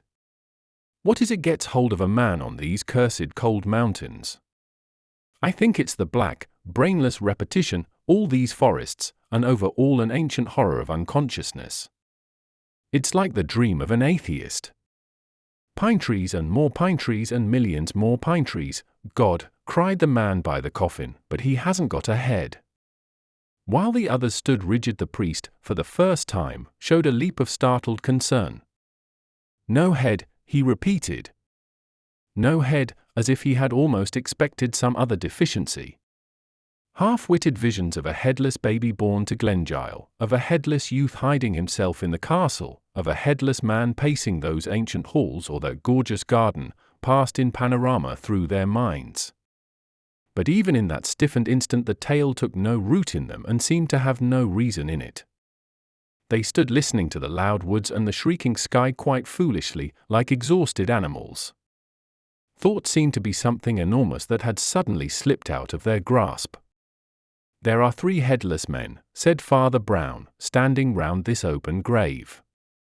The pale detective from London opened his mouth to speak, and left it open like a yokel, while a long scream of wind tore the sky. Then he looked at the axe in his hands as if it did not belong to him, and dropped it.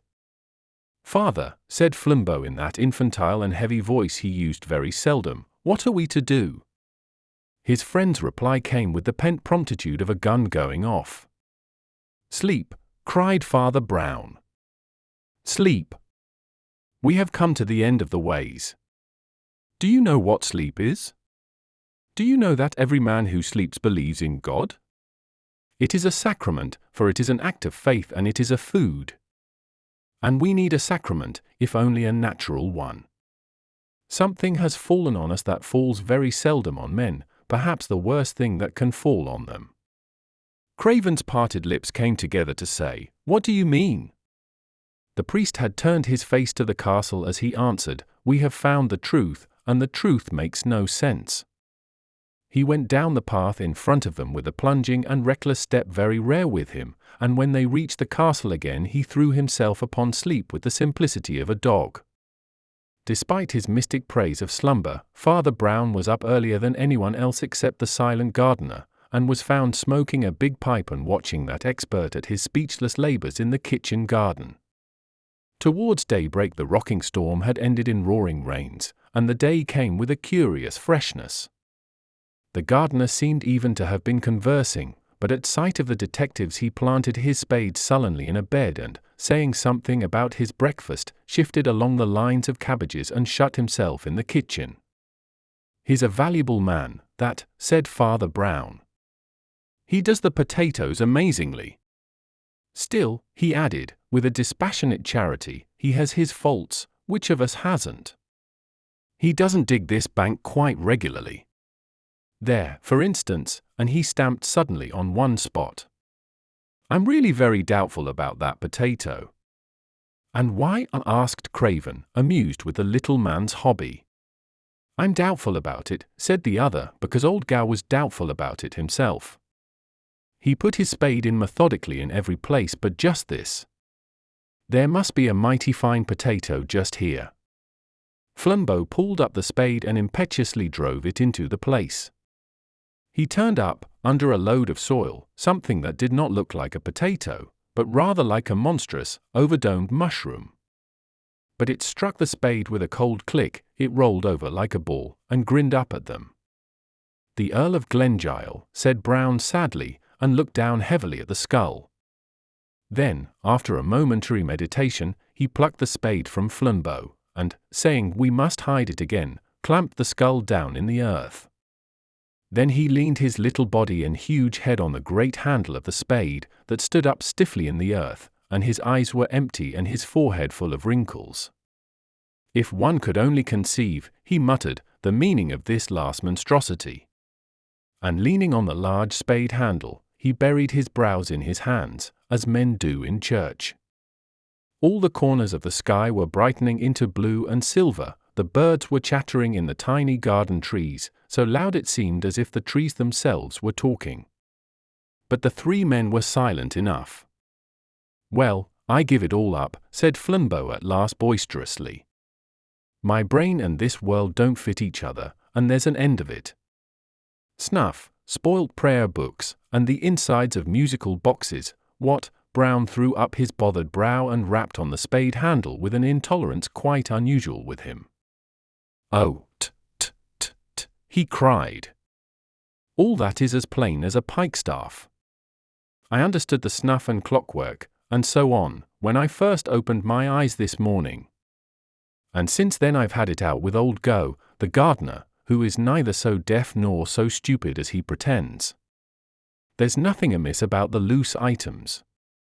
I was wrong about the torn mass book, too, there's no harm in that. But it's this last business. Desecrating graves and stealing dead men's heads, surely there's harm in that? Surely there's black magic still in that? That doesn't fit into the quite simple story of the snuff and the candles." And, striding about again, he smoked moodily. "My friend," said Flambeau, with a grim humour, "you must be careful with me and remember I was once a criminal. The great advantage of that estate was that I always made up the story myself, and acted it as quick as I chose. This detective business of waiting about is too much for my French impatience. All my life, for good or evil, I have done things at the instant. I always fought duels the next morning, I always paid bills on the nail, I never even put off a visit to the dentist. Father Brown's pipe fell out of his mouth and broke into 3 pieces on the gravel path." He stood rolling his eyes, the exact picture of an idiot. "Lord, what a turnip I am," he kept saying. "Lord, what a turnip." Then, in a somewhat groggy kind of way, he began to laugh. "The dentist," he repeated. 6 hours in the spiritual abyss, and all because I never thought of the dentist. Such a simple, such a beautiful and peaceful thought. Friends, we have passed a night in hell, but now the sun is risen, the birds are singing, and the radiant form of the dentist consoles the world. I will get some sense out of this, cried Flambeau, striding forward, if I use the tortures of the Inquisition.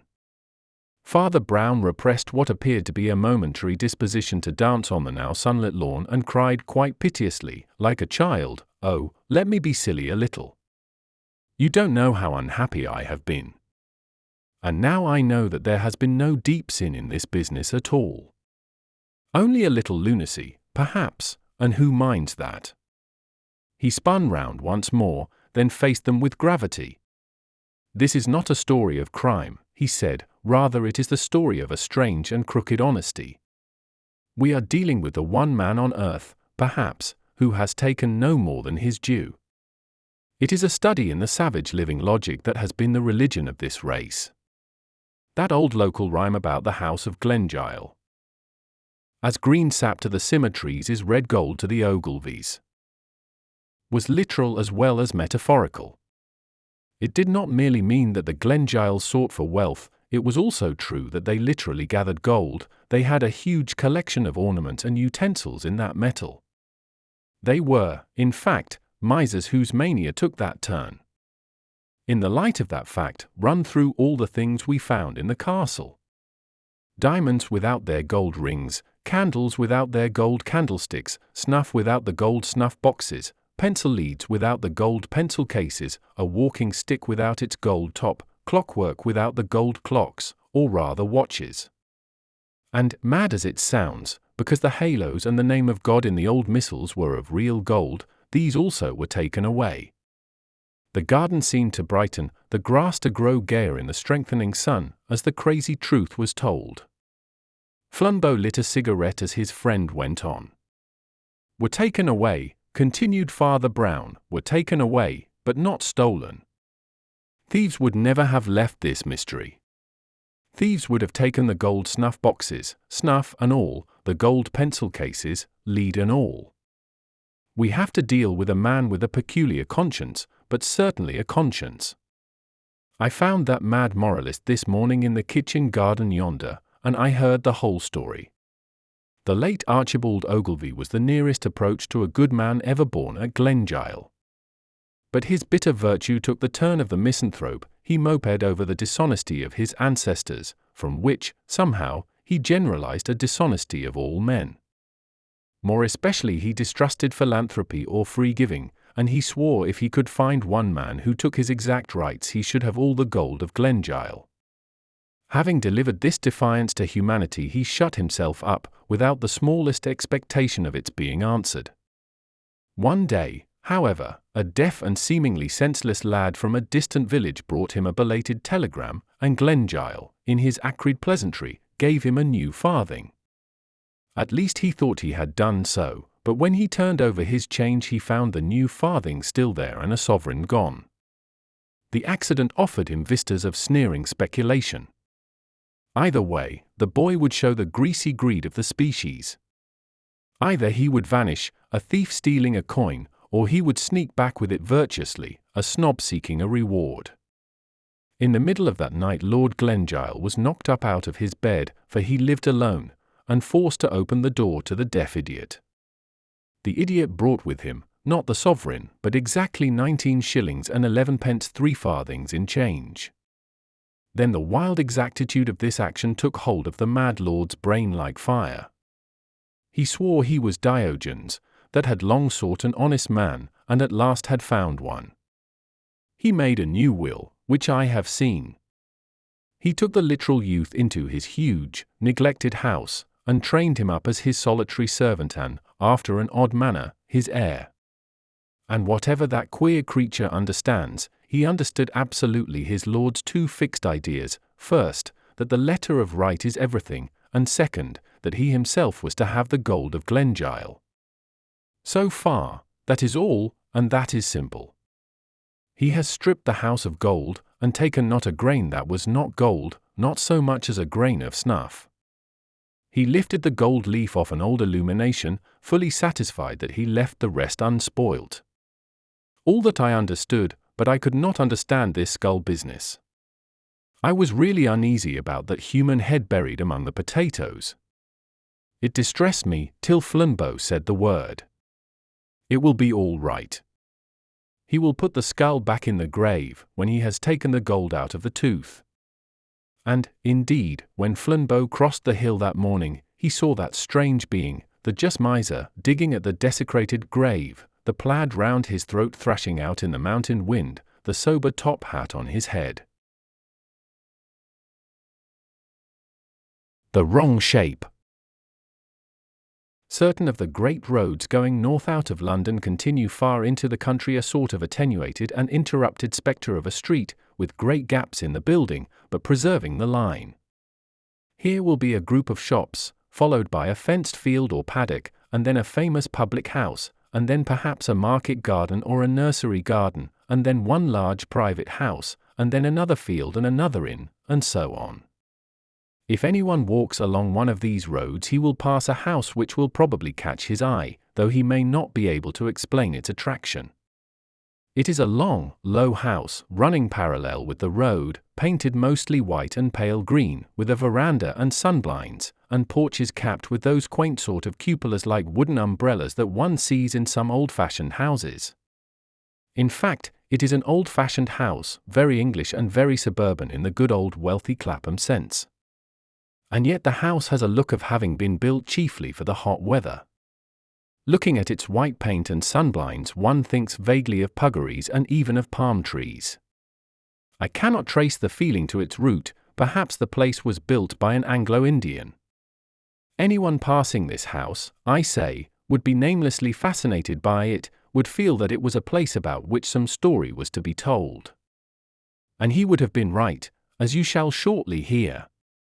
For this is the story of the strange things that did really happen in it in the Whitsuntide of the year 18. Anyone passing the house on the Thursday before Whitsunday at about 4:30 p.m. would have seen the front door open, and Father Brown, of the small church of St. Mungo, come out smoking a large pipe in company with a very tall French friend of his called Flambeau, who was smoking a very small cigarette. These persons may or may not be of interest to the reader, but the truth is that they were not the only interesting things that were displayed when the front door of the white and green house was opened. There are further peculiarities about this house, which must be described to start with, not only that the reader may understand this tragic tale, but also that he may realize what it was that the opening of the door revealed. The whole house was built upon the plan of a T, but a T with a very long cross-piece and a very short tail-piece. The long cross-piece was the frontage that ran along in face of the street, with the front door in the middle. It was 2 stories high, and contained nearly all the important rooms. The short tail-piece, which ran out at the back immediately opposite the front door, was 1 story high, and consisted only of 2 long rooms, the one leading into the other. The first of these 2 rooms was the study in which the celebrated Mr. Quinton wrote his wild Oriental poems and romances.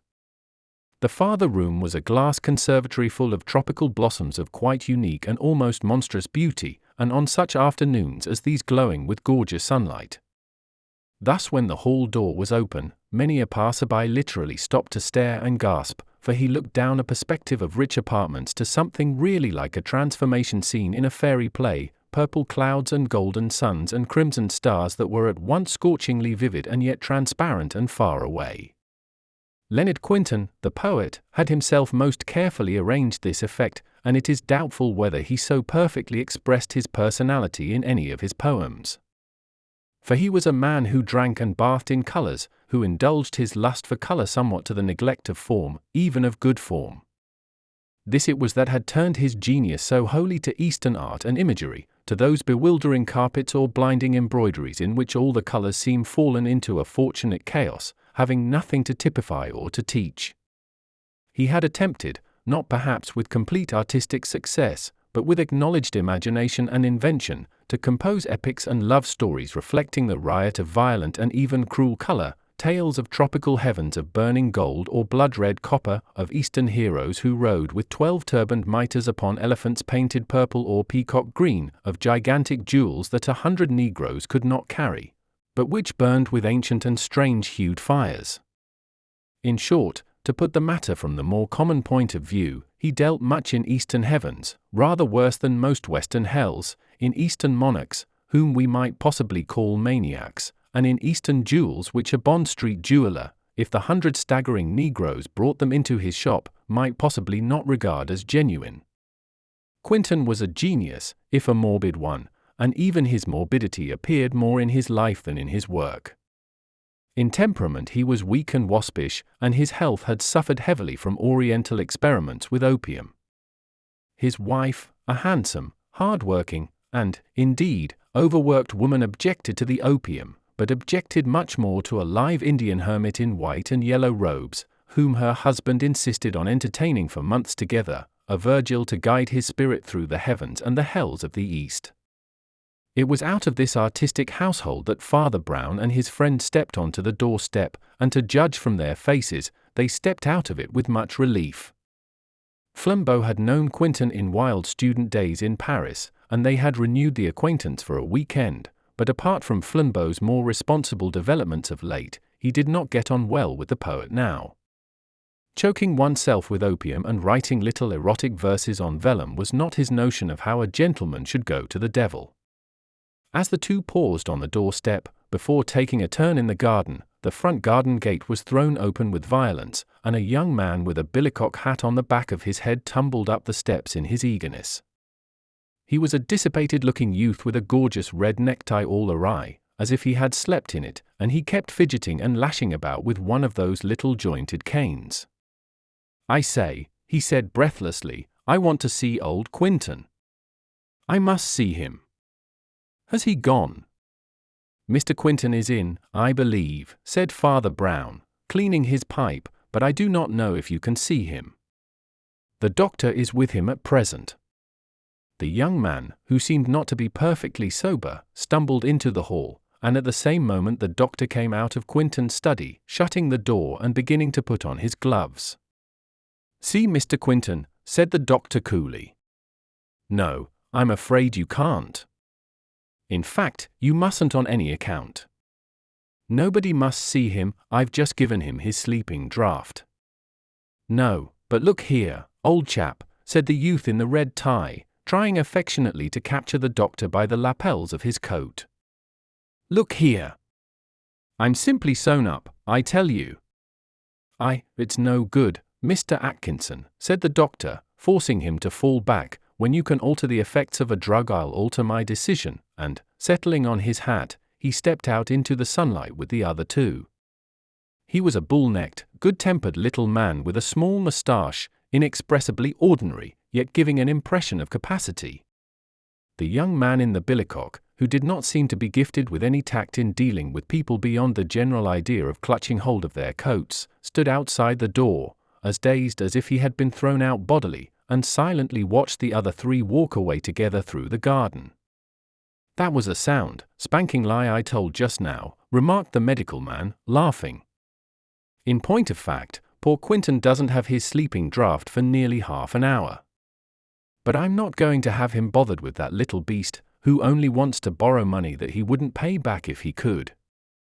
He's a dirty little scamp, though he is Mrs. Quinton's brother, and she's as fine a woman as ever walked." "Yes," said Father Brown. "She's a good woman.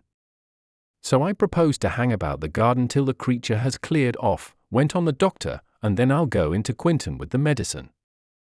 Atkinson can't get in, because I locked the door." "In that case, Dr. Harris," said Flambeau, "we might as well walk round at the back by the end of the conservatory.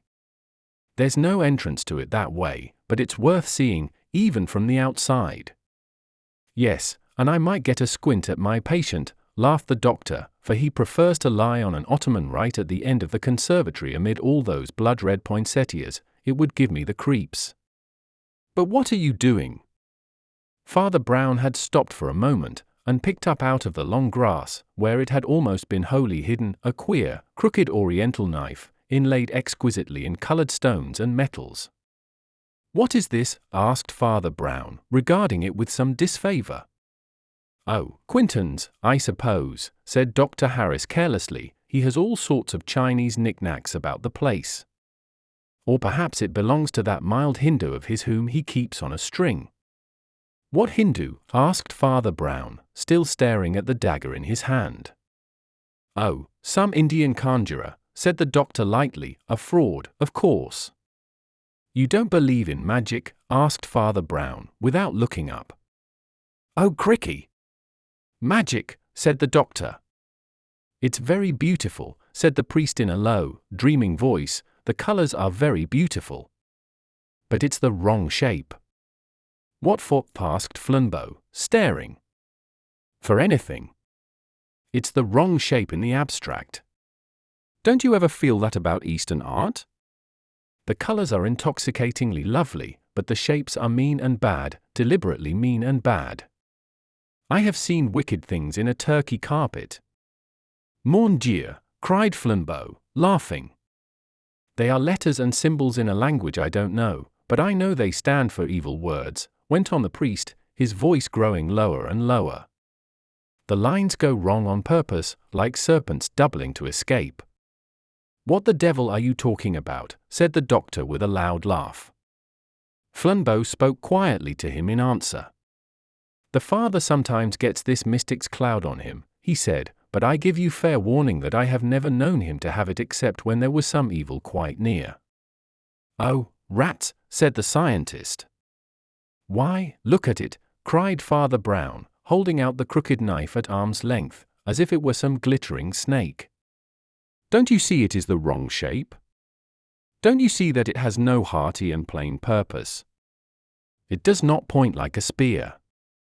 It does not sweep like a scythe. It does not look like a weapon. It looks like an instrument of torture."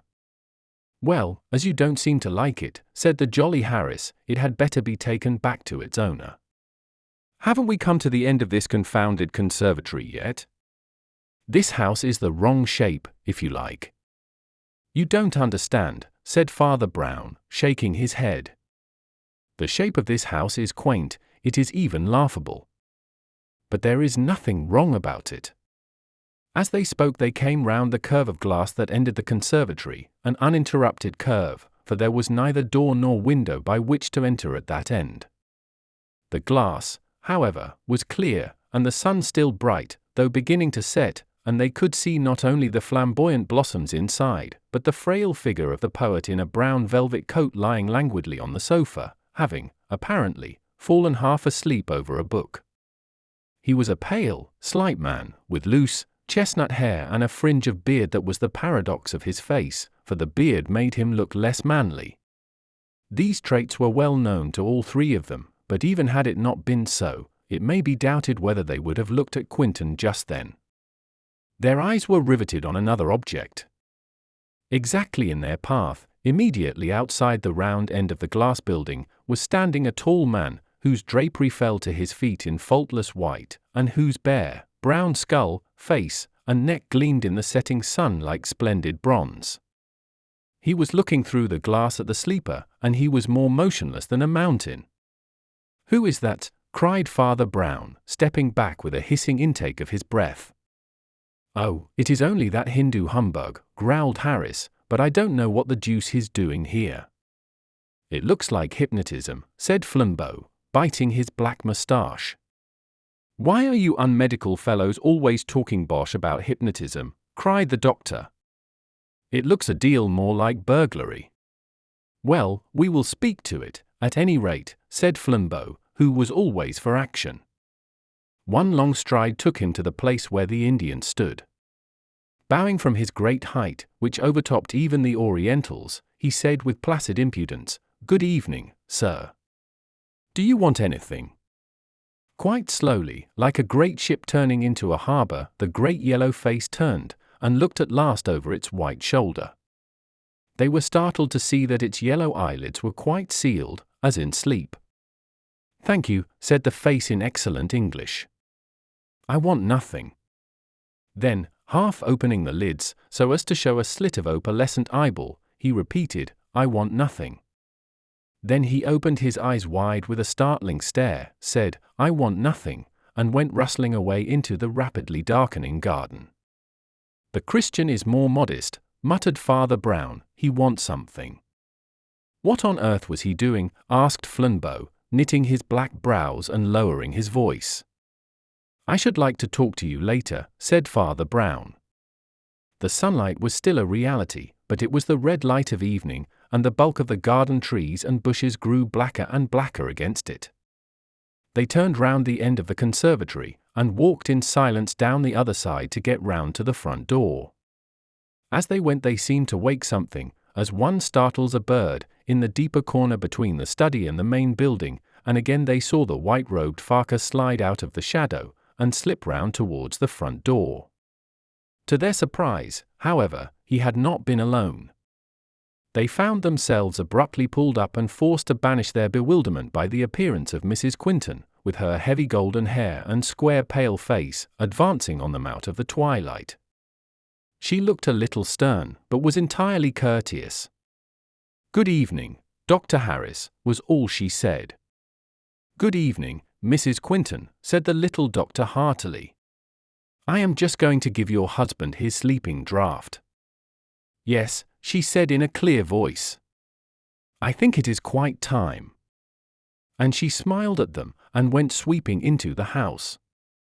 "That woman's overdriven," said Father Brown. "That's the kind of woman that does her duty for 20 years, and then does something dreadful." The little doctor looked at him for the first time with an eye of interest. "Did you ever study medicine?" he asked. "You have to know something of the mind as well as the body," answered the priest. "We have to know something of the body as well as the mind." "Well," said the doctor, "I think I'll go and give Quinton his stuff."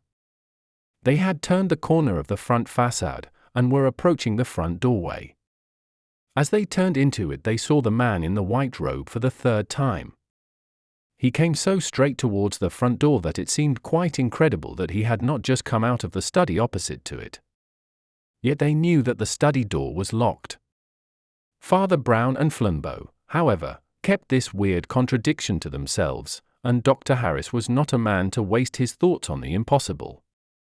He permitted the omnipresent Asiatic to make his exit, and then stepped briskly into the hall. There he found a figure which he had already forgotten. The inane Atkinson was still hanging about, humming and poking things with his knobby cane. The doctor's face had a spasm of disgust and decision, and he whispered rapidly to his companion, "I must lock the door again, or this rat will get in. But I shall be out again in 2 minutes." He rapidly unlocked the door and locked it again behind him, just balking a blundering charge from the young man in the billycock. The young man threw himself impatiently on a hall chair. Flambeau looked at a Persian illumination on the wall. Father Brown, who seemed in a sort of daze, dully eyed the door. In about 4 minutes the door was opened again. Atkinson was quicker this time. He sprang forward, held the door open for an instant, and called out, "Oh, I say, Quinton, I want." From the other end of the study came the clear voice of Quinton, in something between a yawn and a yell of weary laughter. "Oh, I know what you want. Take it, and leave me in peace. I'm writing a song about peacocks." Before the door closed, half a sovereign came flying through the aperture, and Atkinson, stumbling forward, caught it with singular dexterity. "So that's settled," said the doctor, and, locking the door savagely, he led the way out into the garden. "Poor Leonard can get a little peace now," he added to Father Brown, "he's locked in all by himself for an hour or two." "Yes," answered the priest, and his voice sounded jolly enough when we left him. Then he looked gravely round the garden, and saw the loose figure of Atkinson standing and jingling the half-sovereign in his pocket, and beyond, in the purple twilight, the figure of the Indian sitting bolt upright upon a bank of grass with his face turned towards the setting sun. Then he said abruptly, "Where is Mrs. Quinton?" "She has gone up to her room," said the doctor. "That is her shadow on the blind." Father Brown looked up, and frowningly scrutinized a dark outline at the gaslit window. "Yes," he said, "that is her shadow," and he walked a yard or two and threw himself upon a garden seat. Flambeau sat down beside him, but the doctor was one of those energetic people who live naturally on their legs. He walked away, smoking, into the twilight, and the two friends were left together. "My father," said Flambeau in French, "what is the matter with you?" Father Brown was silent and motionless for half a minute, then he said, "Superstition is irreligious, but there is something in the air of this place. I think it's that Indian, or at least, partly." He sank into silence, and watched the distant outline of the Indian, who still sat rigid as if in prayer. At first sight he seemed motionless, but as Father Brown watched him he saw that the man swayed ever so slightly with a rhythmic movement, just as the dark treetops swayed ever so slightly in the wind that was creeping up the dim garden paths and shuffling the fallen leaves a little. The landscape was growing rapidly dark, as if for a storm, but they could still see all the figures in their various places. Atkinson was leaning against a tree with a listless face, Quinton's wife was still at her window, the doctor had gone strolling round the end of the conservatory, they could see his cigar like a will-o'-the-wisp, and the Farker still sat rigid and yet rocking, while the trees above him began to rock and almost to roar. Storm was certainly coming. "When that Indian spoke to us," went on Brown in a conversational undertone, "I had a sort of vision, a vision of him and all his universe. Yet he only said the same thing 3 times. When first he said 'I want nothing,' it meant only that he was impenetrable, that Asia does not give itself away. Then he said again, 'I want nothing,' and I knew that he meant that he was sufficient to himself, like a cosmos, that he needed no God, neither admitted any sins. And when he said the 3rd time, 'I want nothing,' he said it with blazing eyes. And I knew that he meant literally what he said, that nothing was his desire and his home, that he was weary for nothing as for wine, that annihilation, the mere destruction of everything or anything." 2 drops of rain fell, and for some reason Flambeau started and looked up, as if they had stung him. And the same instant the doctor down by the end of the conservatory began running towards them, calling out something as he ran. As he came among them like a bombshell, the restless Atkinson happened to be taking a turn nearer to the house front, and the doctor clutched him by the collar in a convulsive grip. "Foul play," he cried. "What have you been doing to him, you dog?" The priest had sprung erect, and had the voice of steel of a soldier in command. "No fighting," he cried coolly, "we are enough to hold anyone we want to." "What is the matter, doctor?" "Things are not right with Quinton," said the doctor, quite white. "I could just see him through the glass, and I don't like the way he's lying. It's not as I left him, anyhow." "Let us go into him," said Father Brown shortly. "You can leave Mr. Atkinson alone. I have had him in sight since we heard Quinton's voice." "I will stop here and watch him," said Flambeau hurriedly. "You go in and see." The doctor and the priest flew to the study door, unlocked it, and fell into the room. In doing so they nearly fell over the large mahogany table in the center at which the poet usually wrote, for the place was lit only by a small fire kept for the invalid. In the middle of this table lay a single sheet of paper, evidently left there on purpose. The doctor snatched it up, glanced at it, handed it to Father Brown, and crying, "Good God, look at that," plunged toward the glass room beyond, where the terrible tropic flowers still seemed to keep a crimson memory of the sunset. Father Brown read the words 3 times before he put down the paper. The words were, "I die by my own hand, yet I die murdered." They were in the quite inimitable, not to say illegible, handwriting of Leonard Quinton. Then Father Brown, still keeping the paper in his hand, strode towards the conservatory, only to meet his medical friend coming back with a face of assurance and collapse. "He's done it," said Harris. They went together through the gorgeous unnatural beauty of cactus and azalea and found Leonard Quinton, poet and romancer, with his head hanging downward off his ottoman and his red curls sweeping the ground. Into his left side was thrust the queer dagger that they had picked up in the garden, and his limp hand still rested on the hilt. Outside the storm had come at one stride, like the night in Coleridge, and garden and glass roof were darkened with driving rain. Father Brown seemed to be studying the paper more than the corpse. He held it close to his eyes, and seemed trying to read it in the twilight. Then he held it up against the faint light, and, as he did so, lightning stared at them for an instant so white that the paper looked black against it. Darkness full of thunder followed, and after the thunder Father Brown's voice said out of the dark, "Doctor, this paper is the wrong shape." "What do you mean?" asked Dr. Harris, with a frowning stare. "It isn't square," answered Brown. "It has a sort of edge snipped off at the corner." "What does it mean?" "How the deuce should I know?" growled the doctor. "Shall we move this poor chap, do you think?" "He's quite dead." "No," answered the priest, "we must leave him as he lies and send for the police." But he was still scrutinizing the paper. As they went back through the study he stopped by the table and picked up a small pair of nail scissors. "Ah," he said, with a sort of relief, "this is what he did it with." "But yet," and he knitted his brows. "Oh, stop fooling with that scrap of paper," said the doctor emphatically. "It was a fad of his. He had hundreds of them. He cut all his paper like that," as he pointed to a stack of sermon paper still unused on another and smaller table. Father Brown went up to it and held up a sheet. It was the same irregular shape. "Quite so," he said. "And here I see the corners that were snipped off." And to the indignation of his colleague he began to count them. "That's all right," he said, with an apologetic smile. 23 sheets cut and 22 corners cut off them. "And as I see you are impatient we will rejoin the others." "Who is to tell his wife?" asked Dr. Harris. "Will you go and tell her now, while I send a servant for the police?" "As you will," said Father Brown indifferently. And he went out to the hall door. Here also he found a drama, though of a more grotesque sort. It showed nothing less than his big friend Flambeau in an attitude to which he had long been unaccustomed, while upon the pathway at the bottom of the steps was sprawling with his boots in the air the amiable Atkinson, his billycock hat and walking cane sent flying in opposite directions along the path.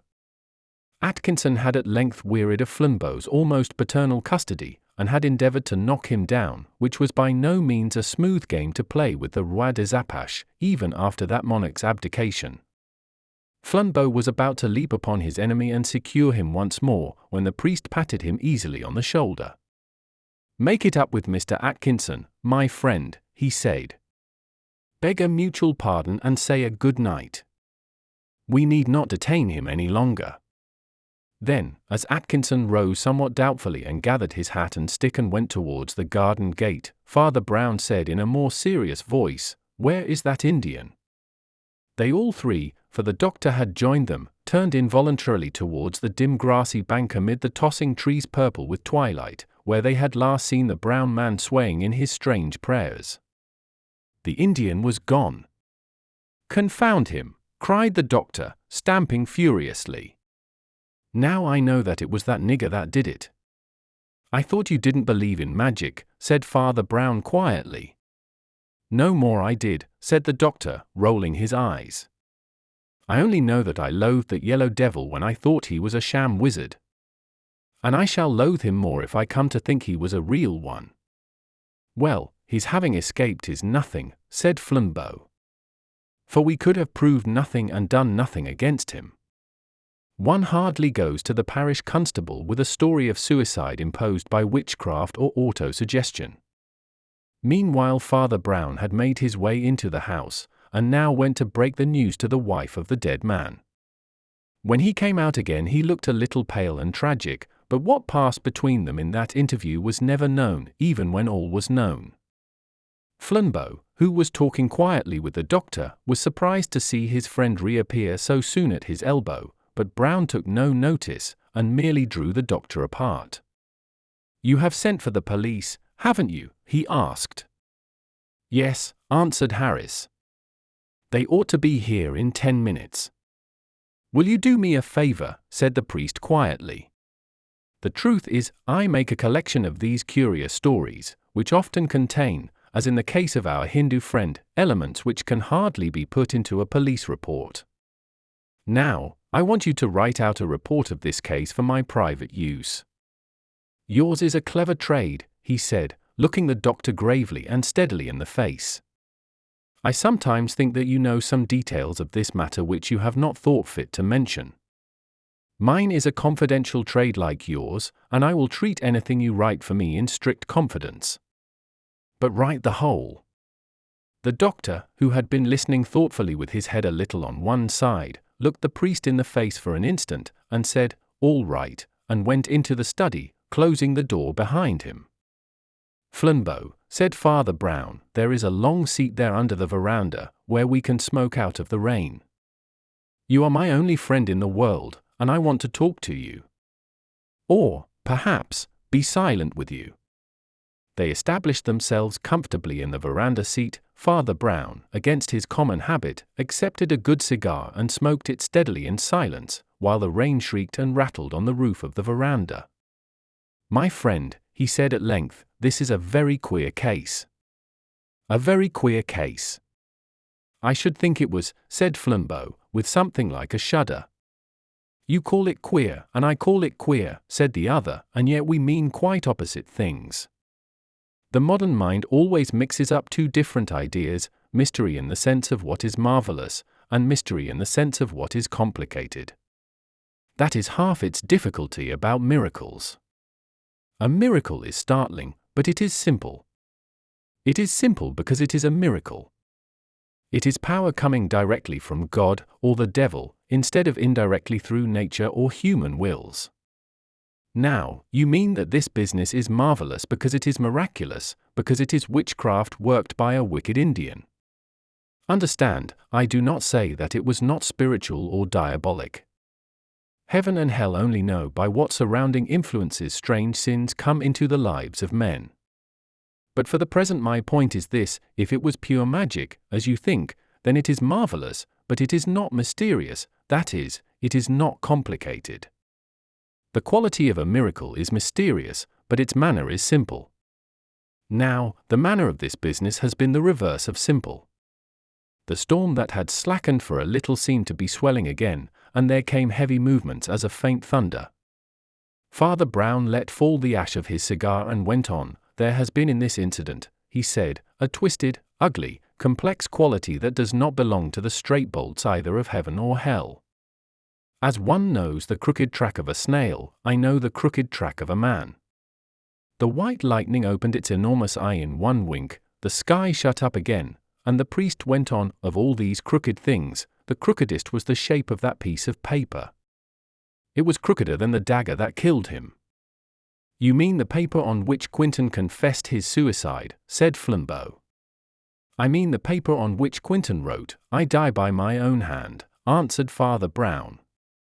The shape of that paper, my friend, was the wrong shape, if ever I have seen it in this wicked world.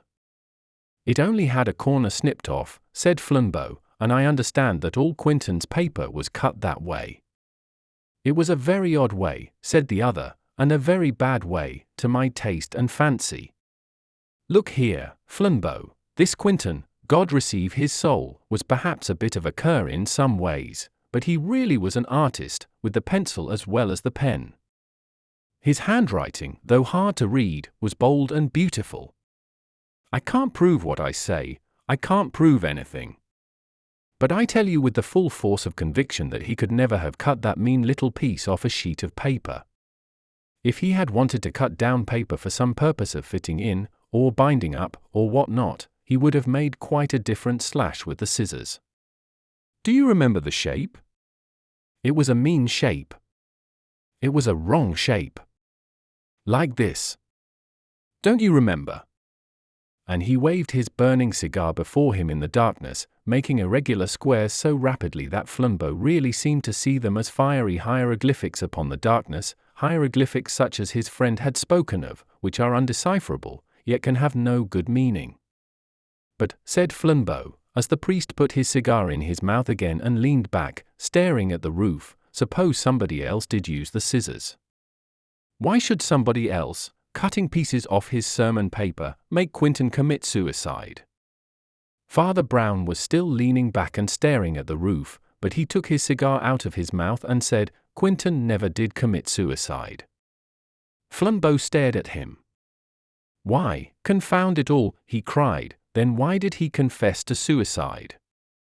The priest leant forward again, settled his elbows on his knees, looked at the ground, and said, in a low, distinct voice, "He never did confess to suicide." Flambeau laid his cigar down. "You mean," he said, "that the writing was forged?"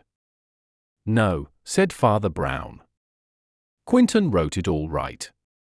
"Well, there you are," said the aggravated Flambeau. "Quentin wrote, 'I die by my own hand,' with his own hand on a plain piece of paper." "Of the wrong shape," said the priest calmly. "Oh, the shape be damned," cried Flambeau. "What has the shape to do with it?" "There were 23 snipped papers," resumed Brown unmoved, "and only 22 pieces snipped off. Therefore one of the pieces had been destroyed, probably that from the written paper.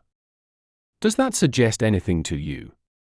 A light dawned on Flambeau's face, and he said, "There was something else written by Quentin, some other words. 'They will tell you I die by my own hand,' or 'do not believe that, hotter,' as the children say," said his friend. But the piece was hardly half an inch across, there was no room for one word, let alone 5. Can you think of anything hardly bigger than a comma which the man with hell in his heart had to tear away as a testimony against him? "I can think of nothing," said Flambeau at last. "What about quotation marks?" said the priest, and flung his cigar far into the darkness like a shooting star. All words had left the other man's mouth, and Father Brown said, like one going back to fundamentals, Leonard Quentin was a romancer, and was writing an oriental romance about wizardry and hypnotism. At this moment the door opened briskly behind them, and the doctor came out with his hat on. He put a long envelope into the priest's hands. "That's the document you wanted," he said, "and I must be getting home. Good night." "Good night," said Father Brown, as the doctor walked briskly to the gate. He had left the front door open, so that a shaft of gaslight fell upon them. In the light of this Brown opened the envelope and read the following words. "Dear Father Brown, Vicisti Galilei. Otherwise, damn your eyes, which are very penetrating ones. Can it be possible that there is something in all that stuff of yours after all? I am a man who has ever since boyhood believed in nature and in all natural functions and instincts, whether men called them moral or immoral. Long before I became a doctor, when I was a schoolboy keeping mice and spiders, I believed that to be a good animal is the best thing in the world. But just now I am shaken. I have believed in nature, but it seems as if nature could betray a man. Can there be anything in your bosh? I am really getting morbid. I loved Quentin's wife. What was there wrong in that? Nature told me to, and it's love that makes the world go round. I also thought quite sincerely that she would be happier with a clean animal like me than with that tormenting little lunatic. What was there wrong in that? I was only facing facts, like a man of science. She would have been happier. According to my own creed, I was quite free to kill Quentin, which was the best thing for everybody, even himself. But as a healthy animal, I had no notion of killing myself. I resolved, therefore, that I would never do it until I saw a chance that would leave me scot-free. I saw that chance this morning. I have been 3 times, all told, into Quentin's study today. The first time I went in, he would talk about nothing but the weird tale, called The Cure of a Saint, which he was writing, which was all about how some Indian hermit made an English colonel kill himself by thinking about him. He showed me the last sheets, and even read me the last paragraph, which was something like this: the conqueror of the Punjab, a mere yellow skeleton, but still gigantic, managed to lift himself on his elbow and gasp in his nephew's ear, "I die by my own hand, yet I die murdered." It so happened by one chance out of 100 that those last words were written at the top of a new sheet of paper. I left the room, and went out into the garden intoxicated with a frightful opportunity. We walked round the house, and 2 more things happened in my favor. You suspected an Indian, and you found a dagger which the Indian might most probably use. Taking the opportunity to stuff it in my pocket, I went back to Quentin's study, locked the door, and gave him his sleeping draught. He was against answering Atkinson at all, but I urged him to call out and quiet the fellow, because I wanted a clear proof that Quentin was alive when I left the room for the second time. Quentin lay down in the conservatory, and I came through the study. I am a quick man with my hands, and in a minute and a half I had done what I wanted to do. I had emptied all the first part of Quentin's romance into the fireplace, where it burned to ashes. Then I saw that the quotation marks wouldn't do, so I snipped them off, and to make it seem likelier, snipped the whole quire to match.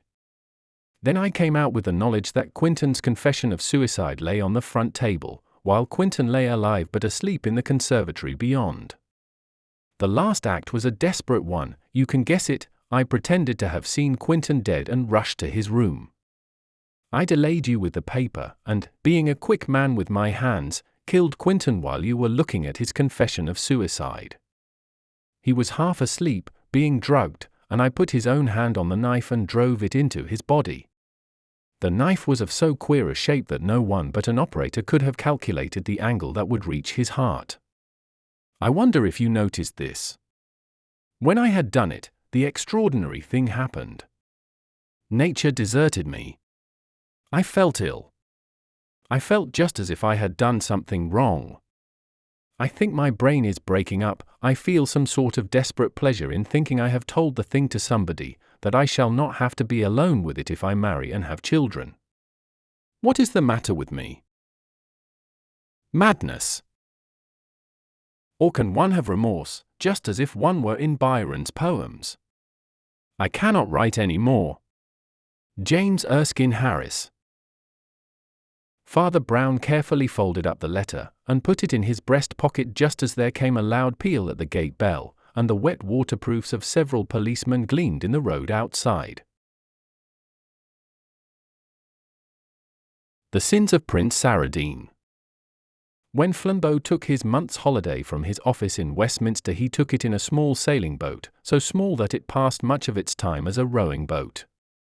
He took it, moreover, in little rivers in the eastern counties, rivers so small that the boat looked like a magic boat, sailing on land through meadows and cornfields.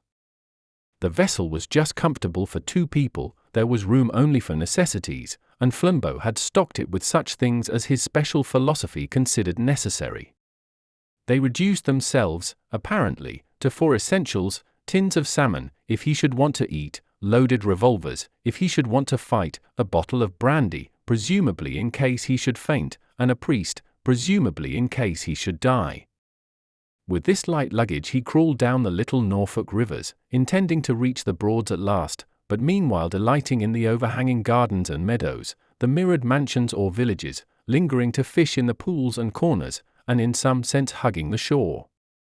Like a true philosopher, Flambeau had no aim in his holiday, but, like a true philosopher, he had an excuse. He had a sort of half-purpose, which he took just so seriously that its success would crown the holiday, but just so lightly that its failure would not spoil it.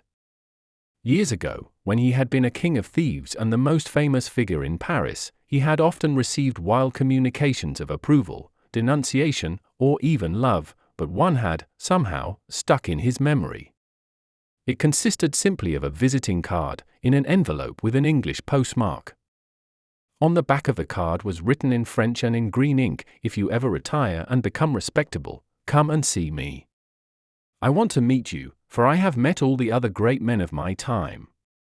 That trick of yours of getting one detective to arrest the other was the most splendid scene in French history. On the front of the card was engraved in the formal fashion, Prince Saradine, Reed House, Reed Island, Norfolk. He had not troubled much about the prince then, beyond ascertaining that he had been a brilliant and fashionable figure in southern Italy. In his youth, it was said, he had eloped with a married woman of high rank. The escapade was scarcely startling in his social world, but it had clung to men's minds because of an additional tragedy, the alleged suicide of the insulted husband, who appeared to have flung himself over a precipice in Sicily. The prince then lived in Vienna for a time, but his more recent years seemed to have been passed in perpetual and restless travel. But when Flambeau, like the prince himself, had left European celebrity and settled in England, it occurred to him that he might pay a surprise visit to this eminent exile in the Norfolk Broads. Whether he should find the place he had no idea, and, indeed, it was sufficiently small and forgotten. But as things fell out, he found it much sooner than he expected. They had moored their boat one night under a bank veiled in high grasses and short pollarded trees. Sleep, after heavy sculling, had come to them early, and by a corresponding accident they awoke before it was light. To speak more strictly, they awoke before it was daylight, for a large lemon moon was only just setting in the forest of high grass above their heads, and the sky was of a vivid violet blue, nocturnal but bright. Both men had simultaneously a reminiscence of childhood, of the elfin and adventurous time when tall weeds close over us like woods. Standing up thus against the large low moon, the daisies really seemed to be giant daisies, the dandelions to be giant dandelions. Somehow it reminded them of the dado of a nursery wallpaper. The drop of the riverbed sufficed to sink them under the roots of all shrubs and flowers and make them gaze upwards at the grass. "By Jove," said Flambeau, "it's like being in fairyland." Father Brown sat bolt upright in the boat and crossed himself. His movement was so abrupt that his friend asked him, with a mild stare, what was the matter. "The people who wrote the medieval ballads," answered the priest, "knew more about fairies than you do. It isn't only nice things that happen in fairyland." "Oh, bosh," said Flambeau. "Only nice things could happen under such an innocent moon. I am for pushing on now and seeing what does really come. We may die and rot before we ever see again such a moon or such a mood." "All right," said Father Brown. "I never said it was always wrong to enter fairyland. I only said it was always dangerous." They pushed slowly up the brightening river. The glowing violet of the sky and the pale gold of the moon grew fainter and fainter, and faded into that vast colorless cosmos that precedes the colors of the dawn. When the first faint stripes of red and gold and grey split the horizon from end to end, they were broken by the black bulk of a town or village which sat on the river just ahead of them. It was already an easy twilight, in which all things were visible, when they came under the hanging roofs and bridges of this riverside hamlet. The houses, with their long, low, stooping roofs, seemed to come down to drink at the river, like huge grey and red cattle. The broadening and whitening dawn had already turned to working daylight before they saw any living creature on the wharves and bridges of that silent town. Eventually they saw a very placid and prosperous man in his shirt sleeves, with a face as round as the recently sunken moon, and rays of red whisker around the low arc of it, who was leaning on a post above the sluggish tide. By an impulse not to be analysed, Flambeau rose to his full height in the swaying boat and shouted at the man to ask if he knew Reed Island or Reed House. The prosperous man's smile grew slightly more expansive, and he simply pointed up the river towards the next bend of it. Flambeau went ahead without further speech. The boat took many such grassy corners and followed many such reedy and silent reaches of river, but before the search had become monotonous they had swung round a specially sharp angle and come into the silence of a sort of pool or lake, the sight of which instinctively arrested them. For in the middle of this wider piece of water, fringed on every side with rushes, lay a long, low islet, along which ran a long, low house or bungalow built of bamboo or some kind of tough tropic cane. The upstanding rods of bamboo which made the walls were pale yellow, the sloping rods that made the roof were of darker red or brown, otherwise the long house was a thing of repetition and monotony. The early morning breeze rustled the reeds round the island and sang in the strange ribbed house as in a giant panpipe. "By George!" cried Flambeau, "here is the place, after all. Here is Reed Island, if ever there was one. Here is Reed House, if it is anywhere. I believe that fat man with whiskers was a fairy." "Perhaps," remarked Father Brown impartially. "If he was a bad fairy." But even as he spoke the impetuous Flambeau had run his boat ashore in the rattling reeds, and they stood in the long, quaint islet beside the odd and silent house. The house stood with its back, as it were, to the river and the only landing stage, the main entrance was on the other side, and looked down the long island garden.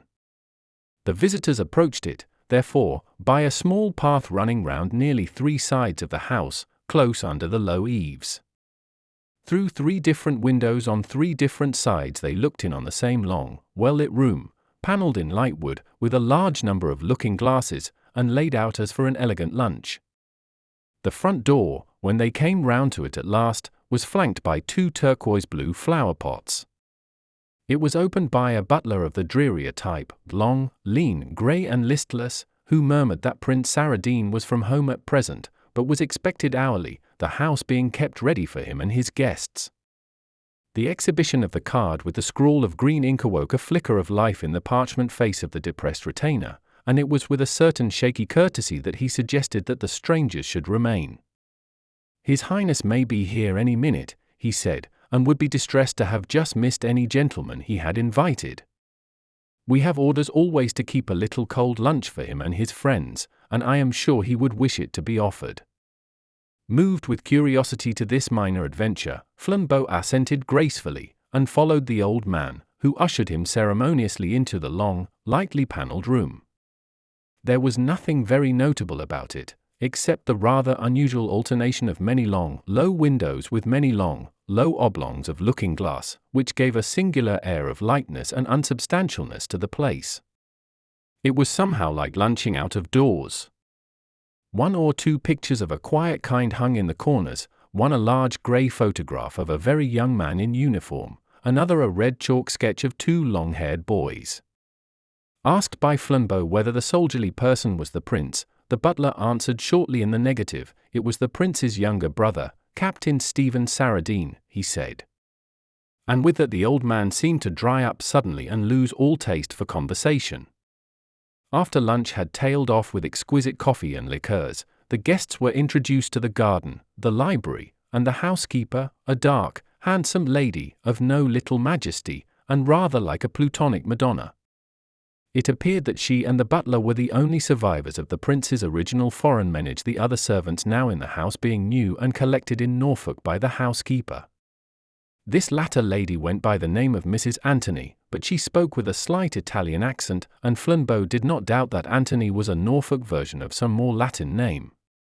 Mr. Paul, the butler, also had a faintly foreign air, but he was in tongue and training English, as are many of the most polished men-servants of the cosmopolitan nobility. Pretty and unique as it was, the place had about it a curious luminous sadness. Hours passed in it like days. The long, well-windowed rooms were full of daylight, but it seemed a dead daylight.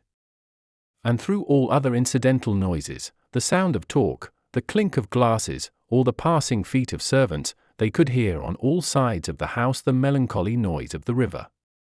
"We have taken a wrong turning, and come to a wrong place," said Father Brown, looking out of the window at the grey-green sedges and the silver flood. "Never mind, one can sometimes do good by being the right person in the wrong place." Father Brown, though commonly a silent, was an oddly sympathetic little man, and in those few but endless hours he unconsciously sank deeper into the secrets of Reed House than his professional friend.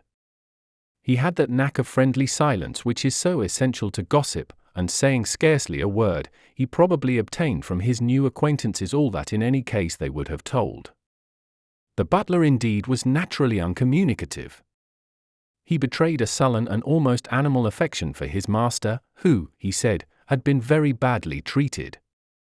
The chief offender seemed to be His Highness's brother, whose name alone would lengthen the old man's lantern jaws and pucker his parrot nose into a sneer. Captain Stephen was a ne'er-do-well, apparently, and had drained his benevolent brother of hundreds and thousands, forced him to fly from fashionable life and live quietly in this retreat. That was all Paul, the butler, would say, and Paul was obviously a partisan. The Italian housekeeper was somewhat more communicative, being, as Brown fancied, somewhat less content. Her tone about her master was faintly acid, though not without a certain awe. Flambeau and his friend were standing in the room of the looking-glasses examining the red sketch of the two boys, when the housekeeper swept in swiftly on some domestic errand. It was a peculiarity of this glittering, glass-panelled place that anyone entering was reflected in 4 or 5 mirrors at once, and Father Brown, without turning round, stopped in the middle of a sentence of family criticism. But Flambeau, who had his face close up to the picture, was already saying in a loud voice, "The brothers Saradine, I suppose. They both look innocent enough. It would be hard to say which is the good brother and which the bad." Then, realizing the lady's presence, he turned the conversation with some triviality, and strolled out into the garden. But Father Brown still gazed steadily at the red crayon sketch, and Mrs. Anthony still gazed steadily at Father Brown. She had large and tragic brown eyes, and her olive face glowed darkly with a curious and painful wonder, as of one doubtful of a stranger's identity or purpose. Whether the little priest's coat and creed touched some southern memories of confession, or whether she fancied he knew more than he did, she said to him in a low voice as to a fellow plotter, "He is right enough in one way, your friend. He says it would be hard to pick out the good and bad brothers." "Oh, it would be hard, it would be mighty hard, to pick out the good one." "I don't understand you," said Father Brown, and began to move away. The woman took a step nearer to him, with thunderous brows and a sort of savage stoop, like a bull lowering his horns. "There isn't a good one," she hissed. "There was badness enough in the captain taking all that money, but I don't think there was much goodness in the prince giving it. The captain's not the only one with something against him." A light dawned on the cleric's averted face, and his mouth formed silently the word blackmail. Even as he did so, the woman turned an abrupt white face over her shoulder and almost fell. The door had opened soundlessly, and the pale Paul stood like a ghost in the doorway. By the weird trick of the reflecting walls, it seemed as if 5 Pauls had entered by 5 doors simultaneously. "His Highness," he said, "has just arrived." In the same flash the figure of a man had passed outside the first window, crossing the sunlit pane like a lighted stage. An instant later he passed at the second window, and the many mirrors repainted in successive frames the same eagle profile and marching figure. He was erect and alert, but his hair was white and his complexion of an odd ivory yellow. He had that short, curved Roman nose which generally goes with long, lean cheeks and chin, but these were partly masked by moustache and imperial. The moustache was much darker than the beard, giving an effect slightly theatrical, and he was dressed up to the same dashing part, having a white top hat, an orchid in his coat, a yellow waistcoat and yellow gloves which he flapped and swung as he walked. When he came round to the front door they heard the stiff Paul open it, and heard the new arrival say cheerfully, "Well, you see I have come." The stiff Mr. Paul bowed and answered in his inaudible manner. For a few minutes their conversation could not be heard. Then the butler said, "Everything is at your disposal. and the glove-flapping Prince Saradine came gaily into the room to greet them. They beheld once more that spectral scene, 5 princes entering a room with 5 doors.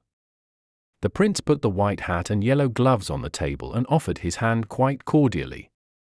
"Delighted to see you here, Mr. Flambeau," he said. "Knowing you very well by reputation, if that's not an indiscreet remark." "Not at all," answered Flambeau, laughing.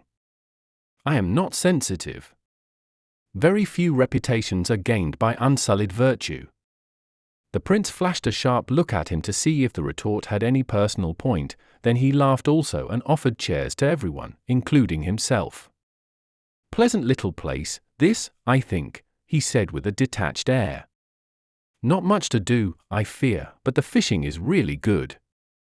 The priest, who was staring at him with the grave stare of a baby, was haunted by some fancy that escaped definition. He looked at the grey, carefully curled hair, yellow-white visage, and slim, somewhat foppish figure.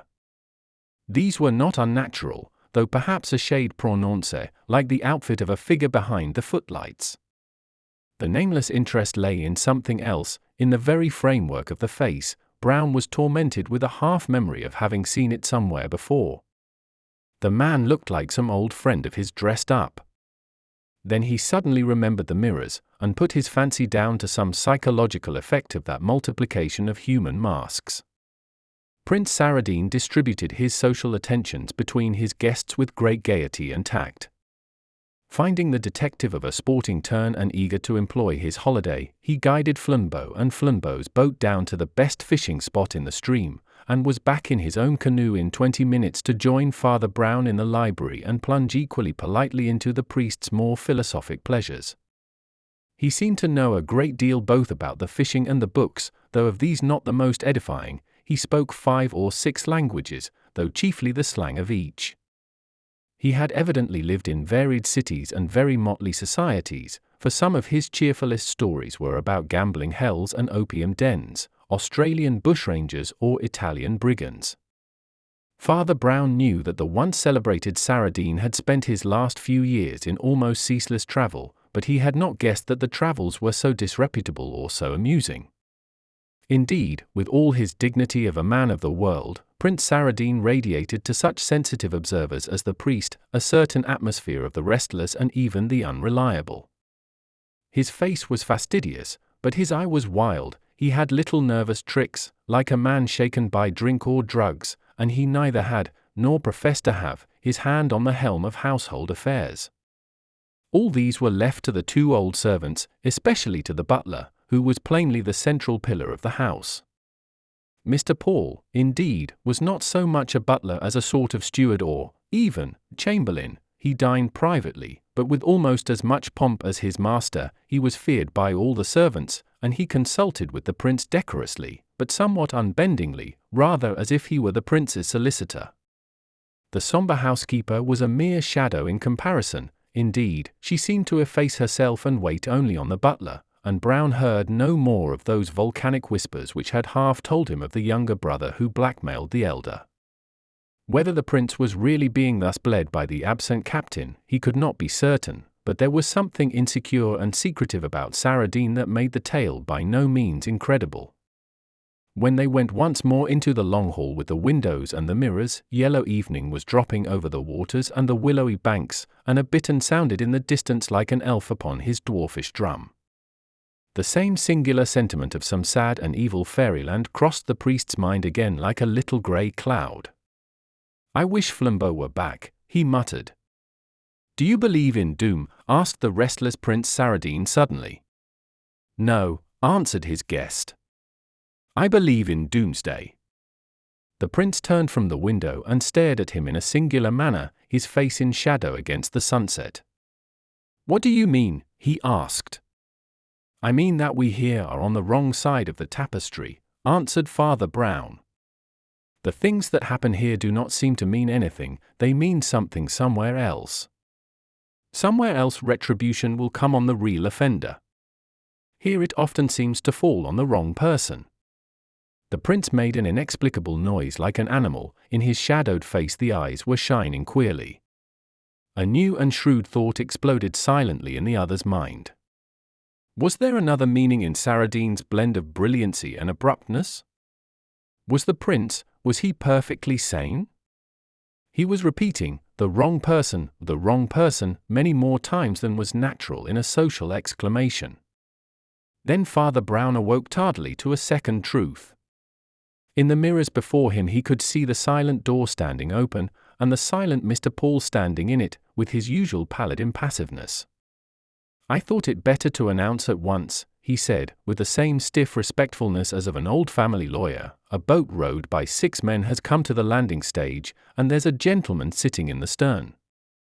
"A boat," repeated the prince, "a gentleman," and he rose to his feet. There was a startled silence punctuated only by the odd noise of the bird in the sedge, and then, before anyone could speak again, a new face and figure passed in profile round the 3 sunlit windows, as the prince had passed an hour or 2 before. But except for the accident that both outlines were aquiline, they had little in common. Instead of a new white topper of Saradine, was a black one of antiquated or foreign shape. Under it was a young and very solemn face, clean-shaven, blue about its resolute chin, and carrying a faint suggestion of the young Napoleon. The association was assisted by something old and odd about the whole get-up, as of a man who had never troubled to change the fashions of his fathers. He had a shabby blue frock coat, a red, soldierly-looking waistcoat, and a kind of coarse white trousers common among the early Victorians, but strangely incongruous today. From all this old clothes shop his olive face stood out strangely young and monstrously sincere. "The deuce," said Prince Saradine, and clapping on his white hat he went to the front door himself, flinging it open on the sunset garden. By that time the newcomer and his followers were drawn up on the lawn like a small stage army. The 6 boatmen had pulled the boat well up on shore, and were guarding it almost menacingly, holding their oars erect like spears. They were swarthy men, and some of them wore earrings. But one of them stood forward beside the olive-faced young man in the red waistcoat, and carried a large black case of unfamiliar form. "Your name," said the young man, "is Saradine." Saradine assented rather negligently. The newcomer had dull, dog-like brown eyes, as different as possible from the restless and glittering grey eyes of the prince. But once again Father Brown was tortured with a sense of having seen somewhere a replica of the face, and once again he remembered the repetitions of the glass-panelled room, and put down the coincidence to that. "Confound this crystal palace," he muttered. "One sees everything too many times. It's like a dream." "If you are Prince Saradine," said the young man, "I may tell you that my name is Antonelli." "Antonelli," repeated the prince languidly. "Somehow I remember the name." "Permit me to present myself," said the young Italian. With his left hand he politely took off his old-fashioned top hat, with his right he caught Prince Saradine so ringing a crack across the face that the white top hat rolled down the steps and one of the blue flower pots rocked upon its pedestal. The prince, whatever he was evidently not a coward. He sprang at his enemy's throat and almost bore him backwards to the grass. But his enemy extricated himself with a singularly inappropriate air of hurried politeness. "That is all right," he said, panting and in halting English. "I have insulted. I will give satisfaction. Marco, open the case." The man beside him with the earrings and the big black case proceeded to unlock it. He took out of it 2 long Italian rapiers, with splendid steel hilts and blades, which he planted point downwards in the lawn. The strange young man standing facing the entrance with his yellow and vindictive face, the 2 swords standing up in the turf like 2 crosses in a cemetery, and the line of the ranked towers behind, gave it all an odd appearance of being some barbaric court of justice. But everything else was unchanged, so sudden had been the interruption. The sunset gold still glowed on the lawn, and the bittern still boomed as announcing some small but dreadful destiny. "Prince Saradine," said the man called Antonelli, "when I was an infant in the cradle you killed my father and stole my mother. My father was the more fortunate. You did not kill him fairly, as I am going to kill you. You and my wicked mother took him driving to a lonely pass in Sicily, flung him down a cliff, and went on your way. I could imitate you if I chose, but imitating you is too vile. I have followed you all over the world, and you have always fled from me. But this is the end of the world, and of you. I have you now, and I give you the chance you never gave my father. Choose one of those swords. Prince Saradine, with contracted brows, seemed to hesitate a moment, but his ears were still singing with the blow, and he sprang forward and snatched at one of the hilts. Father Brown had also sprung forward, striving to compose the dispute, but he soon found his personal presence made matters worse. Saradine was a French Freemason and a fierce atheist, and a priest moved him by the law of contraries. And for the other man, neither priest nor layman moved him at all. This young man with the Bonaparte face and the brown eyes was something far sterner than a Puritan, a pagan. He was a simple slayer from the morning of the earth, a man of the Stone Age, a man of stone. One hope remained, the summoning of the household, and Father Brown ran back into the house. He found, however, that all the underservants had been given a holiday ashore by the autocrat Paul, and that only the sombre Mrs. Antony moved uneasily about the long rooms. But the moment she turned a ghastly face upon him, he resolved one of the riddles of the House of Mirrors. The heavy brown eyes of Antonelli were the heavy brown eyes of Mrs. Antony, and in a flash he saw half the story. "Your son is outside," he said without wasting words, "either he or the prince will be killed." "Where is Mr. Paul?" "He is at the landing stage," said the woman faintly. He is, signaling for help." "Mrs. Antony," said Father Brown seriously, "there is no time for nonsense. My friend has his boat down the river fishing. Your son's boat is guarded by your son's men. There is only this one canoe. What is Mr. Paul doing with it?" "Santa Maria!" "I do not know," she said, and swooned all her length on the matted floor. Father Brown lifted her to a sofa, flung a pot of water over her, shouted for help, and then rushed down to the landing stage of the little island. But the canoe was already in midstream, and old Paul was pulling and pushing it up the river with an energy incredible at his years. "I will save my master," he cried, his eyes blazing maniacally. "I will save him yet." Father Brown could do nothing but gaze after the boat as it struggled upstream and pray that the old man might waken the little town in time.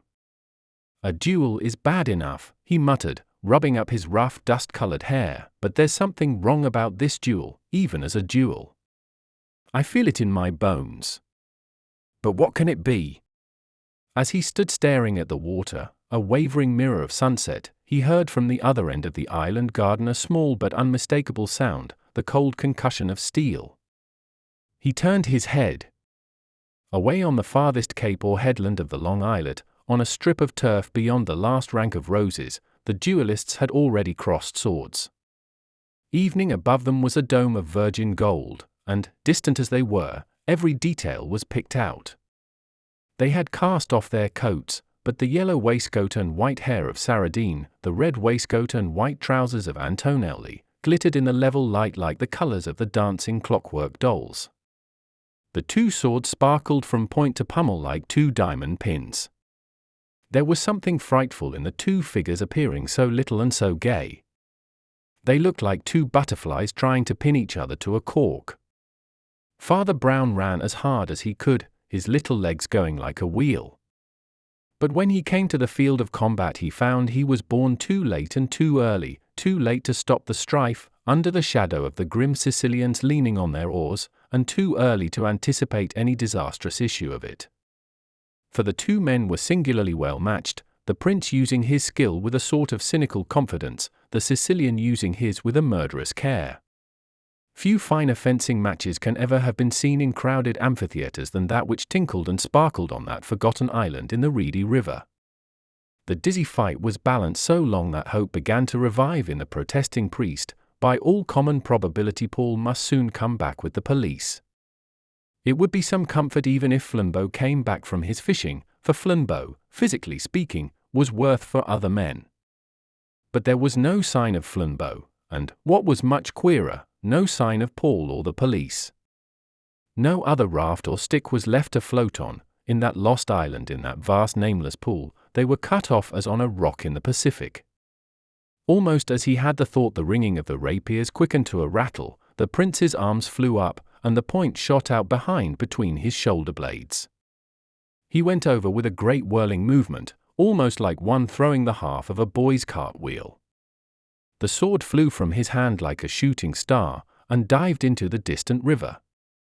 And he himself sank with so earth-shaking a subsidence that he broke a big rose tree with his body and shook up into the sky a cloud of red earth, like the smoke of some heathen sacrifice. The Sicilian had made blood offering to the ghost of his father. The priest was instantly on his knees by the corpse, but only to make too sure that it was a corpse.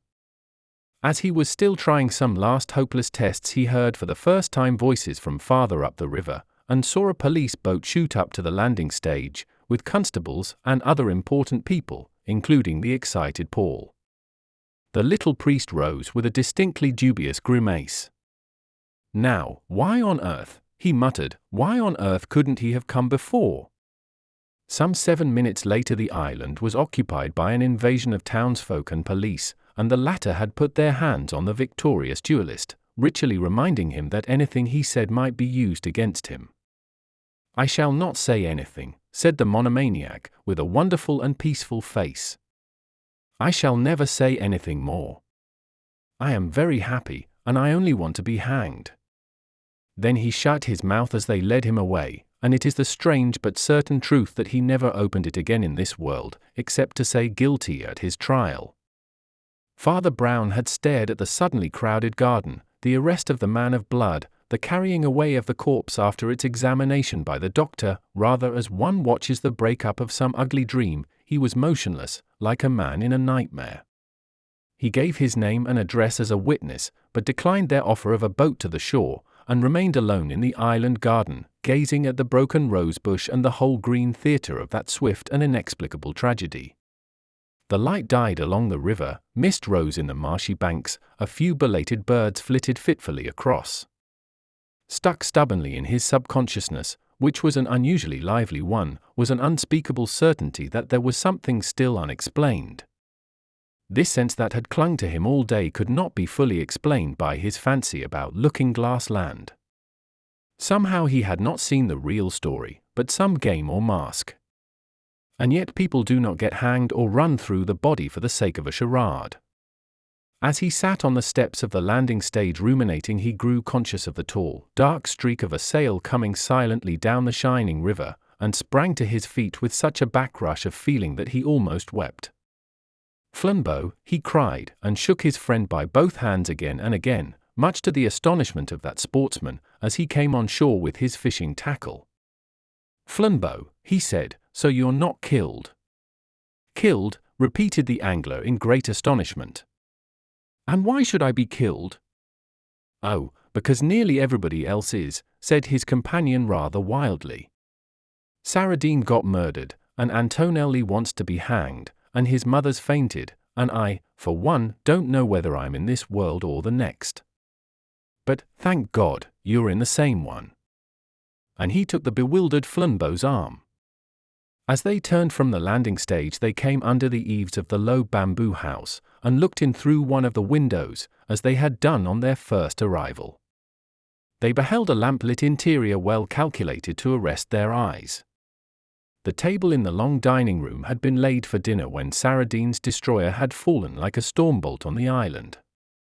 And the dinner was now in placid progress, for Mrs. Anthony sat somewhat sullenly at the foot of the table, while at the head of it was Mr. Paul, the major domo, eating and drinking of the best, his bluish eyes standing queerly out of his face, his gaunt countenance inscrutable, but by no means devoid of satisfaction. With a gesture of powerful impatience, Flambeau rattled at the window, wrenched it open, and put an indignant head into the lamplit room. "Well," he cried, "I can understand you may need some refreshment, but really to steal your master's dinner while he lies murdered in the garden, I have stolen a great many things in a long and pleasant life," replied the strange old gentleman placidly. "This dinner is one of the few things I have not stolen. This dinner and this house and garden happen to belong to me." A thought flashed across Flambeau's face. You mean to say, he began, that the will of Prince Saradine, I am Prince Saradine, said the old man, munching a salted almond. Father Brown, who was looking at the birds outside, jumped as if he were shot, and put in at the window a pale face like a turnip. You are what? He repeated in a shrill voice. Paul, Prince Saradine, à vos ordres, said the venerable person politely, lifting a glass of sherry. I live here very quietly, being a domestic kind of fellow, and for the sake of modesty I am called Mr. Paul, to distinguish me from my unfortunate brother Mr. Stephen. He died, I hear, recently, in the garden. Of course, it is not my fault if enemies pursue him to this place. It is owing to the regrettable irregularity of his life. He was not a domestic character. He relapsed into silence, and continued to gaze at the opposite wall just above the bowed and somber head of the woman. They saw plainly the family likeness that had haunted them in the dead man. Then his old shoulders began to heave and shake a little, as if he were choking, but his face did not alter. My God, cried Flambeau after a pause, he's laughing. Come away, said Father Brown, who was quite white. Come away from this house of hell. Let us get into an honest boat again. Night had sunk on rushes and river by the time they had pushed off from the island, and they went downstream in the dark, warming themselves with 2 big cigars that glowed like crimson ship's lanterns. Father Brown took his cigar out of his mouth and said, I suppose you can guess the whole story now? After all, it's a primitive story. A man had 2 enemies. He was a wise man. And so he discovered that 2 enemies are better than 1. I do not follow that, answered Flambeau. Oh, it's really simple, rejoined his friend. Simple, though anything but innocent. Both the Saradines were scamps, but the prince, the elder, was the sort of scamp that gets to the top, and the younger, the captain, was the sort that sinks to the bottom. This squalid officer fell from beggar to blackmailer, and one ugly day he got his hold upon his brother, the prince. Obviously it was for no light matter, for Prince Paul Saradine was frankly fast, and had no reputation to lose as to the mere sins of society. In plain fact, it was a hanging matter, and Stephen literally had a rope round his brother's neck. He had somehow discovered the truth about the Sicilian affair, and could prove that Paul murdered old Antonelli in the mountains. The captain raked in the hush money heavily for 10 years, until even the prince's splendid fortune began to look a little foolish. But Prince Saradine bore another burden besides his blood-sucking brother. He knew that the son of Antonelli, a mere child at the time of the murder, had been trained in savage Sicilian loyalty, and lived only to avenge his father, not with the gibbet, for he lacked Stephen's legal proof, but with the old weapons of vendetta. The boy had practiced arms with a deadly perfection, and about the time that he was old enough to use them Prince Saradine began, as the society papers said, to travel. The fact is that he began to flee for his life, passing from place to place like a hunted criminal, but with one relentless man upon his trail. That was Prince Paul's position, and by no means a pretty one. The more money he spent on eluding Antonelli, the less he had to silence Stephen. The more he gave to silence Stephen, the less chance there was of finally escaping Antonelli. Then it was that he showed himself a great man, a genius like Napoleon. Instead of resisting his 2 antagonists, he surrendered suddenly to both of them. He gave way like a Japanese wrestler, and his foes fell prostrate before him. He gave up the race round the world, and he gave up his address to young Antonelli, then he gave up everything to his brother. He sent Stephen money enough for smart clothes and easy travel, with a letter saying roughly, "This is all I have left. You have cleaned me out. I still have a little house in Norfolk, with servants and a cellar, and if you want more from me you must take that. Come and take possession if you like, and I will live there quietly as your friend or agent or anything." He knew that the Sicilian had never seen the Saradine brothers save, perhaps, in pictures. He knew they were somewhat alike, both having grey, pointed beards. Then he shaved his own face and waited. The trap worked. The unhappy captain, in his new clothes, entered the house in triumph as a prince, and walked upon the Sicilian sword. There was one hitch, and it is to the honor of human nature. Evil spirits like Saradine often blunder by never expecting the virtues of mankind. He took it for granted that the Italian's blow, when it came, would be dark, violent and nameless, like the blow it avenged, that the victim would be knifed at night, or shot from behind a hedge, and so die without speech. It was a bad minute for Prince Paul when Antonelli's chivalry proposed a formal duel, with all its possible explanations. It was then that I found him putting off in his boat with wild eyes. He was fleeing, bareheaded, in an open boat before Antonelli should learn who he was. But, however agitated, he was not hopeless. He knew the adventurer and he knew the fanatic. It was quite probable that Stephen, the adventurer, would hold his tongue, through his mere histrionic pleasure in playing a part, his lust for clinging to his new cozy quarters, his rascal's trust in luck, and his fine fencing. It was certain that Antonelli, the fanatic, would hold his tongue, and be hanged without telling tales of his family. Paul hung about on the river till he knew the fight was over. Then he roused the town, brought the police, saw his 2 vanquished enemies taken away forever, and sat down smiling to his dinner. Laughing, "God help us," said Flambeau with a strong shudder. "Do they get such ideas from Satan?" "He got that idea from you," answered the priest. "God forbid," ejaculated Flambeau. "From me? What do you mean?" The priest pulled a visiting card from his pocket and held it up in the faint glow of his cigar. It was scrawled with green ink. "Don't you remember his original invitation to you," he asked, "and the compliment to your criminal exploit? That trick of yours, he says, of getting one detective to arrest the other? He has just copied your trick. With an enemy on each side of him, he slipped swiftly out of the way and let them collide and kill each other." Flambeau tore Prince Saradine's card from the priest's hands and rent it savagely in small pieces. "There's the last of that old skull and crossbones," he said as he scattered the pieces upon the dark and disappearing waves of the stream, "but I should think it would poison the fishes."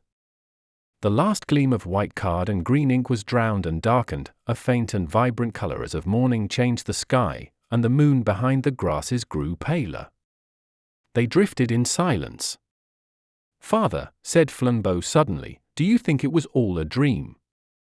The priest shook his head, whether in dissent or agnosticism, but remained mute. A smell of hawthorn and of orchards came to them through the darkness, telling them that a wind was awake. The next moment it swayed their little boat and swelled their sail, and carried them onward down the winding river to happier places and the homes of harmless men. The Hammer of God. The little village of Bohun Beacon was perched on a hill so steep that the tall spire of its church seemed only like the peak of a small mountain. At the foot of the church stood a smithy, generally red with fires and always littered with hammers and scraps of iron. Opposite to this, over a rude cross of cobbled paths, was the Blue Boar, the only inn of the place. It was upon this crossway, in the lifting of a leaden and silver daybreak, that 2 brothers met in the street and spoke, though one was beginning the day and the other finishing it.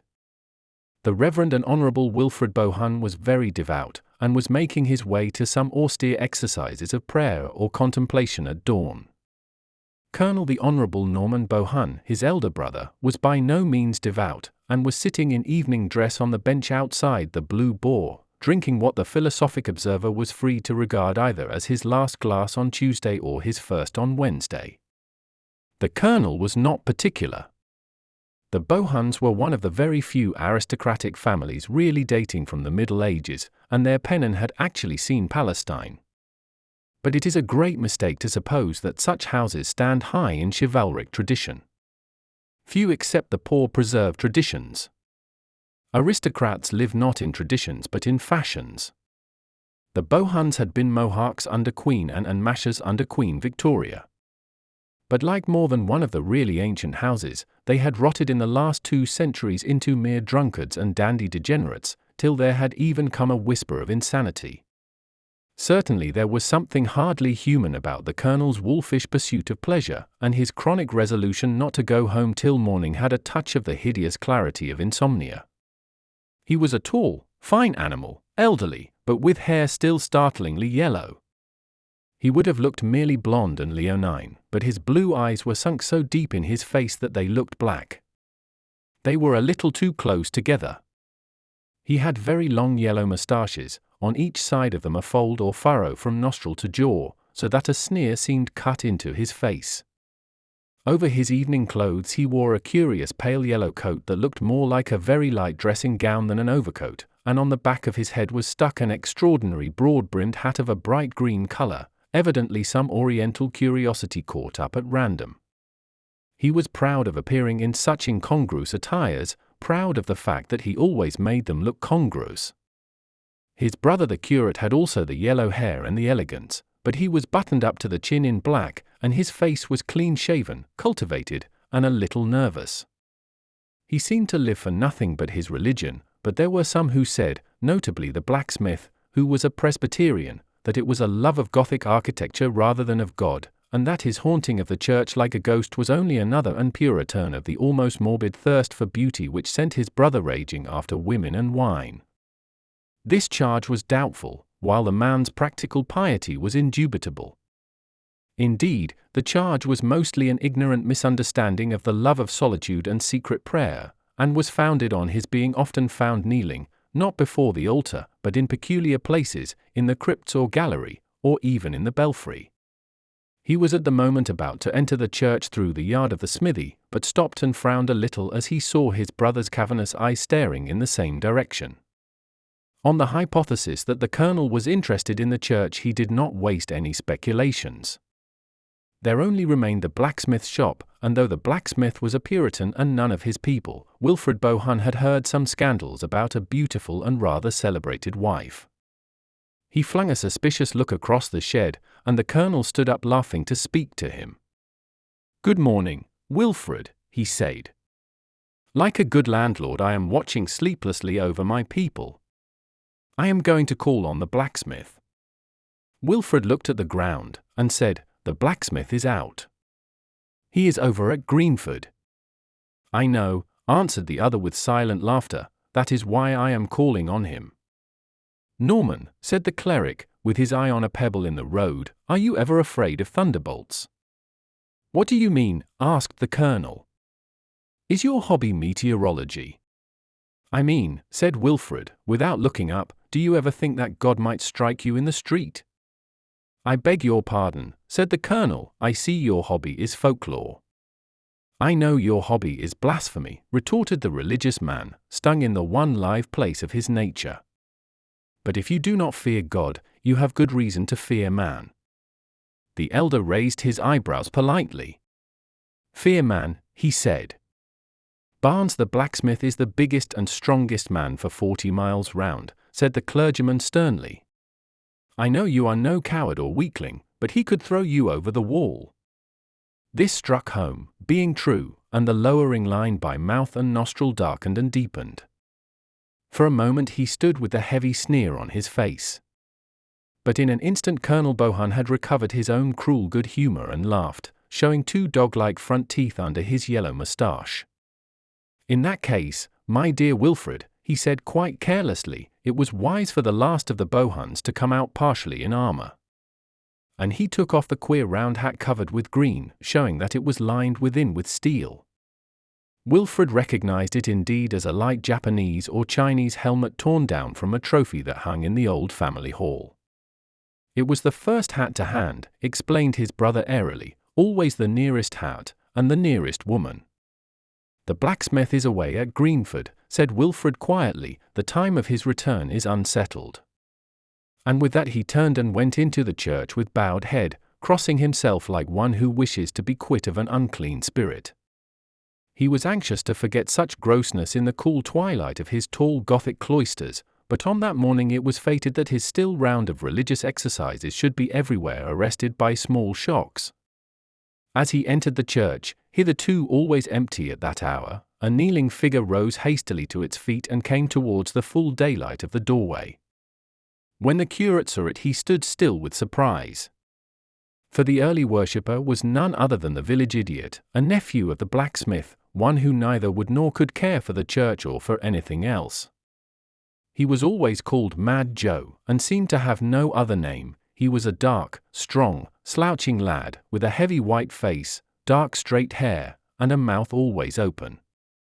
As he passed the priest, his moon-calf countenance gave no hint of what he had been doing or thinking of. He had never been known to pray before. What sort of prayers was he saying now? Extraordinary prayers, surely. Wilfred Bohun stood rooted to the spot long enough to see the idiot go out into the sunshine, and even to see his dissolute brother hail him with a sort of avuncular jocularity. The last thing he saw was the colonel throwing pennies at the open mouth of Joe, with the serious appearance of trying to hit it. This ugly sunlit picture of the stupidity and cruelty of the earth sent the ascetic finally to his prayers for purification and new thoughts. He went up to a pew in the gallery, which brought him under a coloured window which he loved and always quieted his spirit, a blue window with an angel carrying lilies. There he began to think less about the half-wit, with his livid face and mouth like a fish. He began to think less of his evil brother, pacing like a lean lion in his horrible hunger. He sank deeper and deeper into those cold and sweet colours of silver blossoms and sapphire sky. In this place half an hour afterwards he was found by Gibbs, the village cobbler, who had been sent for him in some haste. He got to his feet with promptitude, for he knew that no small matter would have brought Gibbs into such a place at all. The cobbler was, as in many villages, an atheist, and his appearance in church was a shade more extraordinary than Mad Joe's. It was a morning of theological enigmas. "What is it?" asked Wilfred Bohun rather stiffly, but putting out a trembling hand for his hat. The atheist spoke in a tone that, coming from him, was quite startlingly respectful, and even, as it were, huskily sympathetic. "You must excuse me, sir," he said in a hoarse whisper, "but we didn't think it right not to let you know at once. I'm afraid a rather dreadful thing has happened, sir." "I'm afraid your brother," Wilfred clenched his frail hands. "What devilry has he done now?" he cried in voluntary passion. "Why, sir," said the cobbler, coughing, "I'm afraid he's done nothing, and won't do anything. I'm afraid he's done for. You had really better come down, sir." The curate followed the cobbler down a short winding stair which brought them out at an entrance rather higher than the street. Bohun saw the tragedy in one glance, flat underneath him like a plan. In the yard of the smithy were standing 5 or 6 men mostly in black, one in an inspector's uniform. They included the doctor, the Presbyterian minister, and the priest from the Roman Catholic chapel, to which the blacksmith's wife belonged. The latter was speaking to her, indeed, very rapidly, in an undertone, as she, a magnificent woman with red gold hair, was sobbing blindly on a bench. Between these two groups, and just clear of the main heap of hammers, lay a man in evening dress, spread-eagled and flat on his face. From the height above Wilfred could have sworn to every item of his costume and appearance, down to the Bohun rings upon his fingers, but the skull was only a hideous splash, like a star of blackness and blood. Wilfred Bohun gave but one glance, and ran down the steps into the yard. The doctor, who was the family physician, saluted him, but he scarcely took any notice. He could only stammer out, "My brother is dead." "What does it mean? What is this horrible mystery?" There was an unhappy silence, and then the cobbler, the most outspoken man present, answered, "Plenty of horror, sir," he said, "but not much mystery." "What do you mean?" asked Wilfred, with a white face. "It's plain enough," answered Gibbs. "There is only one man for 40 miles round that could have struck such a blow as that, and he's the man that had most reason to." "We must not prejudge anything," put in the doctor, a tall, black-bearded man, rather nervously, "but it is competent for me to corroborate what Mr. Gibbs says about the nature of the blow, sir. It is an incredible blow. Mr. Gibbs says that only one man in this district could have done it. I should have said myself that nobody could have done it." A shudder of superstition went through the slight figure of the curate. "I can hardly understand," he said. "Mr. Bohun," said the doctor in a low voice, "metaphors literally fail me. It is inadequate to say that the skull was smashed to bits like an eggshell. Fragments of bone were driven into the body and the ground like bullets into a mud wall. It was the hand of a giant." He was silent a moment, looking grimly through his glasses, then he added, "The thing has one advantage, that it clears most people of suspicion at one stroke. If you or I or any normally made man in the country were accused of this crime, we should be acquitted as an infant would be acquitted of stealing the Nelson column." "That's what I say," repeated the cobbler obstinately. "There's only one man that could have done it, and he's the man that would have done it." "Where's Simeon Barnes, the blacksmith?" "He's over at Greenford," faltered the curate. "More likely over in France," muttered the cobbler. "No, he is in neither of those places," said a small and colourless voice, which came from the little Roman priest who had joined the group. "As a matter of fact, he is coming up the road at this moment." The little priest was not an interesting man to look at, having stubbly brown hair and a round and stolid face. But if he had been as splendid as Apollo, no one would have looked at him at that moment. Everyone turned round and peered at the pathway which wound across the plain below, along which was indeed walking, at his own huge stride and with a hammer on his shoulder, Simeon the smith. He was a bony and gigantic man, with deep, dark, sinister eyes and a dark chin beard. He was walking and talking quietly with two other men, and though he was never specially cheerful, he seemed quite at his ease. "My God," cried the atheistic cobbler, "and there's the hammer he did it with." "No," said the inspector, a sensible-looking man with a sandy moustache, speaking for the first time. "There's the hammer he did it with over there by the church wall. We have left it and the body exactly as they are." All glanced round and the short priest went across and looked down in silence at the tool where it lay. It was one of the smallest and the lightest of the hammers, and would not have caught the eye among the rest, but on the iron edge of it were blood and yellow hair. After a silence the short priest spoke without looking up, and there was a new note in his dull voice. "Mr. Gibbs was hardly right," he said, "in saying that there is no mystery. There is at least the mystery of why so big a man should attempt so big a blow with so little a hammer." "Oh, never mind that," cried Gibbs, in a fever. "What are we to do with Simeon Barnes?" "Leave him alone," said the priest quietly. "He is coming here of himself. I know those two men with him. They are very good fellows from Greenford, and they have come over about the Presbyterian chapel." Even as he spoke the tall smith swung round the corner of the church, and strode into his own yard. Then he stood there quite still, and the hammer fell from his hand. The inspector, who had preserved impenetrable propriety, immediately went up to him. "I won't ask you, Mr. Barnes," he said, "whether you know anything about what has happened here. You are not bound to say. I hope you don't know, and that you will be able to prove it. But I must go through the form of arresting you in the King's name for the murder of Colonel Norman Bohun."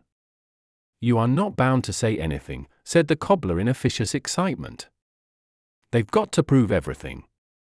They haven't proved yet that it is Colonel Bohun, with the head all smashed up like that." "That won't wash," said the doctor aside to the priest. "That's out of the detective stories.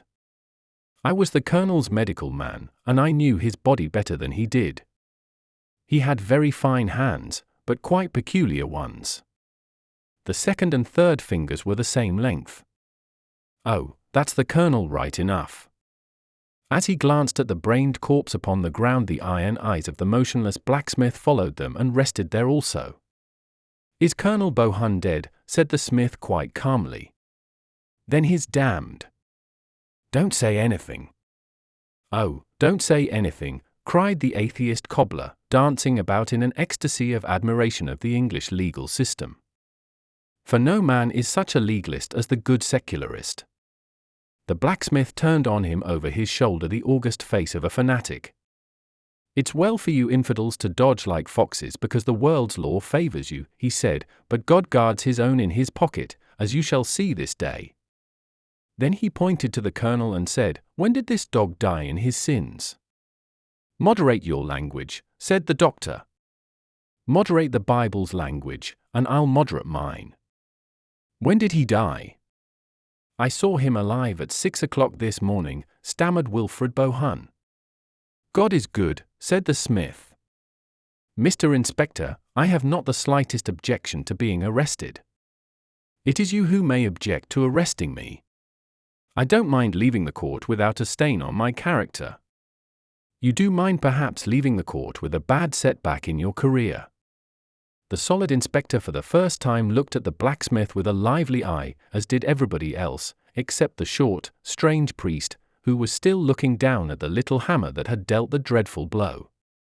"There are 2 men standing outside this shop," went on the blacksmith with ponderous lucidity, "good tradesmen in Greenford whom you all know, who will swear that they saw me from before midnight till daybreak and long after in the committee room of our revival mission, which sits all night, we save souls so fast.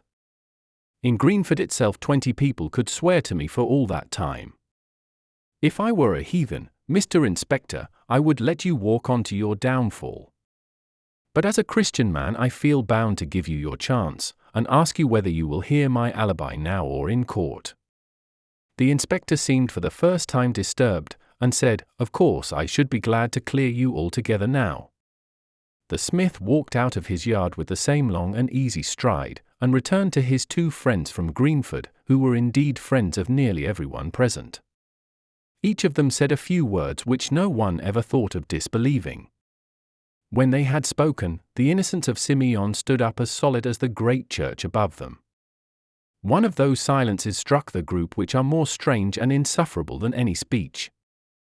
Madly, in order to make conversation, the curate said to the Catholic priest, "You seem very much interested in that hammer, Father Brown." "Yes, I am," said Father Brown. "Why is it such a small hammer?" The doctor swung round on him. "By George, that's true," he cried. "Who would use a little hammer with 10 larger hammers lying about?" Then he lowered his voice in the curate's ear and said, "Only the kind of person that can't lift a large hammer. It is not a question of force or courage between the sexes. It's a question of lifting power in the shoulders. A bold woman could commit 10 murders with a light hammer and never turn a hair. She could not kill a beetle with a heavy one." Wilfred Bohun was staring at him with a sort of hypnotized horror, while Father Brown listened with his head a little on one side, really interested and attentive. The doctor went on with more hissing emphasis. "Why do these idiots always assume that the only person who hates the wife's lover is the wife's husband? 9 times out of 10 the person who most hates the wife's lover is the wife. Who knows what insolence or treachery he had shown her? Look there." He made a momentary gesture towards the red-haired woman on the bench. She had lifted her head at last and the tears were drying on her splendid face. But the eyes were fixed on the corpse with an electric glare that had in it something of idiocy. The Reverend Wilfred Bohun made a limp gesture as if waving away all desire to know, but Father Brown, dusting off his sleeve some ashes blown from the furnace, spoke in his indifferent way. "You are like so many doctors," he said. "Your mental science is really suggestive. It is your physical science that is utterly impossible. I agree that the woman wants to kill the correspondent much more than the petitioner does. And I agree that a woman will always pick up a small hammer instead of a big one. But the difficulty is one of physical impossibility. No woman ever born could have smashed a man's skull out flat like that." Then he added reflectively, after a pause, "These people haven't grasped the whole of it. The man was actually wearing an iron helmet, and the blow scattered it like broken glass. Look at that woman. Look at her arms." Silence held them all up again, and then the doctor said rather sulkily, "Well, I may be wrong, there are objections to everything. But I stick to the main point. No man but an idiot would pick up that little hammer if he could use a big hammer." With that the lean and quivering hands of Wilfred Bohun went up to his head and seemed to clutch his scanty yellow hair. After an instant they dropped, and he cried, "That was the word I wanted, you have said the word." Then he continued, mastering his discomposure, "The words you said were, no man but an idiot would pick up the small hammer. "Yes," said the doctor. Well, said the curate, "no man but an idiot did." The rest stared at him with eyes arrested and riveted, and he went on in a febrile and feminine agitation. "I am a priest," he cried unsteadily, "and a priest should be no shedder of blood. I mean that he should bring no one to the gallows. And I thank God that I see the criminal clearly now, because he is a criminal who cannot be brought to the gallows." "You will not denounce him?" inquired the doctor. "He would not be hanged if I did denounce him," answered Wilfred with a wild but curiously happy smile. "When I went into the church this morning I found a madman praying there, that poor Joe, who has been wrong all his life. God knows what he prayed, but with such strange folk it is not incredible to suppose that their prayers are all upside down. Very likely a lunatic would pray before killing a man. When I last saw poor Joe he was with my brother. My brother was mocking him." "By Jove," cried the doctor, "this is talking at last. But how do you explain?" The Reverend Wilfred was almost trembling with the excitement of his own glimpse of the truth.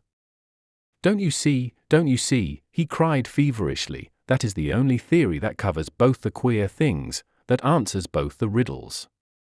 The two riddles are the little hammer and the big blow. The smith might have struck the big blow, but would not have chosen the little hammer. His wife would have chosen the little hammer, but she could not have struck the big blow. But the madman might have done both. As for the little hammer, why, he was mad and might have picked up anything. And for the big blow, have you never heard, doctor, that a maniac in his paroxysm may have the strength of 10 men?" The doctor drew a deep breath and then said, "By golly, I believe you've got it."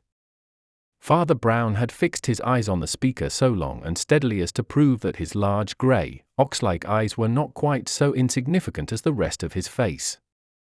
When silence had fallen he said with marked respect, "Mr. Bohun, yours is the only theory yet propounded which holds water every way and is essentially unassailable. I think, therefore, that you deserve to be told, on my positive knowledge, that it is not the true one." And with that the old little man walked away and stared again at the hammer. "That fellow seems to know more than he ought to," whispered the doctor peevishly to Wilfred. "Those popish priests are deucedly sly." No, said Bohun, with a sort of wild fatigue. It was the lunatic. The group of the two clerics and the doctor had fallen away from the more official group containing the inspector and the man he had arrested. Now, however, that their own party had broken up, they heard voices from the others. The priest looked up quietly and then looked down again as he heard the blacksmith say in a loud voice, "I hope I've convinced you, Mr. Inspector. I'm a strong man, as you say, but I couldn't have flung my hammer bang here from Greenford. My hammer hasn't got wings that it should come flying half a mile over hedges and fields." The inspector laughed amicably and said, "No, I think you can be considered out of it, though it's one of the rummiest coincidences I ever saw. I can only ask you to give us all the assistance you can in finding a man as big and strong as yourself. By George! You might be useful, if only to hold him. I suppose you yourself have no guess at the man." "I may have a guess," said the pale smith, "but it is not at a man." Then, seeing the scared eyes turn towards his wife on the bench, he put his huge hand on her shoulder and said, "Nor a woman either." "What do you mean?" asked the inspector jocularly. "You don't think cows use hammers, do you?" "I think no thing of flesh held that hammer," said the blacksmith in a stifled voice, mortally speaking. "I think the man died alone." Wilfred made a sudden forward movement and peered at him with burning eyes. "Do you mean to say, Barnes," came the sharp voice of the cobbler, "that the hammer jumped up of itself and knocked the man down?" "Oh, you gentlemen may stare and snigger," cried Simeon, "you clergymen who tell us on Sunday in what a stillness the Lord smote Sennacherib. I believe that one who walks invisible in every house defended the honor of mine, and laid the defiler dead before the door of it. I believe the force in that blow was just the force there is in earthquakes, and no force less." Wilfred said, with a voice utterly undescribable, "I told Norman myself to beware of the thunderbolt." "That agent is outside my jurisdiction," said the inspector with a slight smile. "You are not outside his," answered the smith, "see you to it," and, turning his broad back, he went into the house. The shaken Wilfred was led away by Father Brown, who had an easy and friendly way with him. "Let us get out of this horrid place, Mr. Bohun," he said. "May I look inside your church? I hear it's one of the oldest in England. We take some interest, you know," he added with a comical grimace, "in old English churches." Wilfred Bohun did not smile, for humour was never his strong point. But he nodded rather eagerly, being only too ready to explain the Gothic splendours to someone more likely to be sympathetic than the Presbyterian blacksmith or the atheist cobbler. "By all means," he said, "let us go in at this side." And he led the way into the high side entrance at the top of the flight of steps. Father Brown was mounting the first step to follow him when he felt a hand on his shoulder, and turned to behold the dark, thin figure of the doctor, his face darker yet with suspicion. "Sir," said the physician harshly, "you appear to know some secrets in this black business. May I ask if you are going to keep them to yourself?" "Why, doctor," answered the priest, smiling quite pleasantly, "there is one very good reason why a man of my trade should keep things to himself when he is not sure of them, and that is that it is so constantly his duty to keep them to himself when he is sure of them. But if you think I have been discourteously reticent with you or anyone, I will go to the extreme limit of my custom. I will give you 2 very large hints." "Well, sir," said the doctor gloomily. "First," said Father Brown quietly, "the thing is quite in your own province. It is a matter of physical science. The blacksmith is mistaken, not perhaps in saying that the blow was divine, but certainly in saying that it came by a miracle. It was no miracle, doctor, except in so far as man is himself a miracle, with his strange and wicked and yet half-heroic heart. The force that smashed that skull was a force well known to scientists, one of the most frequently debated of the laws of nature." The doctor, who was looking at him with frowning intentness, only said, "And the other hint?" "The other hint is this," said the priest. "Do you remember the blacksmith, though he believed in miracles, talking scornfully of the impossible fairy tale that his hammer had wings and flew half a mile across country?" "Yes," said the doctor, "I remember that." "Well," added Father Brown, with a broad smile, "that fairy tale was the nearest thing to the real truth that has been said today." And with that he turned his back and stumped up the steps after the curate. The Reverend Wilfred, who had been waiting for him, pale and impatient, as if this little delay were the last straw for his nerves, led him immediately to his favourite corner of the church, that part of the gallery closest to the carved roof and lit by the wonderful window with the angel. The little Latin priest explored and admired everything exhaustively, talking cheerfully but in a low voice all the time. When in the course of his investigation he found the side exit and the winding stair down which Wilfred had rushed to find his brother dead, Father Brown ran not down but up, with the agility of a monkey, and his clear voice came from an outer platform above. "Come up here, Mr. Bohun," he called. "The air will do you good." Bohun followed him, and came out on a kind of stone gallery or balcony outside the building, from which one could see the illimitable plain in which their small hill stood, wooded away to the purple horizon and dotted with villages and farms. Clear and square, but quite small beneath them, was the blacksmith's yard, where the inspector still stood taking notes and the corpse still lay like a smashed fly. "Might be the map of the world, mightn't it?" said Father Brown. "Yes," said Bohun very gravely, and nodded his head. Immediately beneath and about them the lines of the Gothic building plunged outwards into the void with a sickening swiftness akin to suicide. There is that element of Titan energy in the architecture of the Middle Ages that, from whatever aspect it be seen, it always seems to be rushing away, like the strong back of some maddened horse. This church was hewn out of ancient and silent stone, bearded with old fungoids and stained with the nests of birds. And yet, when they saw it from below, it sprang like a fountain at the stars, and when they saw it, as now, from above, it poured like a cataract into a voiceless pit. For these two men on the tower were left alone with the most terrible aspect of Gothic, the monstrous foreshortening and disproportion, the dizzy perspectives, the glimpses of great things small and small things great, a topsy-turvydom of stone in the mid-air. Details of stone, enormous by their proximity, were relieved against a pattern of fields and farms, pygmy in their distance. A carved bird or beast at a corner seemed like some vast walking or flying dragon wasting the pastures and villages below.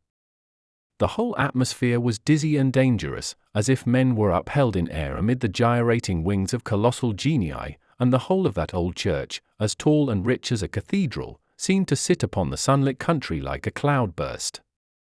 I think there is something rather dangerous about standing on these high places even to pray, said Father Brown. Heights were made to be looked at, not to be looked from. Do you mean that one may fall over? Asked Wilfred. I mean that one's soul may fall if one's body doesn't, said the other priest. I scarcely understand you, remarked Bohun indistinctly. Look at that blacksmith, for instance, went on Father Brown calmly, a good man, but not a Christian, hard, imperious, unforgiving. Well, his Scotch religion was made up by men who prayed on hills and high crags, and learnt to look down on the world more than to look up at heaven. Humility is the mother of giants. One sees great things from the valley, only small things from the peak. But he didn't do it, said Bohun tremulously. No, said the other in an odd voice, we know he didn't do it. After a moment he resumed, looking tranquilly out over the plain with his pale grey eyes. I knew a man, he said, who began by worshipping with others before the altar, but who grew fond of high and lonely places to pray from, corners or niches in the belfry or the spire. And once in one of those dizzy places, where the whole world seemed to turn under him like a wheel, his brain turned also, and he fancied he was God. So that, though he was a good man, he committed a great crime. Wilfred's face was turned away, but his bony hands turned blue and white as they tightened on the parapet of stone. He thought it was given to him to judge the world and strike down the sinner. He would never have had such a thought if he had been kneeling with other men upon a floor. But he saw all men walking about like insects. He saw one especially strutting just below him, insolent and evident by a bright green hat, a poisonous insect. Rooks cawed round the corners of the belfry, but there was no other sound till Father Brown went on. This also tempted him, that he had in his hand one of the most awful engines of nature, I mean gravitation, that mad and quickening rush by which all earth's creatures fly back to her heart when released. See, the inspector is strutting just below us in the smithy. If I were to toss a pebble over this parapet it would be something like a bullet by the time it struck him. If I were to drop a hammer, even a small hammer, Wilfred Bohun threw one leg over the parapet, and Father Brown had him in a minute by the collar. Not by that door, he said quite gently, that door leads to hell. Bohun staggered back against the wall, and stared at him with frightful eyes. How do you know all this? He cried. Are you a devil? I am a man, answered Father Brown gravely, and therefore have all devils in my heart. Listen to me, he said after a short pause. I know what you did, at least, I can guess the great part of it. When you left your brother you were racked with no unrighteous rage, to the extent even that you snatched up a small hammer, half inclined to kill him with his foulness on his mouth. Recoiling, you thrust it under your button coat instead, and rushed into the church. You pray wildly in many places, under the angel window, upon the platform above, and a higher platform still, from which you could see the colonel's eastern hat like the back of a green beetle crawling about. Then something snapped in your soul, and you let God's thunderbolt fall. Wilfred put a weak hand to his head, and asked in a low voice, how did you know that his hat looked like a green beetle? Oh, that, said the other with the shadow of a smile, that was common sense. But hear me further. I say I know all this, but no one else shall know it. The next step is for you, I shall take no more steps, I will seal this with the seal of confession. If you ask me why, there are many reasons, and only one that concerns you. I leave things to you because you have not yet gone very far wrong, as assassins go. You did not help to fix the crime on the smith when it was easy, or on his wife when that was easy. You tried to fix it on the imbecile because you knew that he could not suffer. That was one of the gleams that it is my business to find in assassins. And now come down into the village, and go your own way as free as the wind, for I have said my last word. They went down the winding stairs in utter silence, and came out into the sunlight by the smithy. Wilfred Bohun carefully unlatched the wooden gate of the yard, and going up to the inspector, said, "I wish to give myself up, I have killed my brother." The Eye of Apollo. That singular smoky sparkle, at once a confusion and a transparency, which is the strange secret of the Thames, was changing more and more from its grey to its glittering extreme as the sun climbed to the zenith over Westminster, and two men crossed Westminster Bridge. One man was very tall and the other very short. They might even have been fantastically compared to the arrogant clock tower of Parliament and the humbler humped shoulders of the Abbey, for the short man was in clerical dress. The official description of the tall man was Monsieur Hercule Flambeau, private detective, and he was going to his new offices in a new pile of flats facing the Abbey entrance. The official description of the short man was the Reverend J. Brown, attached to St. Francis Xavier's Church, Camberwell, and he was coming from a Camberwell deathbed to see the new offices of his friend. The building was American in its skyscraping altitude, and American also in the oiled elaboration of its machinery of telephones and lifts. But it was barely finished and still understaffed. Only 3 tenants had moved in. The office just above Flambeau was occupied, as also was the office just below him. The 2 floors above that and the 3 floors below were entirely bare. But the first glance at the new tower of flats caught something much more arresting. Save for a few relics of scaffolding, the one glaring object was erected outside the office just above Flambeau's. It was an enormous gilt effigy of the human eye, surrounded with rays of gold, and taking up as much room as 2 or 3 of the office windows. "What on earth is that?" asked Father Brown, and stood still. "Oh, a new religion," said Flambeau, laughing, "one of those new religions that forgive your sins by saying you never had any. Rather like Christian Science, I should think. The fact is that a fellow calling himself Callan, I don't know what his name is, except that it can't be that, has taken the flat just above me.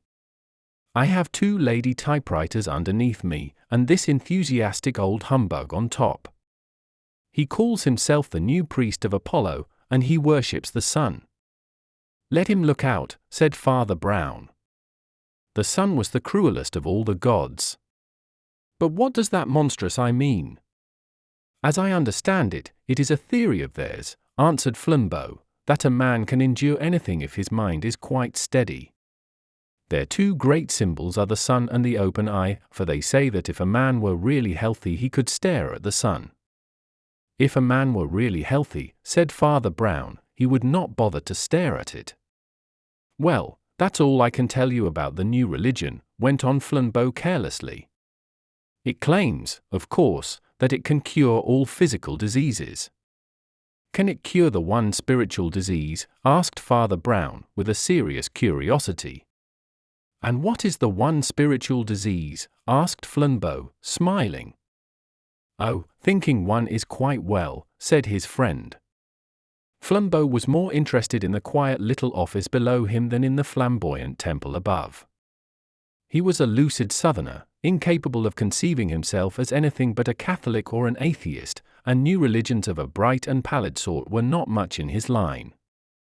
But humanity was always in his line, especially when it was good-looking. Moreover, the ladies downstairs were characters in their way. The office was kept by 2 sisters, both slight and dark, one of them tall and striking. She had a dark, eager, and aquiline profile, and was one of those women whom one always thinks of in profile, as of the clean-cut edge of some weapon. She seemed to cleave her way through life. She had eyes of startling brilliancy, but it was the brilliancy of steel rather than of diamonds, and her straight, slim figure was a shade too stiff for its grace. Her younger sister was like her shortened shadow, a little greyer, paler, and more insignificant. They both wore a businesslike black, with little masculine cuffs and collars. There are thousands of such curt, strenuous ladies in the offices of London, but the interest of these lay rather in their real than their apparent position. For Pauline Stacey, the elder, was actually the heiress of a crest and half a county, as well as great wealth. She had been brought up in castles and gardens, before a frigid fierceness, peculiar to the modern woman, had driven her to what she considered a harsher and a higher existence. She had not, indeed, surrendered her money, in that there would have been a romantic or monkish abandon quite alien to her masterful utilitarianism. She held her wealth, she would say, for use upon practical social objects. Part of it she had put into her business, the nucleus of a model typewriting emporium. Part of it was distributed in various leagues and causes for the advancement of such work among women. How far Joan, her sister and partner, shared this slightly prosaic idealism no one could be very sure. But she followed her leader with a dog-like affection which was somehow more attractive, with its touch of tragedy, than the hard, high spirits of the elder.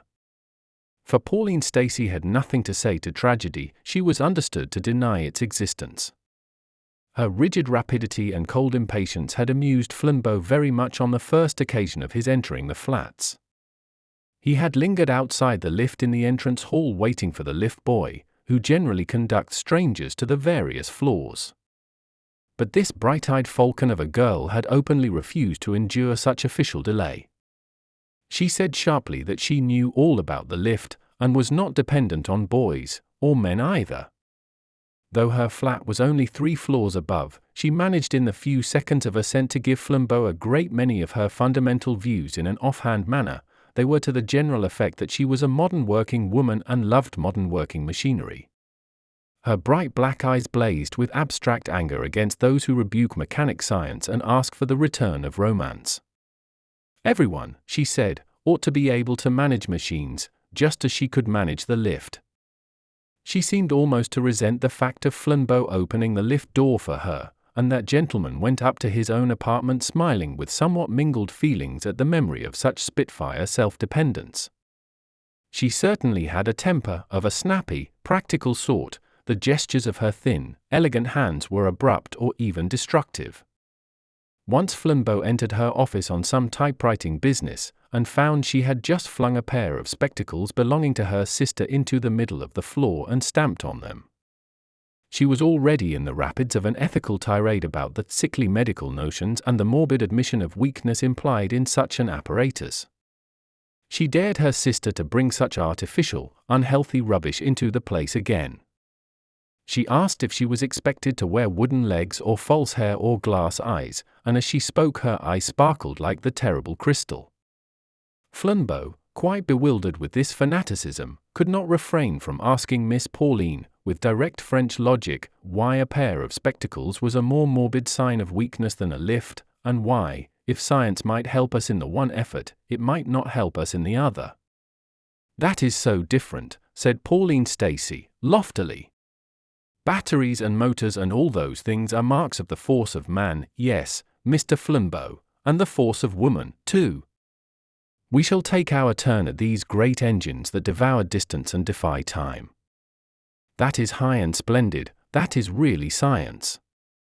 But these nasty props and plasters the doctors sell, why, they are just badges of poltroonery. Doctors stick on legs and arms as if we were born cripples and sick slaves. But I was free-born, Mr. Flambeau. People only think they need these things because they have been trained in fear instead of being trained in power and courage, just as the silly nurses tell children not to stare at the sun, and so they can't do it without blinking. But why among the stars should there be one star I may not see? The sun is not my master, and I will open my eyes and stare at him whenever I choose." "Your eyes," said Flambeau, with a foreign bow, "will dazzle the sun." He took pleasure in complimenting this strange stiff beauty, partly because it threw her a little off her balance. But as he went upstairs to his floor he drew a deep breath and whistled, saying to himself, "So she has got into the hands of that conjurer upstairs with his golden eye." For, little as he knew or cared about the new religion of Callan, he had heard of his special notion about sun-gazing. He soon discovered that the spiritual bond between the floors above and below him was close and increasing. The man who called himself Caelan was a magnificent creature, worthy, in a physical sense, to be the pontiff of Apollo. He was nearly as tall even as Flambeau, and very much better looking, with a golden beard, strong blue eyes, and a mane flung back like a lion's. In structure he was the blonde beast of Nietzsche, but all this animal beauty was heightened, brightened and softened by genuine intellect and spirituality. If he looked like one of the great Saxon kings, he looked like one of the kings that were also saints. And this despite the Cockney incongruity of his surroundings, the fact that he had an office halfway up a building in Victoria Street, that the clerk, a commonplace youth in cuffs and collars, sat in the outer room, between him and the corridor, that his name was on a brass plate, and the gilt emblem of his creed hung above his street, like the advertisement of an oculist. All this vulgarity could not take away from the man called Caelan the vivid oppression and inspiration that came from his soul and body. When all was said, a man in the presence of this quack did feel in the presence of a great man. Even in the loose jacket suit of linen that he wore as a workshop dress in his office he was a fascinating and formidable figure, and when robed in the white vestments and crowned with the golden circlet, in which he daily saluted the sun, he really looked so splendid that the laughter of the street people sometimes died suddenly on their lips. For 3 times in the day the new sun-worshipper went out on his little balcony, in the face of all Westminster, to say some litany to his shining Lord, once at daybreak, once at sunset, and once at the shock of noon. And it was while the shock of noon still shook faintly from the towers of Parliament and Parish Church that Father Brown, the friend of Flambeau, first looked up and saw the white priest of Apollo. Flambeau had seen quite enough of these daily salutations of Phoebus, and plunged into the porch of the tall building without even looking for his clerical friend to follow. But Father Brown, whether from a professional interest in ritual or a strong individual interest in tomfoolery, stopped and stared up at the balcony of the sun-worshipper, just as he might have stopped and stared up at a Punch and Judy. Caelan the prophet was already erect, with argent garments and uplifted hands, and the sound of his strangely penetrating voice could be heard all the way down the busy street uttering his solar litany. He was already in the middle of it, his eyes were fixed upon the flaming disk. It is doubtful if he saw anything or anyone on this earth. It is substantially certain that he did not see a stunted, round-faced priest who, in the crowd below, looked up at him with blinking eyes. That was perhaps the most startling difference between even these two far-divided men. Father Brown could not look at anything without blinking, but the priest of Apollo could look on the blaze at noon without a quiver of the eyelid. "O sun," cried the prophet, "O star that art too great to be allowed among the stars! O fountain that flowest quietly in that secret spot that is called space! White father of all white unwearied things, white flames, and white flowers and white peaks! Father, who art more innocent than all thy most innocent and quiet children, primal purity, into the peace of which a rush and crash like the reverse rush of a rocket was cloven with a strident and incessant yelling. 5 people rushed into the gate of the mansions as 3 people rushed out, and for an instant they all deafened each other. The sense of some utterly abrupt horror seemed for a moment to fill half the street with bad news that was all the worse because no one knew what it was.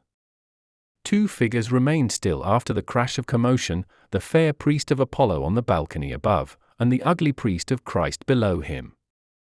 At last the tall figure and titanic energy of Flambeau appeared in the doorway of the mansions and dominated the little mob. Talking at the top of his voice like a foghorn, he told somebody or anybody to go for a surgeon, and as he turned back into the dark and thronged entrance his friend Father Brown dipped in insignificantly after him.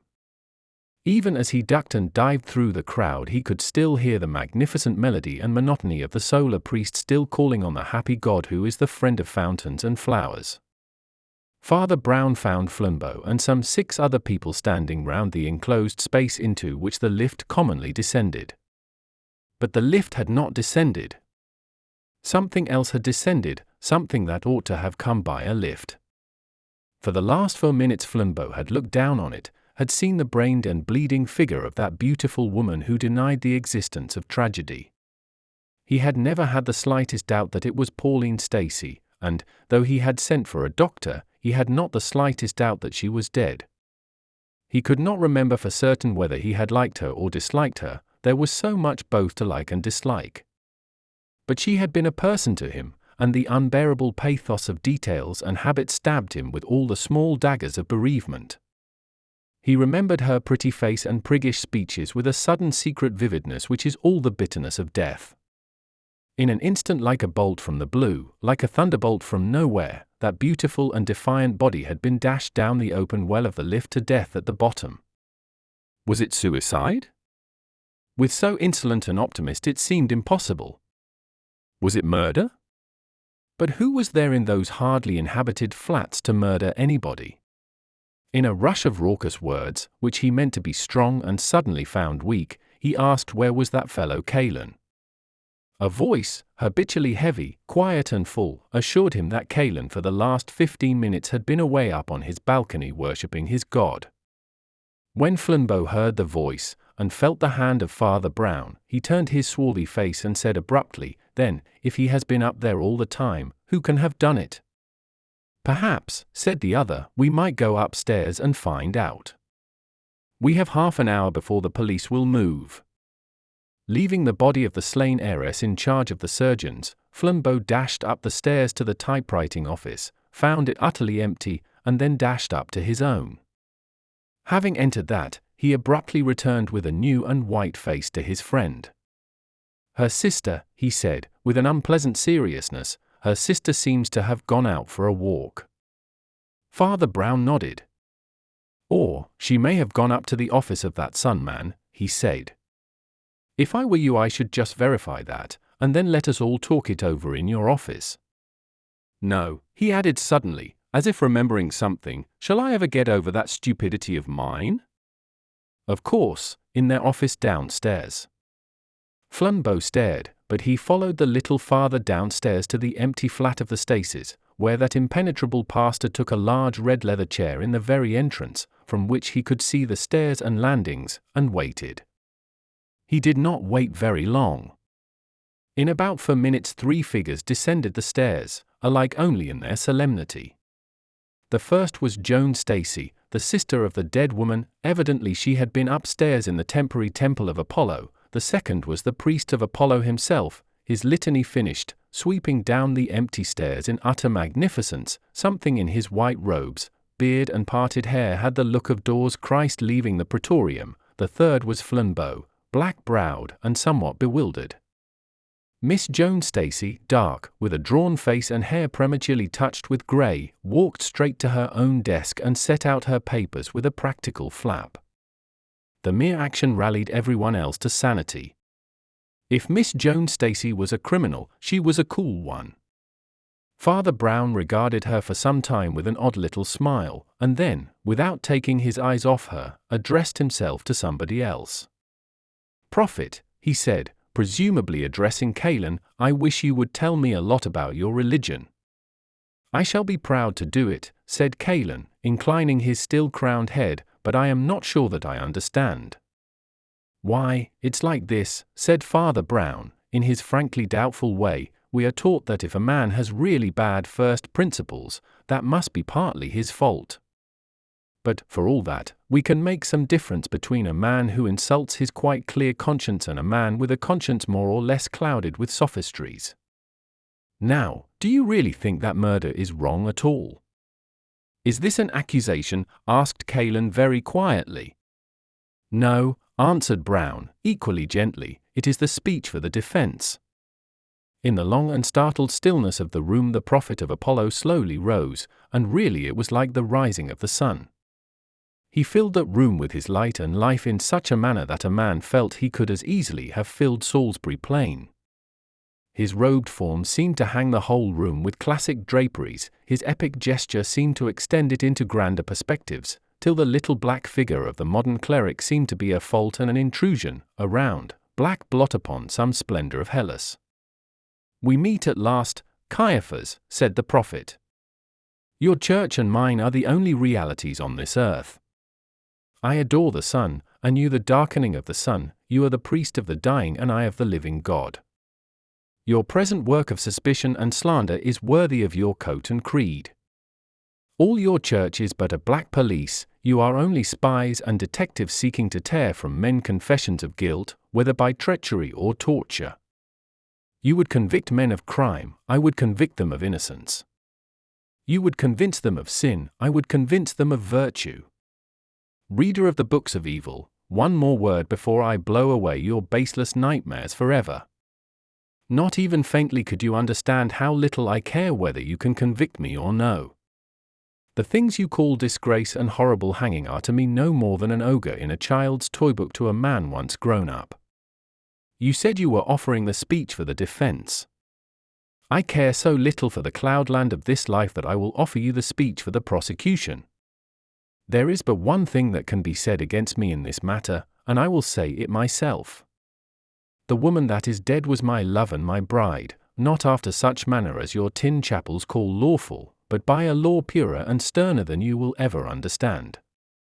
She and I walked another world from yours, and trod palaces of crystal while you were plodding through tunnels and corridors of brick. Well, I know that policemen, theological and otherwise, always fancy that where there has been love there must soon be hatred, so there you have the first point made for the prosecution. But the second point is stronger, I do not grudge it you.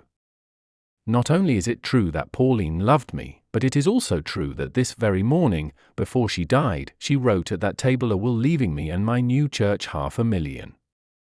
Come, where are the handcuffs?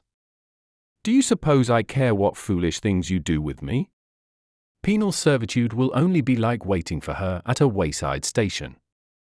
The gallows will only be going to her in a headlong car. He spoke with the brain-shaking authority of an orator, and Flambeau and Joan Stacey stared at him in amazed admiration. Father Brown's face seemed to express nothing but extreme distress. He looked at the ground with one wrinkle of pain across his forehead. The prophet of the sun leaned easily against the mantelpiece and resumed, in a few words, I have put before you the whole case against me, the only possible case against me. In fewer words still I will blow it to pieces, so that not a trace of it remains. As to whether I have committed this crime, the truth is in one sentence, I could not have committed this crime. Pauline Stacey fell from this floor to the ground at 12:05. 100 people will go into the witness box and say that I was standing out upon the balcony of my own rooms above from just before the stroke of noon to 1/4 past, the usual period of my public prayers. My clerk, a respectable youth from Clapham, with no sort of connection with me, will swear that he sat in my outer office all the morning, and that no communication passed through. He will swear that I arrived a full 10 minutes before the hour, 15 minutes before any whisper of the accident, and that I did not leave the office or the balcony all that time. No one ever had so complete an alibi. I could subpoena half Westminster. I think you had better put the handcuffs away again. The case is at an end. But last of all, that no breath of this idiotic suspicion remain in the air, I will tell you all you want to know. I believe I do know how my unhappy friend came by her death. You can, if you choose, blame me for it, or my faith and philosophy at least, but you certainly cannot lock me up. It is well known to all students of the higher truths that certain adepts and illuminati have in history attained the power of levitation, that is, of being self-sustained upon the empty air. It is but a part of that general conquest of matter which is the main element in our occult wisdom. Poor Pauline was of an impulsive and ambitious temper. I think, to tell the truth, she thought herself somewhat deeper in the mysteries than she was, and she has often said to me, as we went down in the lift together, that if one's will were strong enough, one could float down as harmlessly as a feather. I solemnly believe that in some ecstasy of noble thought she attempted the miracle. Her will, or faith, must have failed her at the crucial instant, and the lower law of matter had its horrible revenge.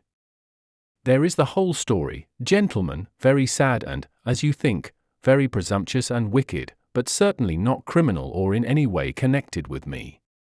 In the shorthand of the police courts, you had better call it suicide. I shall always call it heroic failure for the advance of science and the slow scaling of heaven. It was the first time Flambeau had ever seen Father Brown vanquished. he still sat looking at the ground, with a painful and corrugated brow, as if in shame. It was impossible to avoid the feeling which the prophet's winged words had fanned, that here was a sullen, professional suspector of men overwhelmed by a prouder and purer spirit of natural liberty and health. At last he said, blinking as if in bodily distress, "Well, if that is so, sir, you need do no more than take the testamentary paper you spoke of and go. I wonder where the poor lady left it." "It will be over there on her desk by the door, I think," said Callan, with that massive innocence of manner that seemed to acquit him wholly. "She told me specially she would write it this morning, and I actually saw her writing as I went up in the lift to my own room." "Was her door open then?" asked the priest, with his eye on the corner of the matting. "Yes," said Callan calmly. "Ah." "It has been open ever since," said the other, and resumed his silent study of the mat. "There is a paper over here," said the grim Miss Joan, in a somewhat singular voice. She had passed over to her sister's desk by the doorway, and was holding a sheet of blue foolscap in her hand. There was a sour smile on her face that seemed unfit for such a scene or occasion, and Flambeau looked at her with a darkening brow. Callan the prophet stood away from the paper with that loyal unconsciousness that had carried him through. But Flambeau took it out of the lady's hand, and read it with the utmost amazement. It did, indeed, begin in the formal manner of a will, but after the words "I give and bequeath all of which I die possessed," the writing abruptly stopped with a set of scratches, and there was no trace of the name of any legatee. Flambeau, in wonder, handed this truncated testament to his clerical friend, who glanced at it and silently gave it to the priest of the Sun. An instant afterwards that pontiff, in his splendid sweeping draperies, had crossed the room in 2 great strides, and was towering over Joan Stacey, his blue eyes standing from his head. "What monkey tricks have you been playing here?" he cried. "That's not all Pauline wrote." They were startled to hear him speak in quite a new voice, with a Yankee shrillness in it. All his grandeur and good English had fallen from him like a cloak. "That is the only thing on her desk," said Joan, and confronted him steadily with the same smile of evil favor. Of a sudden the man broke out into blasphemies and cataracts of incredulous words. There was something shocking about the dropping of his mask. It was like a man's real face falling off. "See here," he cried in broad American, when he was breathless with cursing, "I may be an adventurer, but I guess you're a murderess. Yes, gentlemen, here's your death explained, and without any levitation. The poor girl is writing a will in my favor. Her cursed sister comes in, struggles for the pen, drags her to the well, and throws her down before she can finish it. Sakes! I reckon we want the handcuffs after all." "As you have truly remarked," replied Joan, with ugly calm, "your clerk is a very respectable young man, who knows the nature of an oath, and he will swear in any court that I was up in your office arranging some typewriting work for 5 minutes before and 5 minutes after my sister fell. Mr. Flambeau will tell you that he found me there." There was a silence. "Why, then," cried Flambeau, "Pauline was alone when she fell, and it was suicide." "She was alone when she fell," said Father Brown, "but it was not suicide." "Then how did she die?" asked Flambeau impatiently. "She was murdered." "But she was alone," objected the detective. "She was murdered when she was all alone," answered the priest. All the rest stared at him, but he remained sitting in the same old dejected attitude, with a wrinkle in his round forehead and an appearance of impersonal shame and sorrow. His voice was colorless and sad. "What I want to know," cried Callan, with an oath, "is when the police are coming for this bloody and wicked sister. She's killed her flesh and blood, she's robbed me of $500,000 that was just as sacredly mine as—" Come, prophet," interrupted Flambeau, with a kind of sneer, "remember that all this world is a cloudland." The Hierophant of the sun god made an effort to climb back on his pedestal. "It is not the mere money," he cried, "though that would equip the cause throughout the world. It is also my beloved one's wishes." To Pauline all this was holy. In Pauline's eyes, Father Brown suddenly sprang erect, so that his chair fell over flat behind him. He was deathly pale, yet he seemed fired with a hope, his eyes shone. "That's it," he cried in a clear voice. "That's the way to begin." In Pauline's eyes, the tall prophet retreated before the tiny priest in an almost mad disorder. "What do you mean? How dare you?" he cried repeatedly. In Pauline's eyes, repeated the priest, his own shining more and more. "Go on, in God's name, go on. The foulest crime the fiends ever prompted feels lighter after confession, and I implore you to confess. Go on, in Pauline's eyes, let me go, you devil," thundered Callan, struggling like a giant in bonds. "Who are you, you cursed spy, to weave your spider's webs round me, and peep and peer? Let me go." "Shall I stop him?" asked Flambeau, bounding towards the exit, for Callan had already thrown the door wide open. "No, let him pass," said Father Brown, with a strange deep sigh that seemed to come from the depths of the universe. "Let Cain pass by, for he belongs to God." There was a long-drawn silence in the room when he had left it, which was to Flambeau's fierce wits one long agony of interrogation. Miss Joan Stacey very coolly tidied up the papers on her desk. "Father," said Flambeau at last, "it is my duty, not my curiosity only, it is my duty to find out, if I can, who committed the crime." "Which crime?" asked Father Brown. "The one we are dealing with, of course," replied his impatient friend. "We are dealing with two crimes," said Brown, "crimes of very different weight, and by very different criminals." Miss Joan Stacey, having collected and put away her papers, proceeded to lock up her drawer. Father Brown went on, noticing her as little as she noticed him. "The two crimes," he observed, "were committed against the same weakness of the same person, in a struggle for her money. The author of the larger crime found himself thwarted by the smaller crime, the author of the smaller crime got the money." "Oh, don't go on like a lecturer," groaned Flambeau, "put it in a few words." "I can put it in one word," answered his friend. Miss Joan Stacey skewered her business-like black hat onto her head with a business-like black frown before a little mirror, and, as the conversation proceeded, took her handbag and umbrella in an unhurried style, and left the room. "The truth is one word, and a short one," said Father Brown. "Pauline Stacey was blind." "Blind," repeated Flambeau, and rose slowly to his whole huge stature. "She was subject to it by blood," Brown proceeded. "Her sister would have started eyeglasses if Pauline would have let her, but it was her special philosophy or fad that one must not encourage such diseases by yielding to them. She would not admit the cloud, or she tried to dispel it by will. So her eyes got worse and worse with straining, but the worst strain was to come. It came with this precious prophet, or whatever he calls himself, who taught her to stare at the hot sun with the naked eye. It was called accepting Apollo. Oh, if these new pagans would only be old pagans, they would be a little wiser. The old pagans knew that mere naked nature worship must have a cruel side. They knew that the eye of Apollo can blast and blind." There was a pause, and the priest went on in a gentle and even broken voice. "Whether or no that devil deliberately made her blind, there is no doubt that he deliberately killed her through her blindness. The very simplicity of the crime is sickening. You know he and she went up and down in those lifts without official help, you know also how smoothly and silently the lifts slide. Callan brought the lift to the girl's landing, and saw her, through the open door, writing in her slow, sightless way the will she had promised him.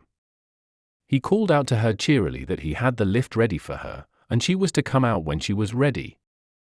Then he pressed a button and shot soundlessly up to his own floor, walked through his own office, out onto his own balcony, and was safely praying before the crowded street when the poor girl, having finished her work, ran gaily out to where lover and lift were to receive her, and stepped. "Don't," cried Flambeau. "He ought to have got $500,000 by pressing that button," continued the little father, in the colourless voice in which he talked of such horrors. "But that went smash. It went smash because there happened to be another person who also wanted the money, and who also knew the secret about poor Pauline's sight. There was one thing about that will that I think nobody noticed. Although it was unfinished and without signature, the other Miss Stacy and some servant of hers had already signed it as witnesses. Joan had signed first, saying Pauline could finish it later, with a typical feminine contempt for legal forms. Therefore, Joan wanted her sister to sign the will without real witnesses. Why? I thought of the blindness, and felt sure she had wanted Pauline to sign in solitude because she had wanted her not to sign at all. People like the Stacys always use fountain pens, but this was specially natural to Pauline. By habit and her strong will and memory she could still write almost as well as if she saw, but she could not tell when her pen needed dipping. Therefore, her fountain pens were carefully filled by her sister, all except this fountain pen. This was carefully not filled by her sister, the remains of the ink held out for a few lines and then failed altogether. And the prophet lost £500,000 and committed one of the most brutal and brilliant murders in human history for nothing. Flambeau went to the open door and heard the official police ascending the stairs. He turned and said, "You must have followed everything devilish close to have traced the crime to Callan in 10 minutes. Father Brown gave a sort of start. "Oh." To him, he said, "No, I had to follow rather close to find out about Miss Joan and the fountain pen. But I knew Callan was the criminal before I came into the front door." "You must be joking," cried Flambeau. "I'm quite serious," answered the priest. "I tell you I knew he had done it, even before I knew what he had done." "But why?"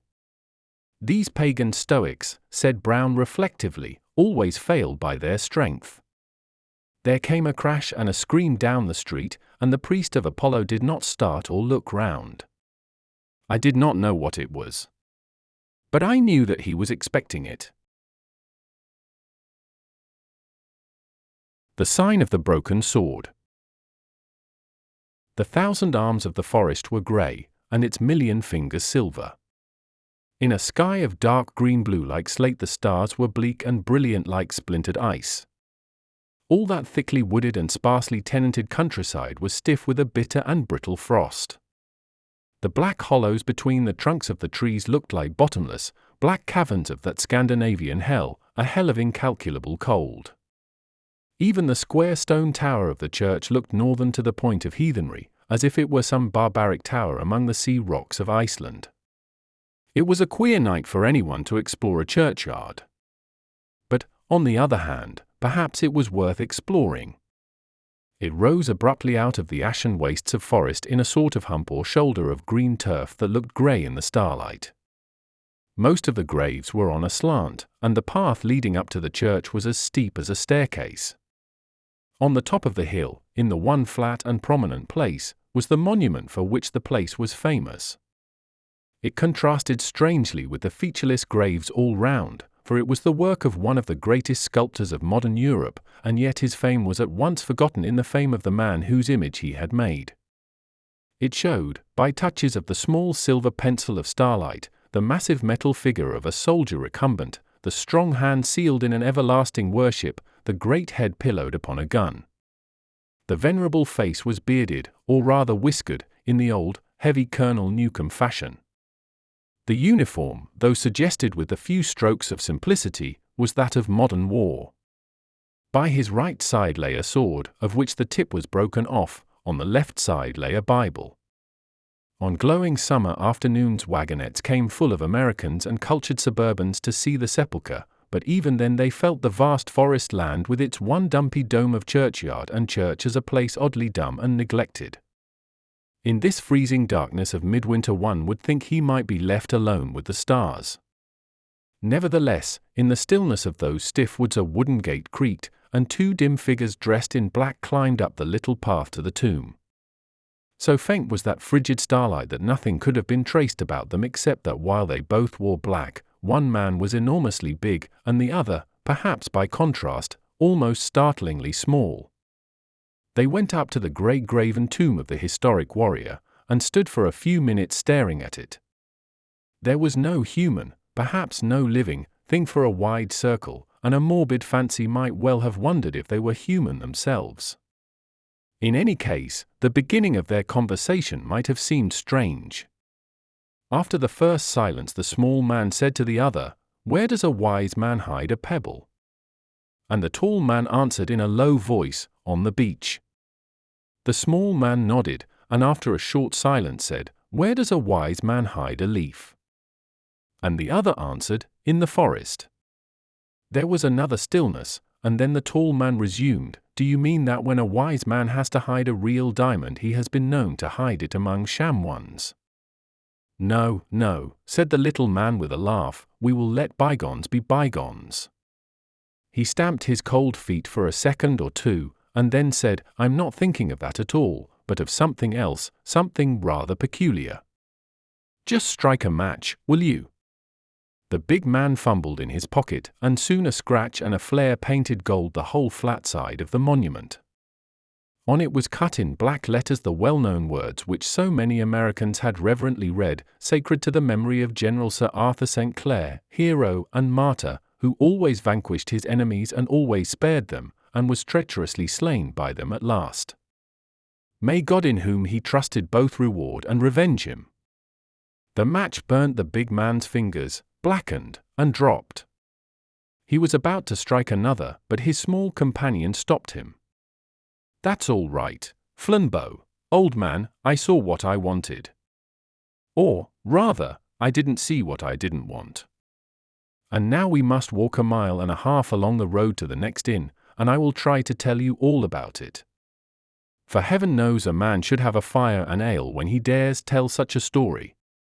They descended the precipitous path, they relatched the rusty gate, and set off at a stamping, ringing walk down the frozen forest road. They had gone a full 1/4 mile before the smaller man spoke again. He said, "Yes, the wise man hides a pebble on the beach. But what does he do if there is no beach? Do you know anything of that great St. Clair trouble?"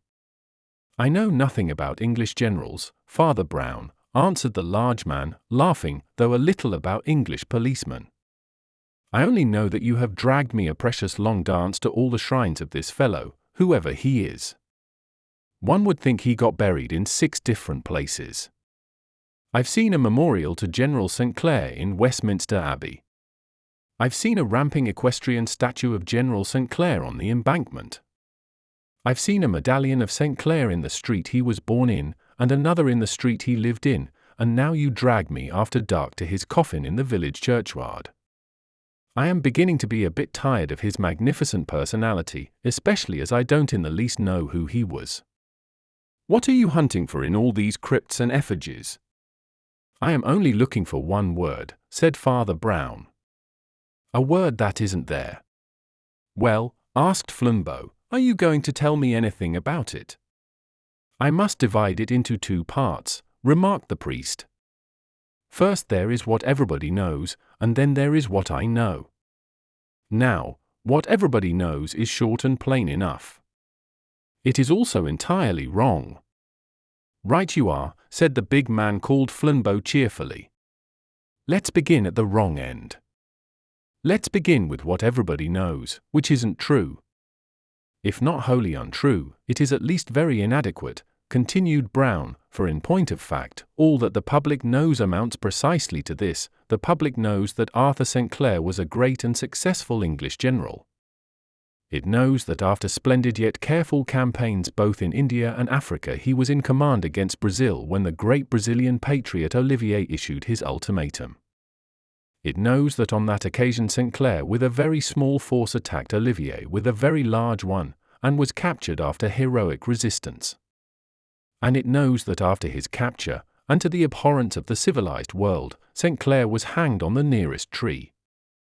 He was found swinging there after the Brazilians had retired, with his broken sword hung round his neck. And that popular story is untrue, he suggested Flambeau.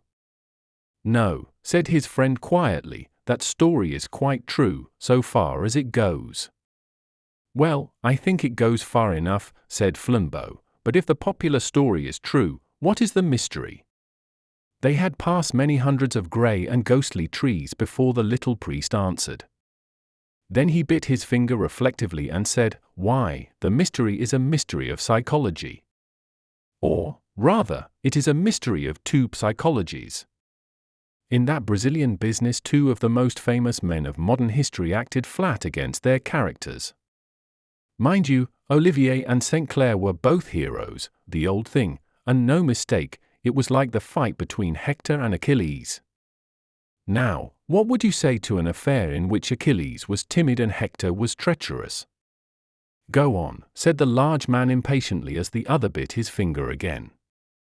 Sir Arthur St. Clair was a soldier of the old religious type, the type that saved us during the mutiny, continued Brown. He was always more for duty than for dash, and with all his personal courage was decidedly a prudent commander, particularly indignant at any needless waste of soldiers. Yet in this last battle he attempted something that a baby could see was absurd.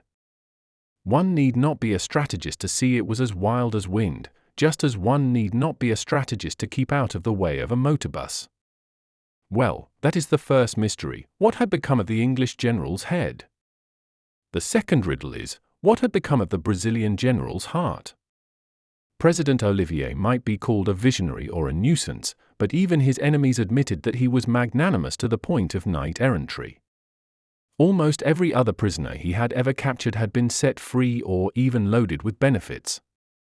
Men who had really wronged him came away touched by his simplicity and sweetness. Why the deuce should he diabolically revenge himself only once in his life, and that for the one particular blow that could not have hurt him? Well, there you have it. One of the wisest men in the world acted like an idiot for no reason. One of the best men in the world acted like a fiend for no reason. That's the long and the short of it, and I leave it to you, my boy. "No, you don't," said the other with a snort. "I leave it to you, and you jolly well tell me all about it." "Well," resumed Father Brown, "it's not fair to say that the public impression is just what I've said, without adding that two things have happened since. I can't say they threw a new light, for nobody can make sense of them. But they threw a new kind of darkness, they threw the darkness in new directions. The first was this. The family physician of the St. Clairs quarreled with that family, and began publishing a violent series of articles, in which he said that the late general was a religious maniac, but as far as the tale went, this seemed to mean little more than a religious man. Anyhow, the story fizzled out. Everyone knew, of course, that St. Clair had some of the eccentricities of Puritan piety. The second incident was much more arresting. In the luckless and unsupported regiment which made that rash attempt at the Black River there was a certain Captain Keith, who was at that time engaged to St. Clair's daughter, and who afterwards married her. He was one of those who were captured by Olivier, and, like all the rest except the general, appears to have been bounteously treated and promptly set free. Some 20 years afterwards this man, then Lieutenant Colonel Keith, published a sort of autobiography called A British Officer in Burma and Brazil. In the place where the reader looks eagerly for some account of the mystery of St. Clair's disaster may be found the following words: "Everywhere else in this book I have narrated things exactly as they occurred, holding as I do the old-fashioned opinion that the glory of England is old enough to take care of itself. The exception I shall make is in this matter of the defeat by the Black River, and my reasons, though private, are honourable and compelling. I will, however, add this in justice to the memories of two distinguished men. General St. Clair has been accused of incapacity on this occasion. I can at least testify that this action, properly understood, was one of the most brilliant and sagacious of his life. President Olivier, by similar report, is charged with savage injustice. I think it due to the honour of an enemy to say that he acted on this occasion with even more than his characteristic good feeling. To put the matter popularly, I can assure my countrymen that St. Clair was by no means such a fool nor Olivier such a brute as he looked. This is all I have to say, nor shall any earthly consideration induce me to add a word to it." A large frozen moon like a lustrous snowball began to show through the tangle of twigs in front of them, and by its light the narrator had been able to refresh his memory of Captain Keith's text from a scrap of printed paper. As he folded it up and put it back in his pocket, Flambeau threw up his hand with a French gesture. Wait a bit, he cried excitedly. I believe I can guess it at the first go. He strode on, breathing hard, his black head and bull neck forward, like a man winning a walking race. The little priest, amused and interested, had some trouble in trotting beside him. Just before them the trees fell back a little to left and right, and the road swept downwards across a clear, moonlit valley, till it dived again like a rabbit into the wall of another wood. The entrance to the farther forest looked small and round, like the black hole of a remote railway tunnel. But it was within some 100 yards, and gaped like a cavern before Flambeau spoke again. I've got it, he cried at last, slapping his thigh with his great hand. For minutes thinking, and I can tell your whole story myself. All right, assented his friend. You tell it. Flambeau lifted his head, but lowered his voice. General Sir Arthur St. Clair, he said, came of a family in which madness was hereditary, and his whole aim was to keep this from his daughter, and even, if possible, from his future son-in-law. Rightly or wrongly, he thought the final collapse was close, and resolved on suicide. Yet ordinary suicide would blazon the very idea he dreaded. As the campaign approached, the clouds came thicker on his brain, and at last in a mad moment he sacrificed his public duty to his private. He rushed rashly into battle, hoping to fall by the first shot. When he found that he had only attained capture and discredit, the sealed bomb in his brain burst, and he broke his own sword and hanged himself. He stared firmly at the grey facade of forest in front of him, with the one black gap in it, like the mouth of the grave, into which their path plunged. Perhaps something menacing in the road thus suddenly swallowed reinforced his vivid vision of the tragedy, for he shuddered. A horrid story, he said. A horrid story, repeated the priest with bent head. But not the real story. Then he threw back his head with a sort of despair and cried, "Oh, I wish it had been." The tall Flambeau faced round and stared at him. "Yours is a clean story," cried Father Brown, deeply moved. "A sweet, pure, honest story, as open and white as that moon. Madness and despair are innocent enough. There are worse things, Flambeau." Flambeau looked up wildly at the moon thus invoked, and from where he stood one black tree bough curved across it exactly like a devil's horn. "Father, father," cried Flambeau with the French gesture and stepping yet more rapidly forward, "do you mean it was worse than that?" "Worse than that," said Paul like a grave echo. And they plunged into the black cloister of the woodland, which ran by them in a dim tapestry of trunks, like one of the dark corridors in a dream. They were soon in the most secret entrails of the wood, and felt close about them foliage that they could not see, when the priest said again, "Where does a wise man hide a leaf?" "In the forest." "But what does he do if there is no forest?" "Well, well," cried Flambeau irritably, "what does he do?" "He grows a forest to hide it in," said the priest in an obscure voice. "A fearful sin." "Look here," cried his friend impatiently, for the dark wood and the dark saying got a little on his nerves, "will you tell me this story or not? What other evidence is there to go on?" "There are 3 more bits of evidence," said the other, "that I have dug up in holes and corners, and I will give them in logical rather than chronological order. First of all, of course, our authority for the issue and event of the battle is in Olivier's own dispatches, which are lucid enough. He was entrenched with 2 or 3 regiments on the heights that swept down to the Black River, on the other side of which was lower and more marshy ground. Beyond this again was gently rising country, on which was the first English outpost, supported by others which lay, however, considerably in its rear. The British forces as a whole were greatly superior in numbers, but this particular regiment was just far enough from its base to make Olivier consider the project of crossing the river to cut it off. By sunset, however, he had decided to retain his own position, which was a specially strong one. At daybreak next morning he was thunderstruck to see that this stray handful of English, entirely unsupported from their rear, had flung themselves across the river, half by a bridge to the right, and the other half by a ford higher up, and were massed upon the marshy bank below him. That they should attempt an attack with such numbers against such a position was incredible enough, but Olivier noticed something yet more extraordinary. For instead of attempting to seize more solid ground, this mad regiment, having put the river in its rear by one wild charge, did nothing more, but stuck there in the mire like flies in treacle. Needless to say, the Brazilians blew great gaps in them with artillery, which they could only return with spirited but lessening rifle fire. Yet they never broke, and Olivier's curt account ends with a strong tribute of admiration for the mystic valor of these imbeciles. Our line then advanced finally, writes Olivier, and drove them into the river. We captured General St. Clair himself and several other officers. The colonel and the major had both fallen in the battle.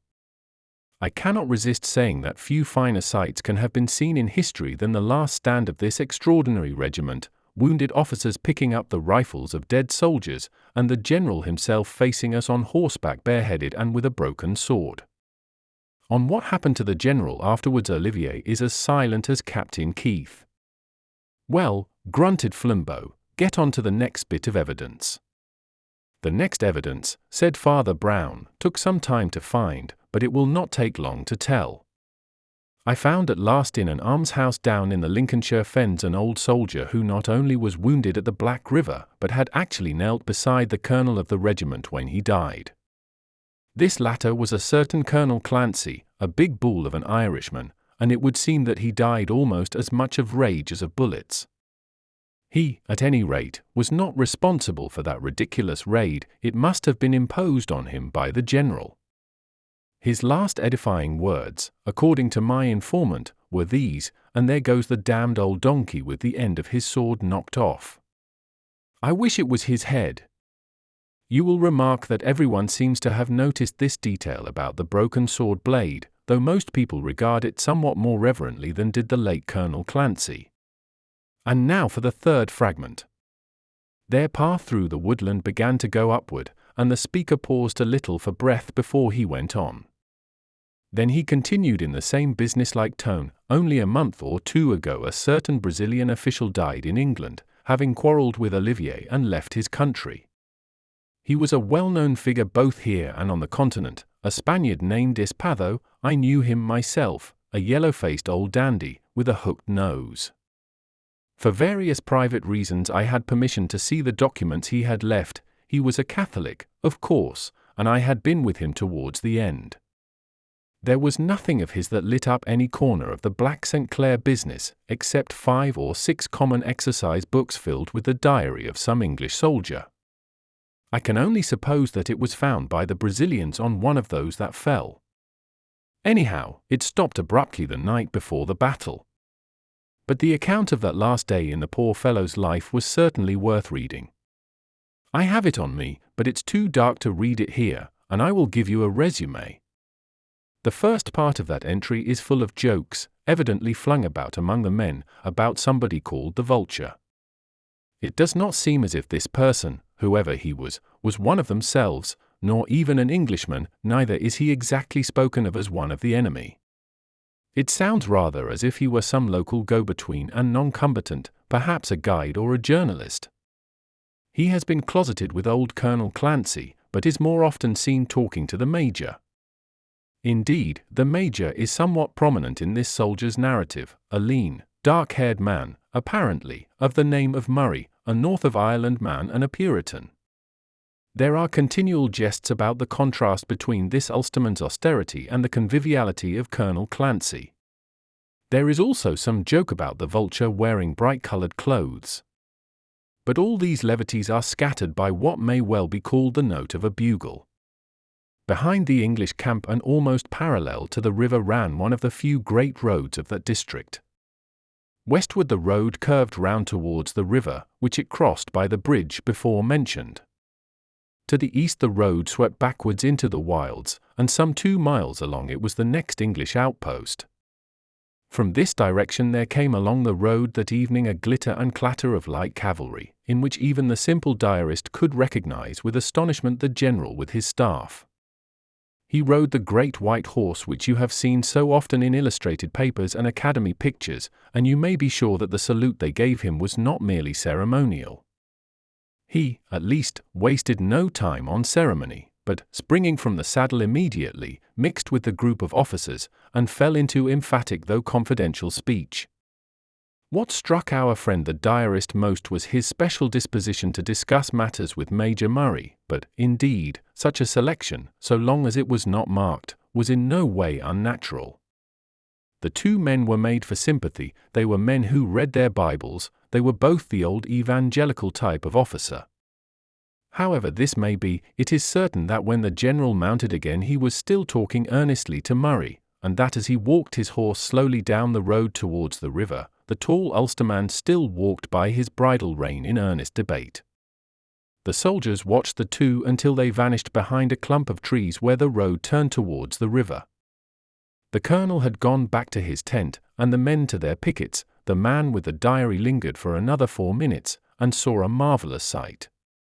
The great white horse which had marched slowly down the road, as it had marched in so many processions, flew back, galloping up the road towards them as if it were mad to win a race. At first they thought it had run away with the man on its back, but they soon saw that the general, a fine rider, was himself urging it to full speed. Horse and man swept up to them like a whirlwind, and then, reining up the reeling charger, the general turned on them a face like flame, and called for the colonel like the trumpet that wakes the dead. I conceive that all the earthquake events of that catastrophe tumbled on top of each other rather like lumber in the minds of men such as our friend with the diary. With the dazed excitement of a dream, they found themselves falling, literally falling, into their ranks, and learned that an attack was to be led at once across the river. The general and the major, it was said, had found out something at the bridge, and there was only just time to strike for life. The major had gone back at once to call up the reserve along the road behind. It was doubtful if even with that prompt appeal help could reach them in time. But they must pass the stream that night, and seize the heights by morning. It is with the very stir and throb of that romantic nocturnal march that the diary suddenly ends. Father Brown had mounted ahead, for the woodland path grew smaller, steeper, and more twisted, till they felt as if they were ascending a winding staircase. The priest's voice came from above out of the darkness. There was one other little and enormous thing. When the general urged them to their chivalric charge, he half drew his sword from the scabbard, and then, as if ashamed of such melodrama, thrust it back again. The sword again, you see. A half-light broke through the network of boughs above them, flinging the ghost of a net about their feet, for they were mounting again to the faint luminosity of the naked night. Flambeau felt truth all round him as an atmosphere, but not as an idea. He answered with bewildered brain, "Well, what's the matter with the sword? Officers generally have swords, don't they?" "They are not often mentioned in modern war," said the other dispassionately, "but in this affair one falls over the blessed sword everywhere." "Well, what is there in that?" growled Flambeau. "It was a tuppence-coloured sort of incident, the old man's blade breaking in his last battle. Anyone might bet the papers would get hold of it, as they have. On all these tombs and things it's shown broken at the point. I hope you haven't dragged me through this polar expedition merely because two men with an eye for a picture saw St. Clair's broken sword." "No," cried Father Brown, with a sharp voice like a pistol shot, "but who saw his unbroken sword?" "What do you mean?" cried the other, and stood still under the stars. They had come abruptly out of the grey gates of the wood. "I say, who saw his unbroken sword?" repeated Father Brown obstinately. "Not the writer of the diary, anyhow, the general sheathed it in time."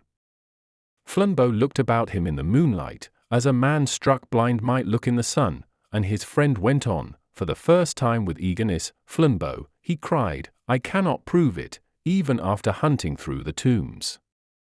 But I am sure of it. Let me add just one more tiny fact that tips the whole thing over. The colonel, by a strange chance, was one of the first struck by a bullet. He was struck long before the troops came to close quarters. But he saw St. Clair's sword broken. Why was it broken? How was it broken? My friend, it was broken before the battle." "Oh," said his friend, with a sort of forlorn jocularity, "and pray where is the other piece?" "I can tell you," said the priest promptly. "In the northeast corner of the cemetery of the Protestant cathedral at Belfast." "Indeed?" inquired the other. "Have you looked for it?" "I couldn't," replied Brown, with frank regret. "There's a great marble monument on top of it, a monument to the heroic Major Murray, who fell fighting gloriously at the famous Battle of the Black River." Flambeau seemed suddenly galvanized into existence. "You mean," he cried hoarsely, "that General St. Clair hated Murray, and murdered him on the field of battle because you are still full of good and pure thoughts," said the other. "It was worse than that." "Well," said the large man, "my stock of evil imagination is used up." The priest seemed really doubtful where to begin, and at last he said again, "Where would a wise man hide a leaf?" "In the forest." The other did not answer. If there were no forest, he would make a forest. And if he wished to hide a dead leaf, he would make a dead forest. There was still no reply, and the priest added still more mildly and quietly, "And if a man had to hide a dead body, he would make a field of dead bodies to hide it in." Flambeau began to stamp forward with an intolerance of delay in time or space, but Father Brown went on as if he were continuing the last sentence. "Sir Arthur St. Clair, as I have already said, was a man who read his Bible. That was what was the matter with him. When will people understand that it is useless for a man to read his Bible unless he also reads everybody else's Bible? A printer reads a Bible for misprints. A Mormon reads his Bible and finds polygamy. A Christian Scientist reads his and finds we have no arms and legs. St. Clair was an old Anglo-Indian Protestant soldier. Now, just think what that might mean, and, for heaven's sake, don't cant about it. It might mean a man physically formidable living under a tropic sun in an Oriental society, and soaking himself without sense or guidance in an Oriental book. Of course, he read the Old Testament rather than the New. Of course, he found in the Old Testament anything that he wanted: lust, tyranny, treason. Oh, I dare say he was honest, as you call it. But what is the good of a man being honest in his worship of dishonesty? In each of the hot and secret countries to which the man went he kept a harem, he tortured witnesses, he amassed shameful gold, but certainly he would have said with steady eyes that he did it to the glory of the Lord. My own theology is sufficiently expressed by asking which Lord? Anyhow, there is this about such evil, that it opens door after door in hell, and always into smaller and smaller chambers. This is the real case against crime, that a man does not become wilder and wilder, but only meaner and meaner. St. Clair was soon suffocated by difficulties of bribery and blackmail, and needed more and more cash. And by the time of the Battle of the Black River he had fallen from world to that place which Dante makes the lowest floor of the universe. "What do you mean?" asked his friend again. "I mean that," retorted the cleric, and suddenly pointed at a puddle sealed with ice that shone in the moon. "Do you remember whom Dante put in the last circle of ice?" "The traitors," said Flambeau, and shuddered.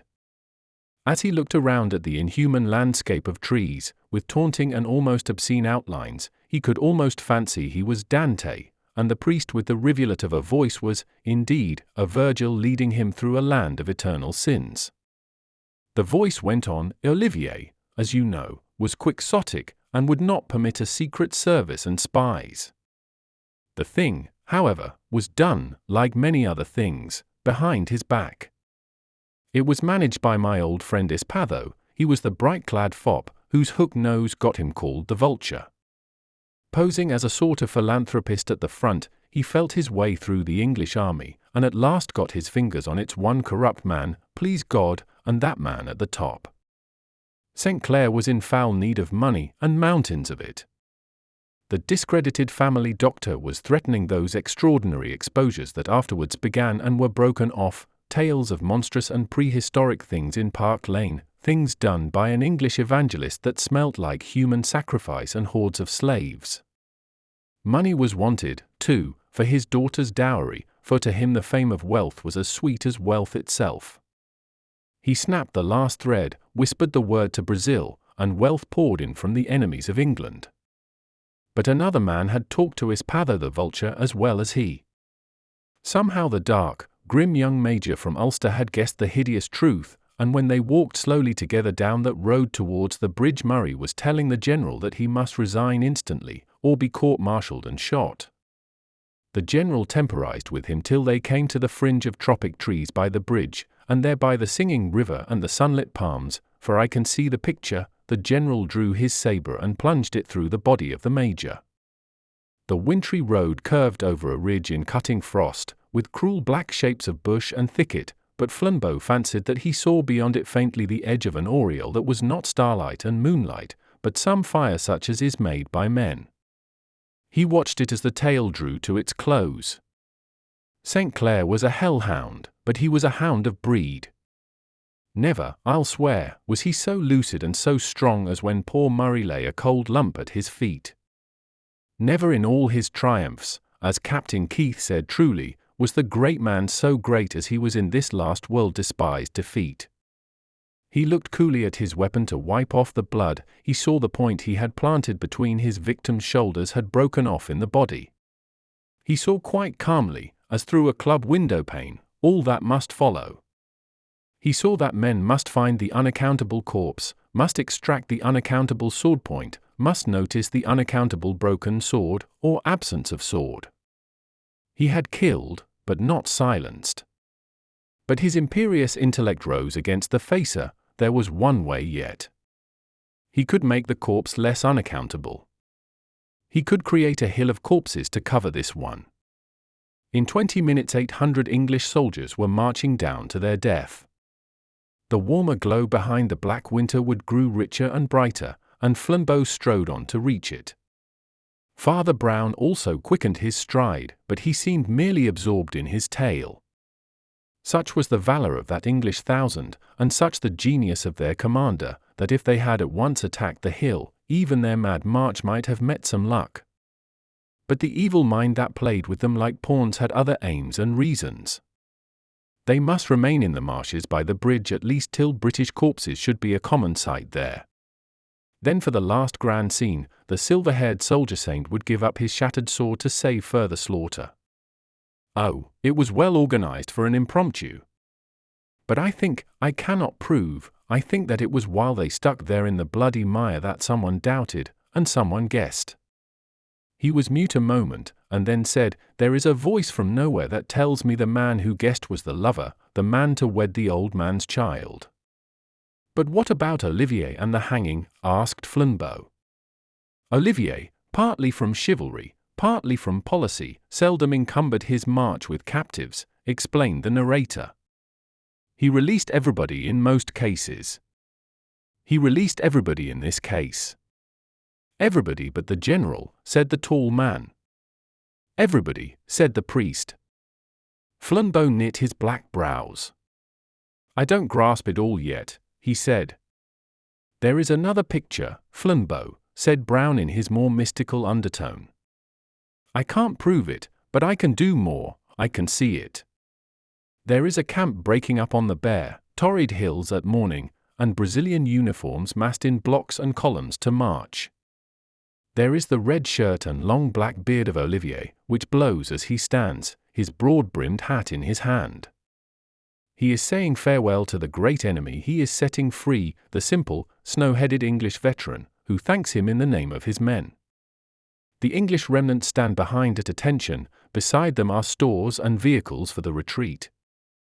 The drums roll, the Brazilians are moving, the English are still like statues. So they abide till the last hum and flash of the enemy have faded from the tropic horizon. Then they alter their postures all at once, like dead men coming to life, they turn their 50 faces upon the general, faces not to be forgotten." Flambeau gave a great jump. "Ah," he cried, "you don't mean—" "Yes," said Father Brown in a deep, moving voice. "It was an English hand that put the rope round St. Clair's neck, I believe the hand that put the ring on his daughter's finger. They were English hands that dragged him up to the tree of shame, the hands of men that had adored him and followed him to victory. And they were English souls, God pardon and endure us all, who stared at him swinging in that foreign sun on the green gallows of palm, and prayed in their hatred that he might drop off it into hell. As the two topped the ridge, there burst on them the strong scarlet light of a red-curtained English inn. It stood sideways in the road, as if standing aside in the amplitude of hospitality. Its 3 doors stood open with invitation, and even where they stood they could hear the hum and laughter of humanity happy for a night. "I need not tell you more," said Father Brown. "They tried him in the wilderness and destroyed him, and then, for the honour of England and of his daughter, they took an oath to seal up for ever the story of the traitor's purse and the assassin's sword blade. Perhaps, heaven help them, they tried to forget it. Let us try to forget it, anyhow. Here is our inn." "With all my heart," said Flambeau, and was just striding into the bright, noisy bar when he stepped back and almost fell on the road. "Look there, in the devil's name," he cried, and pointed rigidly at the square wooden sign that overhung the road. It showed dimly the crude shape of a saber hilt and a shortened blade, and was inscribed in false archaic lettering, the sign of the broken sword. "Were you not prepared?" asked Father Brown gently. "He is the god of this country. Half the inns and parks and streets are named after him and his story." "I thought we had done with the leper," cried Flambeau, and spat on the road. "You will never have done with him in England," said the priest, looking down, "while brass is strong and stone abides. His marble statues will erect the souls of proud, innocent boys for centuries. His village tomb will smell of loyalty as of lilies. Millions who never knew him shall love him like a father, this man whom the last few that knew him dealt with like dung. He shall be a saint, and the truth shall never be told of him, because I have made up my mind at last. There is so much good and evil in breaking secrets, that I put my conduct to a test. All these newspapers will perish, the anti-Brazil boom is already over, Olivier is already honoured everywhere. But I told myself that if anywhere, by name, in metal or marble that will endure like the pyramids, Colonel Clancy, or Captain Keith, or President Olivier, or any innocent man was wrongly blamed, then I would speak. If it were only that St. Clair was wrongly praised, I would be silent. And I will." They plunged into the Red Curtain Tavern, which was not only cosy, but even luxurious inside. On a table stood a silver model of the tomb of St. Clair, the silver head bowed, the silver sword broken. On the walls were coloured photographs of the same scene, and of the system of wagonettes that took tourists to see it. They sat down on the comfortable padded benches. "Come, it's cold," cried Father Brown, "let's have some wine or beer." "Or brandy," said Flambeau. The 3 Tools of Death. Both by calling and conviction, Father Brown knew better than most of us that every man is dignified when he is dead.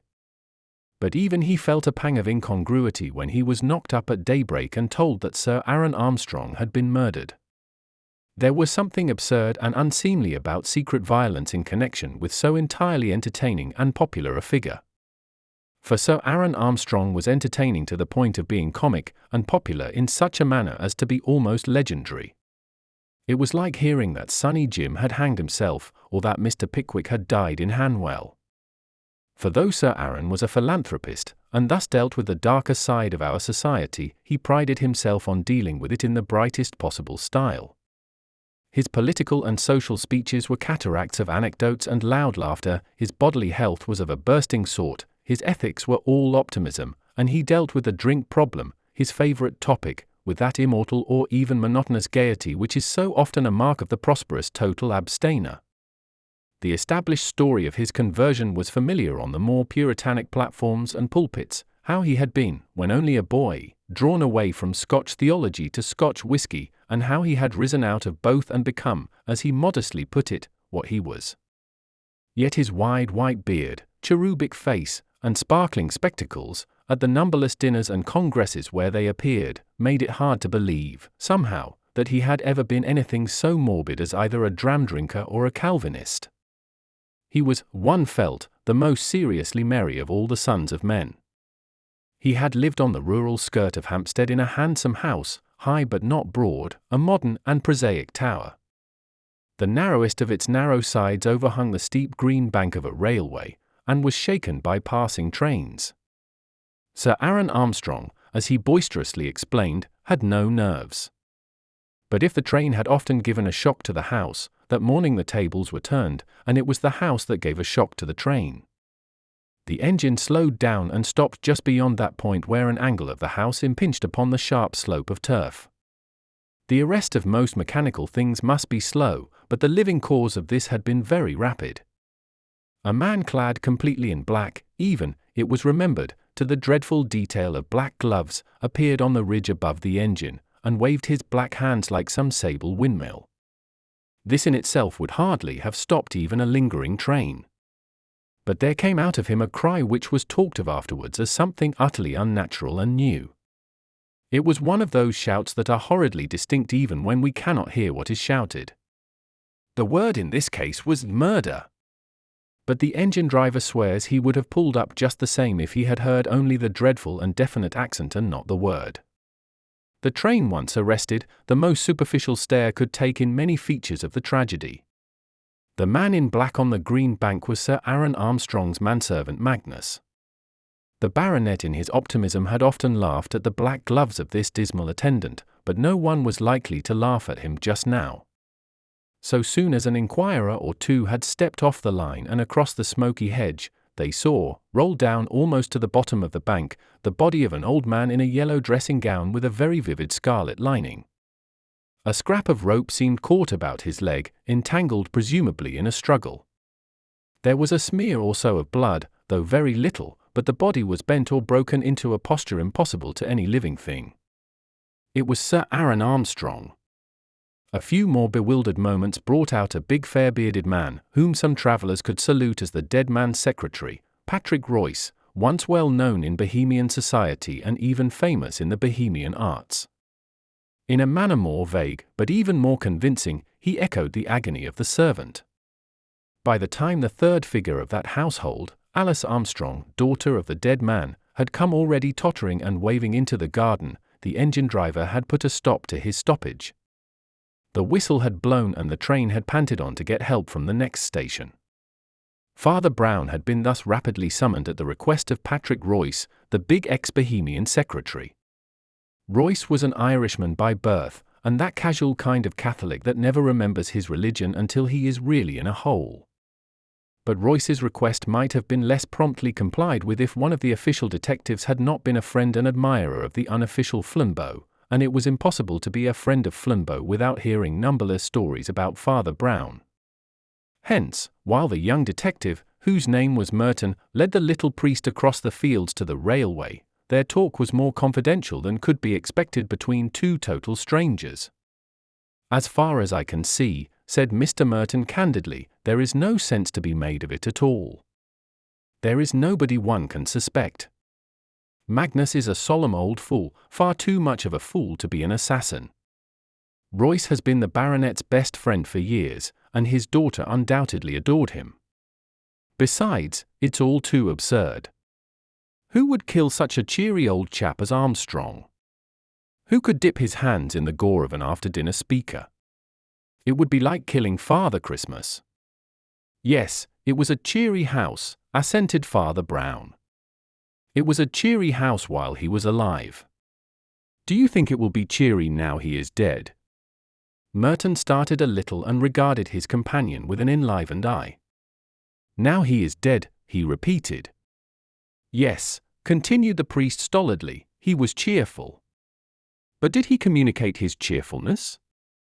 Frankly, was anyone else in the house cheerful but he?" A window in Merton's mind let in that strange light of surprise in which we see for the first time things we have known all along. He had often been to the Armstrongs, on little police jobs of the philanthropist, and, now he came to think of it, it was in itself a depressing house. The rooms were very high and very cold, the decoration mean and provincial, the draughty corridors were lit by electricity that was bleaker than moonlight. And though the old man's scarlet face and silver beard had blazed like a bonfire in each room or passage in turn, it did not leave any warmth behind it. Doubtless this spectral discomfort in the place was partly due to the very vitality and exuberance of its owner. He needed no stoves or lamps, he would say, but carried his own warmth with him. But when Merton recalled the other inmates, he was compelled to confess that they also were as shadows of their lord. The moody manservant, with his monstrous black gloves, was almost a nightmare. Royce, the secretary, was solid enough, a big bull of a man, in tweeds, with a short beard, but the straw-coloured beard was startlingly salted with grey like the tweeds, and the broad forehead was barred with premature wrinkles. He was good-natured enough also, but it was a sad sort of good nature, almost a heartbroken sort. He had the general air of being some sort of failure in life. As for Armstrong's daughter, it was almost incredible that she was his daughter. She was so pallid in colour and sensitive in outline. She was graceful, but there was a quiver in the very shape of her that was like the lines of an aspen. Merton had sometimes wondered if she had learnt to quail at the crash of the passing trains. "You see," said Father Brown, blinking modestly, "I'm not sure that the Armstrong cheerfulness is so very cheerful, for other people. You say that nobody could kill such a happy old man, but I'm not sure and there nos in ducas in tentationem. If ever I murdered somebody," he added quite simply, "I dare say it might be an optimist." "Why?" cried Merton, amused. "Do you think people dislike cheerfulness?" "People like frequent laughter," answered Father Brown, "but I don't think they like a permanent smile. Cheerfulness without humour is a very trying thing." They walked some way in silence along the windy grassy bank by the rail, and just as they came under the far-flung shadow of the tall Armstrong house, Father Brown said suddenly, like a man throwing away a troublesome thought rather than offering it seriously, "Of course, drink is neither good nor bad in itself. But I can't help sometimes feeling that men like Armstrong want an occasional glass of wine to sadden them." Merton's official superior, a grizzled and capable detective named Gilder, was standing on the green bank waiting for the coroner, talking to Patrick Royce, whose big shoulders and bristly beard and hair towered above him. This was the more noticeable because Royce walked always with a sort of powerful stoop, and seemed to be going about his small clerical and domestic duties in a heavy and humbled style, like a buffalo drawing a go-cart. He raised his head with unusual pleasure at the sight of the priest, and took him a few paces apart. Meanwhile Merton was addressing the older detective respectfully indeed, but not without a certain boyish impatience. "Well, Mr. Gilder, have you got much farther with the mystery?" "There is no mystery," replied Gilder, as he looked under dreamy eyelids at the rooks. "Well, there is for me, at any rate," said Merton, smiling.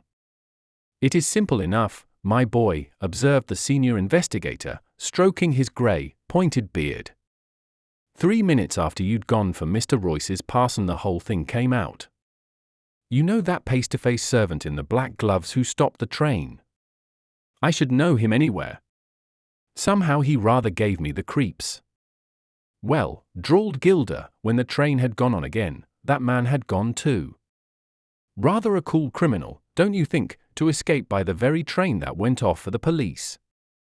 "You're pretty sure, I suppose," remarked the young man, "that he really did kill his master?"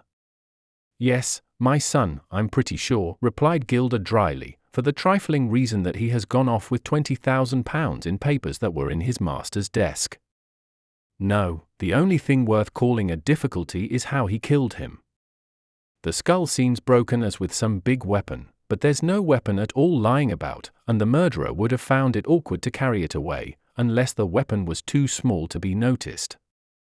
"Perhaps the weapon was too big to be noticed," said the priest, with an odd little giggle. Gilder looked round at this wild remark, and rather sternly asked Brown what he meant. "Silly way of putting it, I know," said Father Brown apologetically. "Sounds like a fairy tale. But poor Armstrong was killed with a giant's club, a great green club, too big to be seen, and which we call the earth. He was broken against this green bank we are standing on." "How do you mean?" asked the detective quickly. Father Brown turned his moon face up to the narrow facade of the house and blinked hopelessly up. Following his eyes, they saw that right at the top of this otherwise blind back quarter of the building, an attic window stood open. "Don't you see?" he explained, pointing a little awkwardly like a child, "he was thrown down from there." Gilder frowningly scrutinized the window, and then said, "Well, it is certainly possible. But I don't see why you are so sure about it." Brown opened his grey eyes wide. "Why," he said, "there's a bit of rope round the dead man's leg. Don't you see that other bit of rope up there caught at the corner of the window?" At that height the thing looked like the faintest particle of dust or hair, but the shrewd old investigator was satisfied. "You're quite right, sir," he said to Father Brown, "that is certainly one to you." Almost as he spoke, a special train with one carriage took the curve of the line on their left, and, stopping, disgorged another group of policemen, in whose midst was the hangdog visage of Magnus, the absconded servant. "By Jove! They've got him," cried Gilder, and stepped forward with quite a new alertness. "Have you got the money?" he cried to the first policeman. The man looked him in the face with a rather curious expression and said, "No." Then he added, "At least, not here." "Which is the inspector, please?" asked the man called Magnus. When he spoke, everyone instantly understood how this voice had stopped a train. He was a dull-looking man with flat black hair, a colourless face, and a faint suggestion of the East in the level slits in his eyes and mouth. His blood and name, indeed, had remained dubious, ever since Sir Aaron had rescued him from a waitership in a London restaurant, and, as some said, from more infamous things. But his voice was as vivid as his face was dead. Whether through exactitude in a foreign language, or in deference to his master, who had been somewhat deaf, Magnus's tones had a peculiarly ringing and piercing quality, and the whole group quite jumped when he spoke. "I always knew this would happen," he said aloud with brazen blandness. "My poor old master made game of me for wearing black, but I always said I should be ready for his funeral." And he made a momentary movement with his two dark-gloved hands. "Sergeant," said Inspector Gilder, eyeing the black hands with wrath, "aren't you putting the bracelets on this fellow? He looks pretty dangerous." "Well, sir," said the sergeant, with the same odd look of wonder, "I don't know that we can." "What do you mean?" asked the other sharply. "Haven't you arrested him?" A faint scorn widened the slit-like mouth, and the whistle of an approaching train seemed oddly to echo the mockery. "We arrested him," replied the sergeant gravely, "just as he was coming out of the police station at Highgate, where he had deposited all his master's money in the care of Inspector Robinson." Gilder looked at the manservant in utter amazement. "Why on earth did you do that?" he asked of Magnus. "To keep it safe from the criminal, of course," replied that person placidly. "Surely," said Gilder, "Sir Aaron's money might have been safely left with Sir Aaron's family." The tail of his sentence was drowned in the roar of the train as it went rocking and clanking, but through all the hell of noises to which that unhappy house was periodically subject, they could hear the syllables of Magnus's answer, in all their bell-like distinctness, "I have no reason to feel confidence in Sir Aaron's family." All the motionless men had the ghostly sensation of the presence of some new person, and Merton was scarcely surprised when he looked up and saw the pale face of Armstrong's daughter over Father Brown's shoulder. She was still young and beautiful in a silvery style, but her hair was of so dusty and hueless a brown that in some shadows it seemed to have turned totally grey. "Be careful what you say," said Royce gruffly, "you'll frighten Miss Armstrong." "I hope so," said the man with the clear voice. As the woman winced and everyone else wondered, he went on, "I am somewhat used to Miss Armstrong's tremors. I have seen her trembling off and on for years. And some said she was shaking with cold and some she was shaking with fear, but I know she was shaking with hate and wicked anger, fiends that have had their feast this morning. She would have been away by now with her lover and all the money but for me.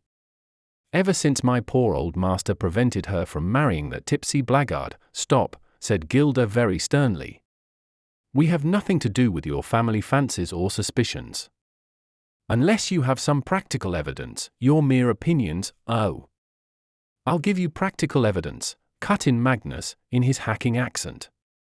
"You'll have to subpoena me, Mr. Inspector, and I shall have to tell the truth. And the truth is this: an instant after the old man was pitched bleeding out of the window, I ran into the attic, and found his daughter swooning on the floor with a red dagger still in her hand. Allow me to hand that also to the proper authorities." He took from his tail pocket a long horn-hilt knife with a red smear on it, and handed it politely to the sergeant. Then he stood back again, and his slits of eyes almost faded from his face in one fat Chinese sneer. Merton felt an almost bodily sickness at the sight of him, and he muttered to Gilder, "Surely you would take Miss Armstrong's word against his." Father Brown suddenly lifted a face so absurdly fresh that it looked somehow as if he had just washed it. "Yes," he said, radiating innocence, "but is Miss Armstrong's word against his?" The girl uttered a startled, singular little cry. Everyone looked at her. Her figure was rigid as if paralyzed, only her face within its frame of faint brown hair was alive with an appalling surprise. She stood like one of a sudden lassoed and throttled. "This man," said Mr. Gilder gravely, "actually says that you were found grasping a knife, insensible, after the murder." "He says the truth," answered Alice. The next fact of which they were conscious was that Patrick Royce strode with his great stooping head into their ring and uttered the singular words, "Well, if I've got to go, I'll have a bit of pleasure first." His huge shoulder heaved and he sent an iron fist smash into Magnus's bland Mongolian visage, laying him on the lawn as flat as a starfish. 2 or 3 of the police instantly put their hands on Royce, but to the rest it seemed as if all reason had broken up and the universe were turning into a brainless harlequinade. "None of that, Mr. Royce," Gilder had called out authoritatively. "I shall arrest you for assault."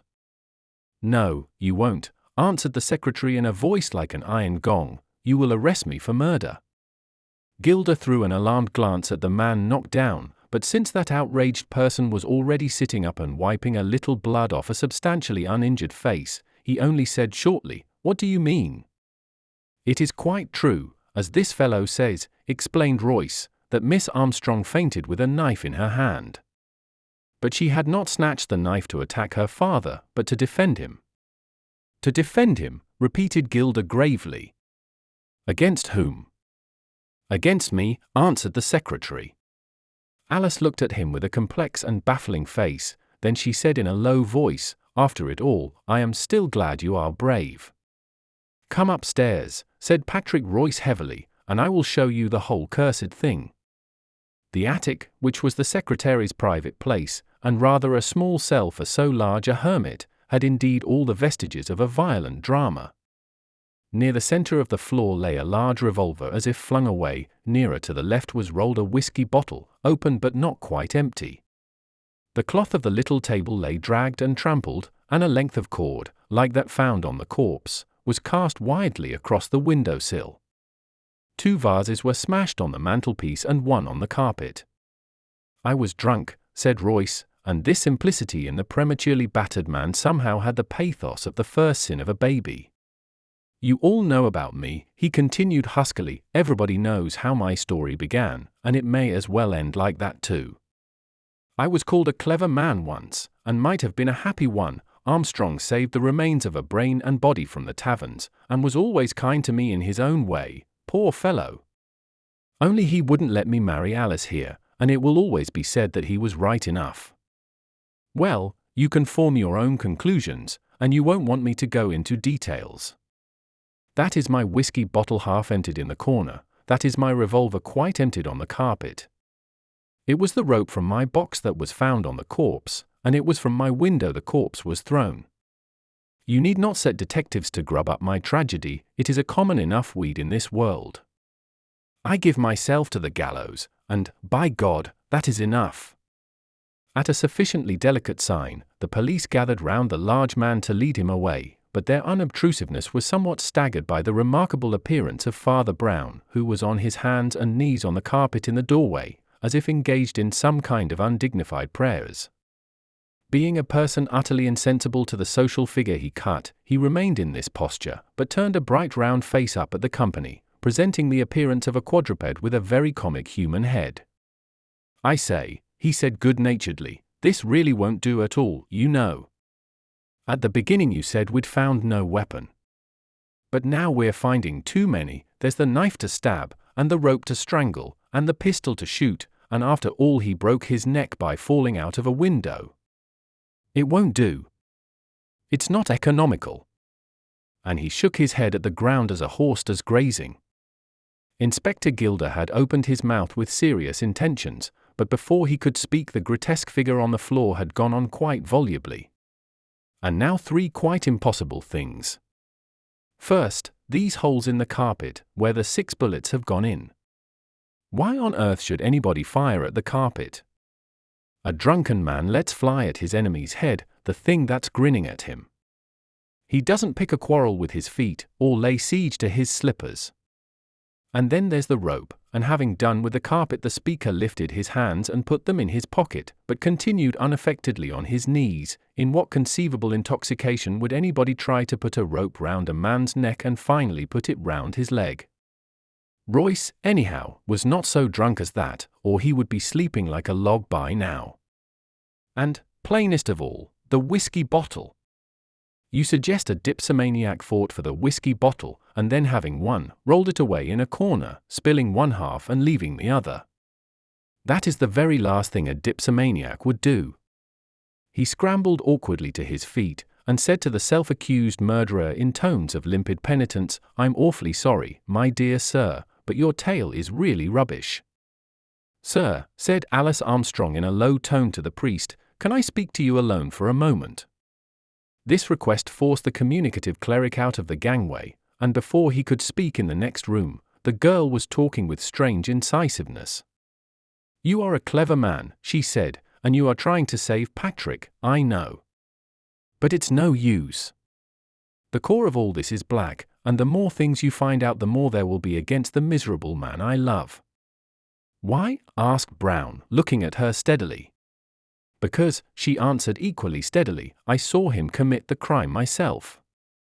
"Ah," said the unmoved Brown, "and what did he do?" "I was in this room next to them," she explained. "Both doors were closed, but I suddenly heard a voice, such as I had never heard on earth, roaring 'Hell, hell, hell,' again and again, and then the 2 doors shook with the first explosion of the revolver. Thrice again the thing banged before I got the 2 doors open and found the room full of smoke, but the pistol was smoking in my poor, mad Patrick's hand, and I saw him fire the last murderous volley with my own eyes. Then he leapt on my father, who was clinging in terror to the window sill, and, grappling, tried to strangle him with the rope, which he threw over his head, but which slipped over his struggling shoulders to his feet. Then it tightened round one leg and Patrick dragged him along like a maniac. I snatched a knife from the mat, and, rushing between them, managed to cut the rope before I fainted." "I see," said Father Brown, with the same wooden civility. "Thank you." As the girl collapsed under her memories, the priest passed stiffly into the next room, where he found Gilda and Merton alone with Patrick Royce, who sat in a chair, handcuffed. There he said to the inspector submissively, "Might I say a word to the prisoner in your presence, and might he take off those funny cuffs for a minute?" "He is a very powerful man," said Merton in an undertone. "Why do you want them taken off?" "Why, I thought," replied the priest humbly, "that perhaps I might have the very great honor of shaking hands with him." Both detectives stared, and Father Brown added, "Won't you tell them about it, sir?" The man on the chair shook his tousled head, and the priest turned impatiently. "Then I will," he said. "Private lives are more important than public reputations. I am going to save the living, and let the dead bury their dead." He went to the fatal window, and blinked out of it as he went on talking. "I told you that in this case there were too many weapons and only one death. I tell you now that they were not weapons, and were not used to cause death. All those grisly tools, the noose, the bloody knife, the exploding pistol, were instruments of a curious mercy. They were not used to kill Sir Aaron, but to save him." "To save him," repeated Gilda. "And from what?" "From himself," said Father Brown. "He was a suicidal maniac." "What?" he cried Merton in an incredulous tone. "And the religion of cheerfulness, it is a cruel religion," said the priest, looking out of the window. "Why couldn't they let him weep a little, like his fathers before him?" His plan stiffened, his views grew cold, behind that merry mask was the empty mind of the atheist. At last, to keep up his hilarious public level, he fell back on that dram-drinking he had abandoned long ago. But there is this horror about alcoholism in a sincere teetotaler, that he pictures and expects that psychological inferno from which he has warned others. It leapt upon poor Armstrong prematurely, and by this morning he was in such a case that he sat here and cried he was in hell, in so crazy a voice that his daughter did not know it. He was mad for death, and with the monkey tricks of the mad he had scattered round him death in many shapes, a running noose and his friend's revolver and a knife. Royce entered accidentally and acted in a flash. He flung the knife on the mat behind him, snatched up the revolver, and having no time to unload it, emptied it shot after shot all over the floor. The suicide saw a fourth shape of death, and made a dash for the window. The rescuer did the only thing he could, ran after him with the rope and tried to tie him hand and foot. Then it was that the unlucky girl ran in, and misunderstanding the struggle, strove to slash her father free. At first she only slashed poor Royce's knuckles, from which has come all the little blood in this affair. But of course, you noticed that he left blood, but no wound, on that servant's face. Only before the poor woman swooned, she did hack her father loose, so that he went crashing through that window into eternity. There was a long stillness slowly broken by the metallic noises of Gilda unlocking the handcuffs of Patrick Royce, to whom he said, "I think I should have told the truth, sir. You and the young lady are worth more than Armstrong's obituary notices." "Confound Armstrong's notices," cried Royce roughly. "Don't you see it was because she mustn't know?" "Mustn't know what?" asked Merton. "Why, that she killed her father, you fool," roared the other. "He'd have been alive now but for her. It might craze her to know that." "No, I don't think it would," remarked Father Brown, as he picked up his hat. "I rather think I should tell her. Even the most murderous blunders don't poison life like sins. Anyhow, I think you may both be the happier now. I've got to go back to the deaf school." As he went out onto the gusty grass, an acquaintance from Highgate stopped him and said, "The coroner has arrived. The inquiry is just going to begin." "I've got to get back to the deaf school," said Father Brown. "I'm sorry I can't stop for the inquiry." Closing credits. The end. A note from the producer. I chose to produce this audiobook of The Innocence of Father Brown because the novel is a mystery that deeply explores human nature. Beneath each case lies a quiet reflection on compassion and truth. I hope this audiobook allows both new listeners and long-time readers to experience the story from a fresh perspective. More than a century after its publication, this masterpiece continues to remind us that great mysteries are ultimately about people. During production, special care was taken with the pronunciation of French, ecclesiastical Latin, and regional dialects. French words, phrases, and names are pronounced naturally in French, in keeping with their historical and narrative context. Ecclesiastical Latin follows the traditional Italian liturgical pronunciation. Here is an example of ecclesiastical Latin pronunciation. Ne nos inducas in tentationem.